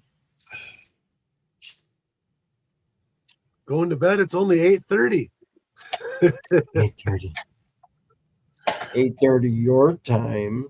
Yeah. What do you guys think with the government trying to or not wanting to do daylight savings time anymore? No, they're going to keep daylight savings time. This is daylight savings time. Standard time is what they put us back to. Well, yeah. And they want to keep it. They want to keep it the way it is right now. Because it won't be light until like 8 or 9 o'clock in the morning, depending on where you're at. Yeah. If you work outside, daylight savings time is beneficial to you. If you're some fat bastard that hangs out at taco trucks and works in an office all day in a nice climate controlled environment, then it's just annoying to have to change your clocks. Well, Fucking pukes. Like daylight savings time was originally to help the farmers who were up early It- have more it daylight was. in the morning. It was so that they had more appropriate hours to work in. Well, some of us still work. You work outside. Daylight's valuable. So And if you have to adjust your sleep schedule by an hour to benefit from the light changes, then that's worth it. the thing for I don't me know, I don't know though, about you. 9 o'clock's halfway through the damn day for me half of the time. I would, yeah, but I would rather have an hour of daylight in the afternoon after work than have an hour of daylight in the morning before work. yeah. To try for me to get up at 6 in the morning to watch the sun come up so I can get a few things done before I go to work at 8 o'clock. I would way rather get done with work and get some things done around my house, back like when I had my wood stove, there was an hour a day you had to do to tend to that outdoor boiler. And Yeah. you were literally out in the dark and it sucked, which if they wouldn't change time, you'd still have that hour. And then again, why change it? Arizona doesn't. Isn't Utah not either, or some spots in Utah? Arizona doesn't do it anymore. Yeah, there's Yeah. a few spots. I'm a morning person. I like my extra time in the mornings. And I'm a morning person too, but the temperature is not there in the morning. See, you don't have that temperature thing like me and John have. So what are you trying to push that bullshit frozen water falls from the sky? yeah. Damn, And the water thaws out around noon and doesn't freeze again till like 8-10 o'clock at night. So it's got to be Soros paying you people to try and spread that crap to me. Like I pointed out on PA's show, I swear to you, it's ZDS. I don't know how many people you guys are going to try and get in on this, but frozen water doesn't fall from the sky. Yep, sure does.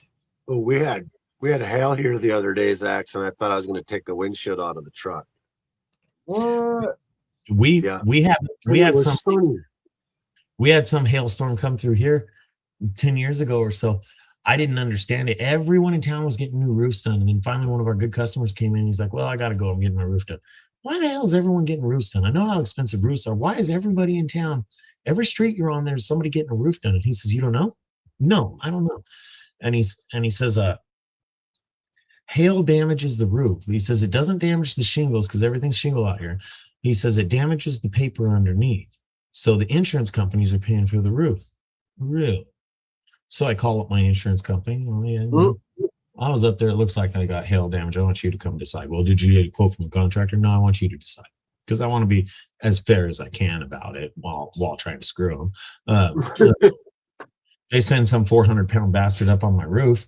I was worried for my ladder. He goes, he pokes around for 10 or 15 minutes and comes down. He says, yeah, it's damaged. Goes back in his little van where he's got an office set up for 10 minutes and comes out with a check for a new roof for me. What? Yep. What was this? Hail damages roofs. Well, how long ago was this? Was this just recently? It was about 10 years ago. Oh, okay. We had a big hailstorm come through town, destroyed all the cars, destroyed all the roofs. It destroyed quite a bit, but I didn't understand that hail damaged roofs because I don't know what the fuck hail is. And the insurance company came and paid for 80% of my roof because I had a big deductible on my house. Deal. Yeah, we had one come through our town during the county fair one year, and it went right through the fairgrounds and thousands because everybody's in one spot, right? It was like going through the car dealership, which it caught the car dealership at the end of the road too. But I've also seen where like it's the hails come through where them strips where it's car dealership. There's one of those in La Crosse, Wisconsin, where the hail came through and just wiped out every car in the lot for 2 miles. Well, here's something I didn't realize. I guess it's a hustle. There were a bunch of I'm gonna call them Russians, Ukraine, something like that. As soon as the hail damage went through, uh, the traveling hail gypsies showed up in town, and Mhm. what they are paintless dent repair guys. They Oh, go yeah. to they go to a big ass body shop in town. They're like, we want to rent 3 bays, or we'll work for you. They pay for the rent of the spot from repairing body damage, hail damage from these other cars, and they're paintless guys. Ding ding ding ding. They just work them out, and they're good at what they do. Every body shop in town had a different crew in them doing paintless dent repair all day long. And I was talking with one of the guys. He says, "Yeah, we just follow the hailstorms." He said, "We were in Kentucky a month ago or something like that." And he says, "Yeah, we're all here now. The work is here. If we hear another big hailstorm went through somewhere," he says, "we'll all be gone just as fast as we showed up." And, What about the bay rent on these? Or I still have 100 cars that need fixed. Sorry, they got 1,000. Jeez. yeah, we would have like 80% of the insurance check we'd pay for the PDR guy. And so, because I ran the body shop and this is when PDR was first going on. Like, you didn't have to have a PDR guy in every body shop. Then you fixed hail the old fashioned way. And then, no, we had one of our other techs says, "Oh, my buddy does PDR. We'll bring him up here." And so I said, "Well, what do you want?" And I think it was like 75 or 80%. But I did all the work on the insurance side, gave him a bay, lined up the cars coming through, and he was there for a week straight. Made more money than I made that freaking year, like I was getting $10 an hour. But we were for not doing shit. I gave him one bay to work out of, and then I ran all the cars for him, and we were still getting 25%, which was a good deal for us. Yeah. And You were getting a bunch of money off someone else's labor that really didn't Yep. cost you that much space.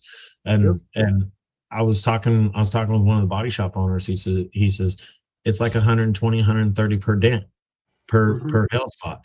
He says, so if you have somebody come through, if they got our chief of police had his Charger outside, brand new Charger outside.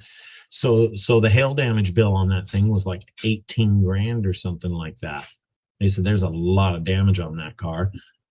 We just give it to these guys, and they sit there and they do what they're do. A little tapping here, a little tapping there. They do their thing, and they don't bother us. And when it's done, we pay them, and we get ours. But they were charging like 130 per dent. But these guys had their things down, and they were knocking out repairs like you wouldn't believe. They hustled. yeah, we had a hood where I was pretty sure he was going to tell me just to get a new hood and paint it, put it on. And he's like, "No, let me try it." And he went through and did every damage. And normally you don't fix hoods because They're the too cheap. angle, you're looking right down the hood. You can't ever get them perfect, and it's the one part of the car that the owner sees nonstop. And generally, if a hood's messed up, you just get a new hood because it's cheaper. And no, he PDR'd the whole lip of the hood, or where it was bad. We were bringing our own personal cars in. We ran a body shop. We could fix our own dents. He's like, "Hey, man, can you do this one? I don't want to paint a whole fender." And yeah, he'd whip them out quick. And same thing with the windshield guy. If I bought 5 windshields, I could get free shipping. So I would buy like 5 of the more common windshields and like whatever vehicles we had. And then when we'd have one of those windshield guys come in to do an insurance job for us, be like, "Hey, how much to slap a windshield in this? I've got the glass." And you'd be surprised. A lot of those guys would be like, "Oh, give me $20. Give me $30." I was like, "Man, here's 50, dude." Yeah, 20 30 bucks there, and they're happy to do it. I every now and then I still work with this dude. When I need windshield, I call him for my own personal stuff. But there's a guy that I don't know how long ago he started, but I met him, he's about my age. I met him 20 something years ago, coming to the shop doing windshields. He's a Mobile Auto Glass. He's a decent company from the next town over. This same dude has been putting windshields in. Him and his mom, they come in, and they each got their little setup or scheme going on. And an easy car is like 15 minutes for him. A hard one's 25 or 30. And when I say it's a hard one, you know, it's a harder windshield for whatever reason, or he's got to do everything standing on a stupid step stool, which I'm sure he hates. But watching them do a windshield, that old windshield's out as quick as you can believe. You poke a little hole in, and then he takes a little nibbler. His little nibbler cleans up everything. They're in and out of there quick. It's amazingly fast when you have the right tools. And I you know, remember I cut the back window out of my Tempo demo car one day, and I got it all out one piece without any chips or anything, and it was right in front of the body shop. And I held it up, and I was like, "I fucking got it! Look at this shit I'm holding over my head. I got it out one piece. I didn't wreck it." They're like, "Hell yeah, that's awesome!" And then I threw it into the dumpster. I didn't need it for nothing, but it's nice to know you can get a window out without breaking it. Because I needed one for my Jeep Cherokee. There was a body shop in front of the pickup park, or a windshield shop, whatever. And I went up and asked him how much for a windshield. He gives me a price. He says, "How much if I go pull one out of the junkyard?" And he says, "If you can get a windshield out of the junkyard without breaking it, I'll put it in for free." nice. I was chemically motivated, and that windshield came out without breaking it. The other 3 were broken when I started. Yeah, I've been there too. You know, And there was some repairs we had to do where the windows had to come out. When you're doing a quarter panel and whatnot, we'd always try to cheat him and not. But some of them new cars, the way those windows are, you can't paint around the corner and make it not look painted. And it depends on what they're for. You can fudge so much, but there was times when we had to pull windows out. We would call the glass guys, "You need to come up, pull this window out." And they'd show up too. There was no guarantee we don't break it. I said, "Well, we'll deal with the insurance if you break it." And 90% of them, they'd get out. But of course, that's a slow day for them too, because they're not used to carrying. They're used to just ramming in there. And there's a guy knew cool tools. A guy knew opened a pizza place after owning a Mexican restaurant for a while. He's still in the Mexican restaurant.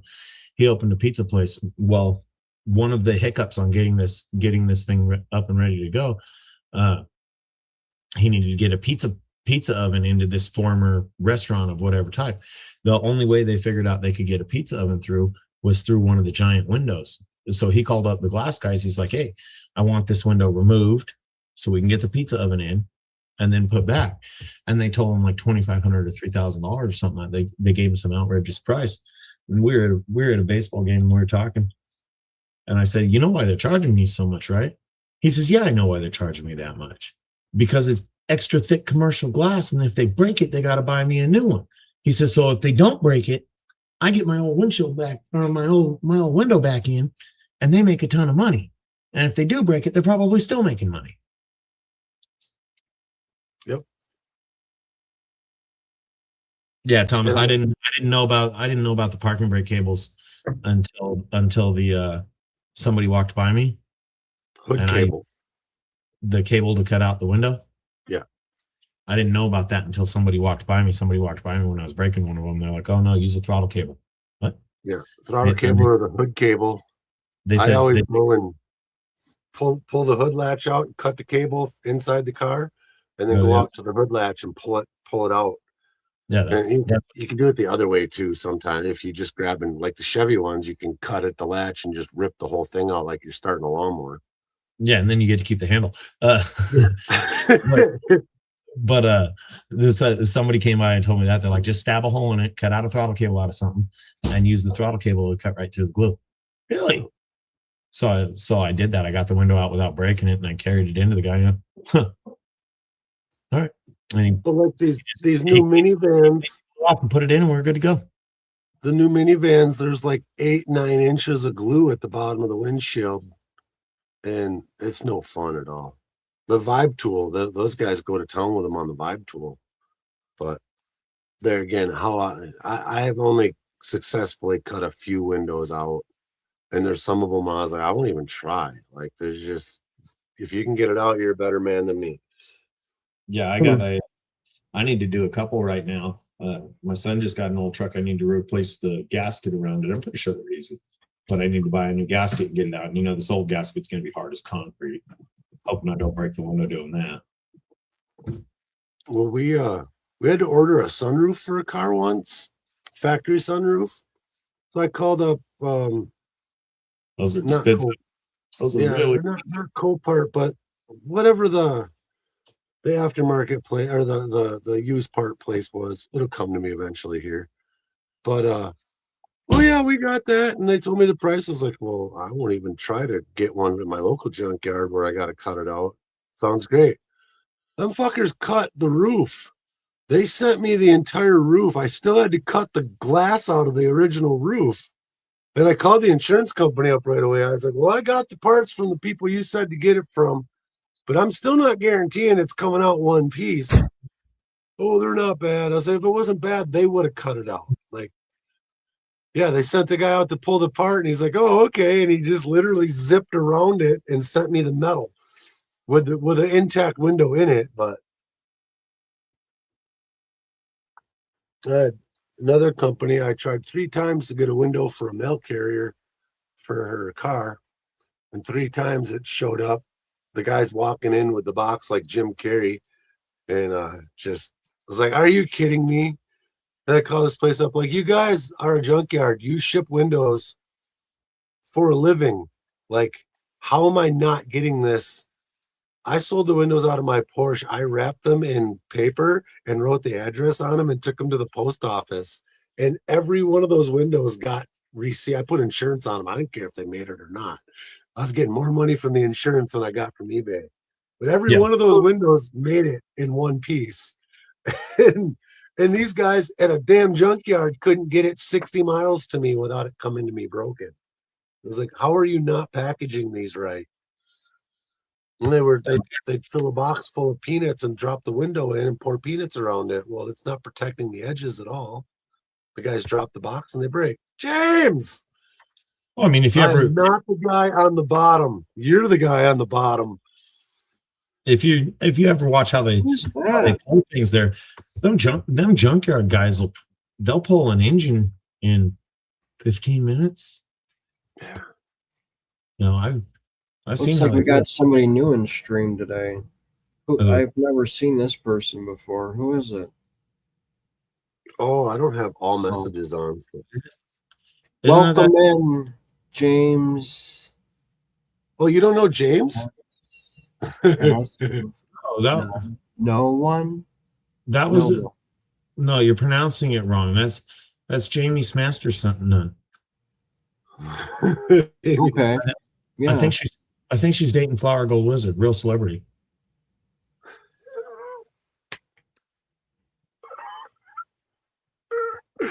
Oh shit! I must be missing out on whatever this inside is, but it's funny. You and Wizard Yeah, are I that. don't know who it is. He don't like to hang out with us anymore. Nah, he traded for the newer model. Yeah, he I was traded actually for one. He I was tra- actually thinking I need to call her.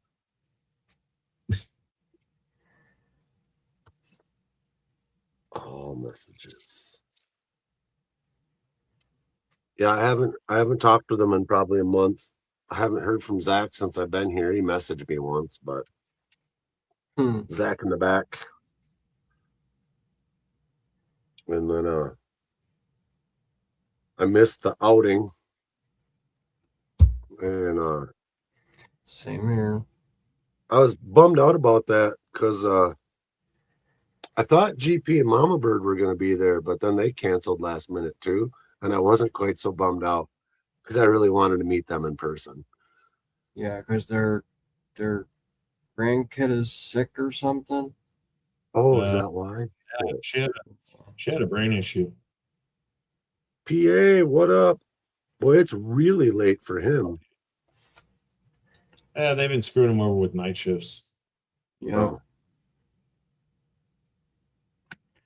You got to get when you come back, you got to look for these new quarters there, Carl, or you got to tell your wife to start looking for them. They only made What, 250,000 of them. They're selling on eBay like crazy right now. oh, that eagle one or whatever. I think I seen a picture of it. That one with the July 4th privy mark on it, Oh yeah. I did see them for sure. the Independence Bell, or the Declaration of Independence. Liberty How'd you Bell. get one? Did you find one in the wild or? Okay. No, I bought it off of eBay on the cheap. It's a knockoff. It sticks to a magnet. Yeah, it's a magnet, sure. I've been trying to stay away from that. I was glad when I knew I'd be here and making money and not able to really spend it. And I can order Amazon. It's actually the address for Amazon for the boss is in my cart now. So I just send stuff to his PO box, and when he flies back, he brings it to me. And he's leaving for a week or so next week. So I'm actually about to put an Amazon order in. But I've been really good. I spent like $350 since I've been here, but half of that was for these guys. He actually owes me money yet. But I had him also bring me, I'm down to my last 2 tubes. That's I'm getting way low. So I'm hoping I'll make it through the next 2 weeks. And then he's going to be bringing me another stack of them. But Hell, you're gonna be running real low if you completely run out of fuel. You'll just be walking around killing time. well, we still got gas. Like I can. So that's what we were saying. So when all of them tailings that were running off with gold in them, there is a mountain of gold bearing material out in our parking lot that we hauled up. So I can sit and run that high banker I'm almost done building. And that's what the next few days are going to be for me. My free time is going to be just shoveling as much material as I can. I don't care if I'm only catching half of what I'm feeding to it. It's still going to be way better than anything I could get at home. Yeah. Wow. Thomas, where are you at? He's like an hour and a half or something. No, he's further than that from Fairbanks. Never mind. I got a package from him. Well, I can't think of the town. Okay. Now. Wasilla.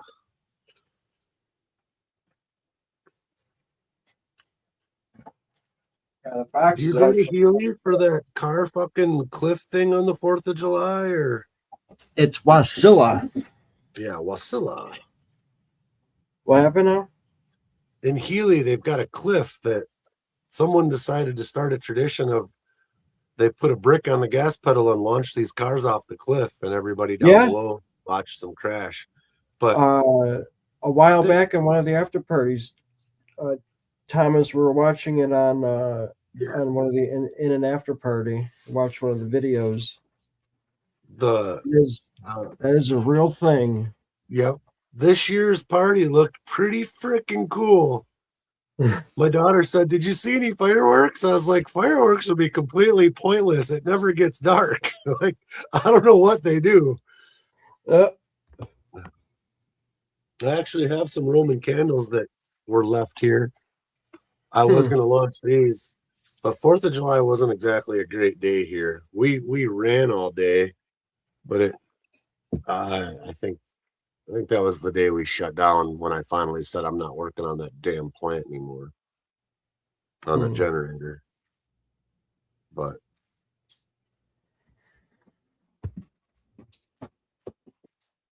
too many dumbasses don't go.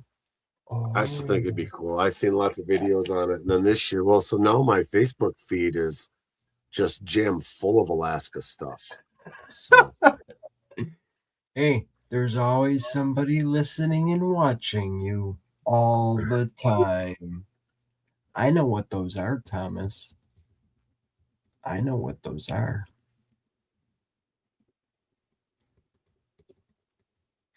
I see the impressions. You can kind of see it in the dirt mark there.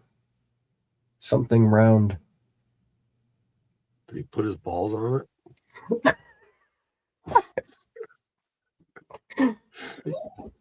Thomas was talking about this in chat. He's like the box that he made me. He sent it to me. He makes boxes at work, and Mm. I don't know what it is, but I know something's in there. It's like, I don't know, almost 3 feet long, about 14 inches wide, maybe 3 inches tall. I mean, there's only a few things that are that big.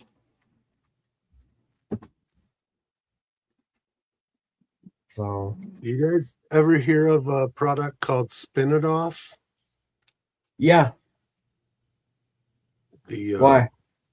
the inventor of that is the guy that's the other worker that's here with me. And it's pretty cool. I like it. And he's got the mini spinnies now. Does his last they're- name start with an H? What's that? Does his last name start with the letter H? No, you?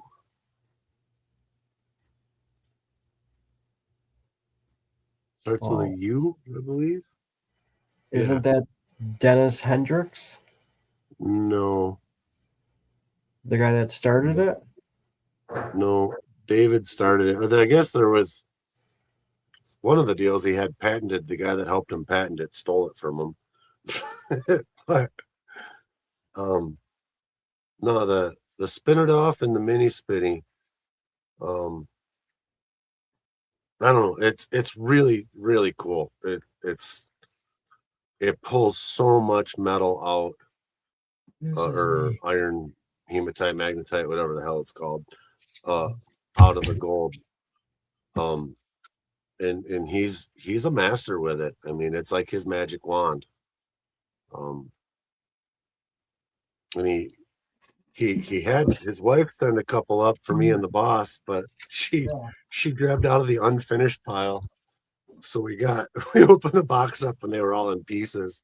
It's like, no, these ones weren't put together. I was waiting for parts for those. So I guess the next time she sends stuff, we're gonna get them. But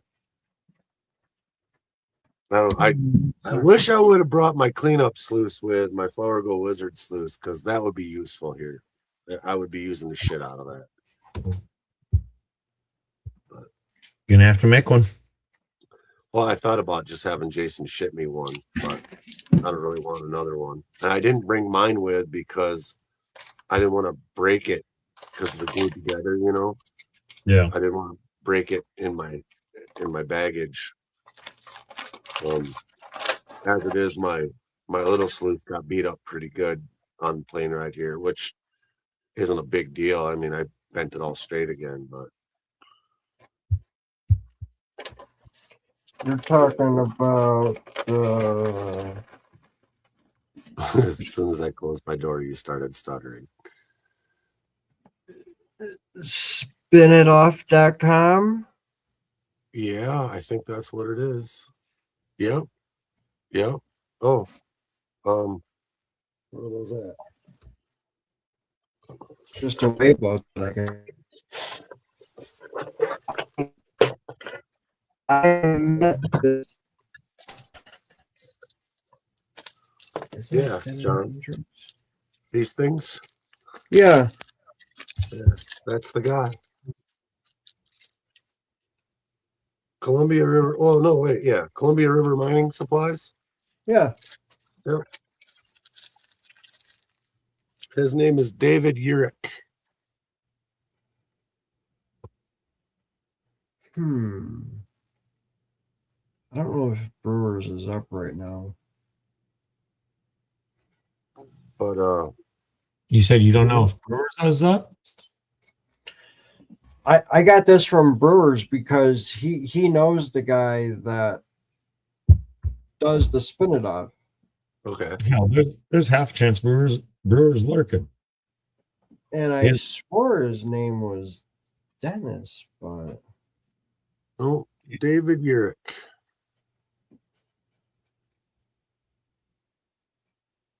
Yeah, Hmm. he's buddies with Pung.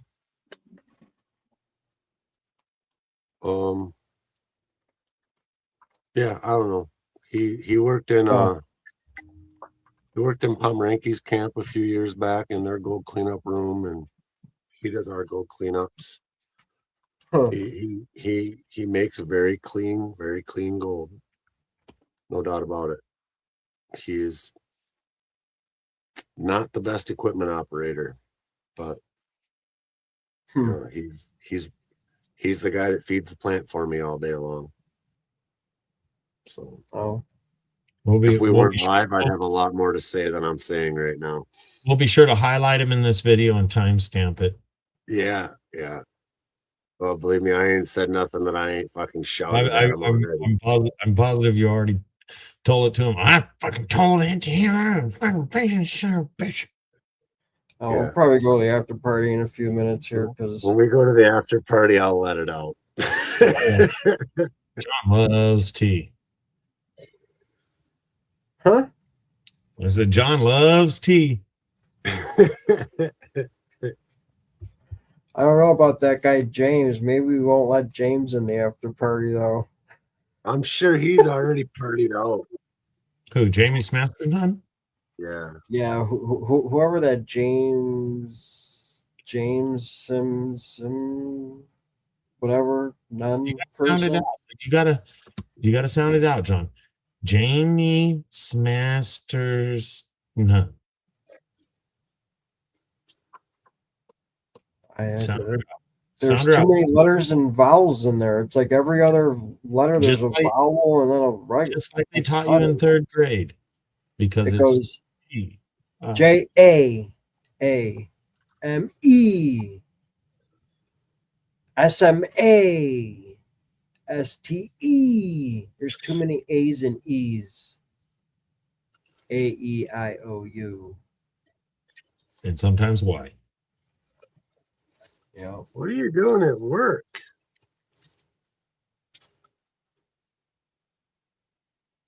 I thought Thursdays were your Fridays. He has a government job, so when you say what is he doing at work, probably nothing. Probably about as much as the guy I work with. He's probably sitting in the day room with the rest of the COs watching movies. Third shift quit. I see. Or is it quiet? Forgetting the E. So you're just sitting on the couch doing nothing then, right? Because he's sitting in his office throwing darts at the wall. He's alone. Hey, so the same hours I work, 7 p.m. to 7 a.m.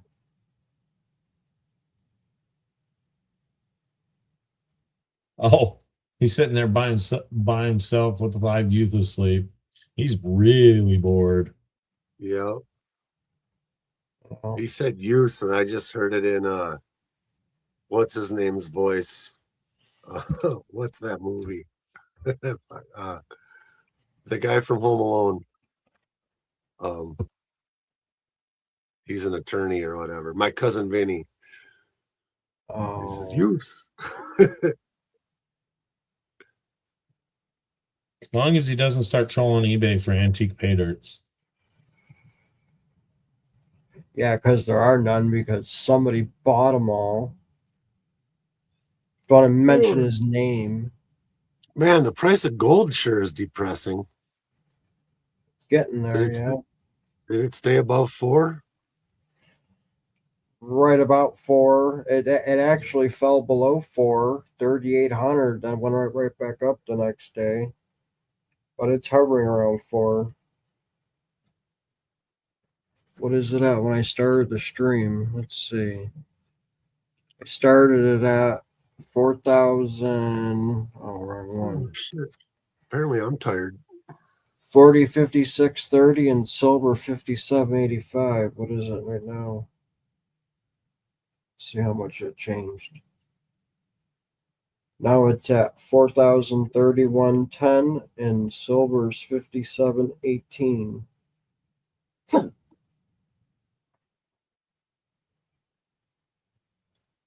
So as long as it stays above 4, I'm okay with it. Yeah. What are you gonna do if it drops below 4, huh? You gonna raid the Federal Reserve? You gonna break into Fort Knox and retrieve your value? There ain't Yeah. no gold in Fort Knox. Huh? Yeah, yeah, there's no gold in Fort Fort Knox. Knox. Yeah, it's still full of gold. It just ain't worth nothing. I'm trying to work out my gold stash here in my To ride to Fort Knox cases. is that what you're doing? Yeah, so I could say I got Fort Knox here. You just need to get a case and name it Fort Knox. I want to buy a safe that says Fort Knox on it. Oh, there's a bunch of those. Yeah. The big, or a vault. Sorry, I want to get a vault. Let's see. It's actually a safe brand is Fort Knox. Fort Knox. Yeah. Yeah. Like the one that Freddie Dodge has on the back of his pickup truck, whatever. Yep. He's got a safe on the back of his truck. Yep. I got an email today that said I got another subscriber, or not, maybe it was just a message. And I was like, I haven't looked in a while because I was actually losing subscribers because I haven't put any content out. I'm at 666 right now. Oh, jeez. All right, John. I'm sure that guy joined just so he could be the 666. All right, John R. The cheapest Fort Knox safe is $27.59, but you couldn't fit a long gun in it. The cheapest one for fitting a long gun is $28.83 from Fort Knox. Yeah, they're not cheap. It's not that bad. Damn, James. There's a sucker born every minute. 600 of them in the past year and a half.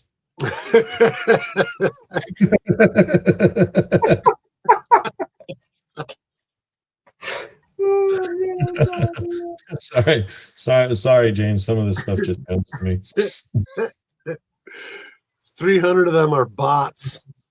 At Yeah. least. Yeah, James, stop buying them. Probably 50 of them are your bosses. I don't think Yeah. James bought any subs. No, I know he doesn't. Why are you giving him a hard time? See, I'm your friend, James. I stick up for you. John R's over here trying to give you a hard time. Hey, leave my friend alone. I mean, people ask me like, well, why would you call James a friend? I don't have many friends. The only friend it looks like you have is James. James Oh, is a good guy to have in your corner. Just don't let him drive. Oh, jeez. Oh, I mean, he did put on 2,000 miles with me sleeping in the back. He did all right. oh, jeez. When we got to the mountains, I took over. He is not an Well- off-road guy. He says, what? Why not? Because everything isn't Madison. That's why. Driving, you're in a freaking race. Wow. Oh, you think he drives a little too fast for your liking? Yeah. All right. We're going to go to the after party. It's almost been 5 hours. So I'm glad you could see me, everybody. I'll try to get some of my own stuff going again soon here. I'm probably going to order a computer this week, so I have a computer because I can't do nothing. I yeah. have 2 cell phones. That's it. Well, actually, I probably have 4 cell phones, but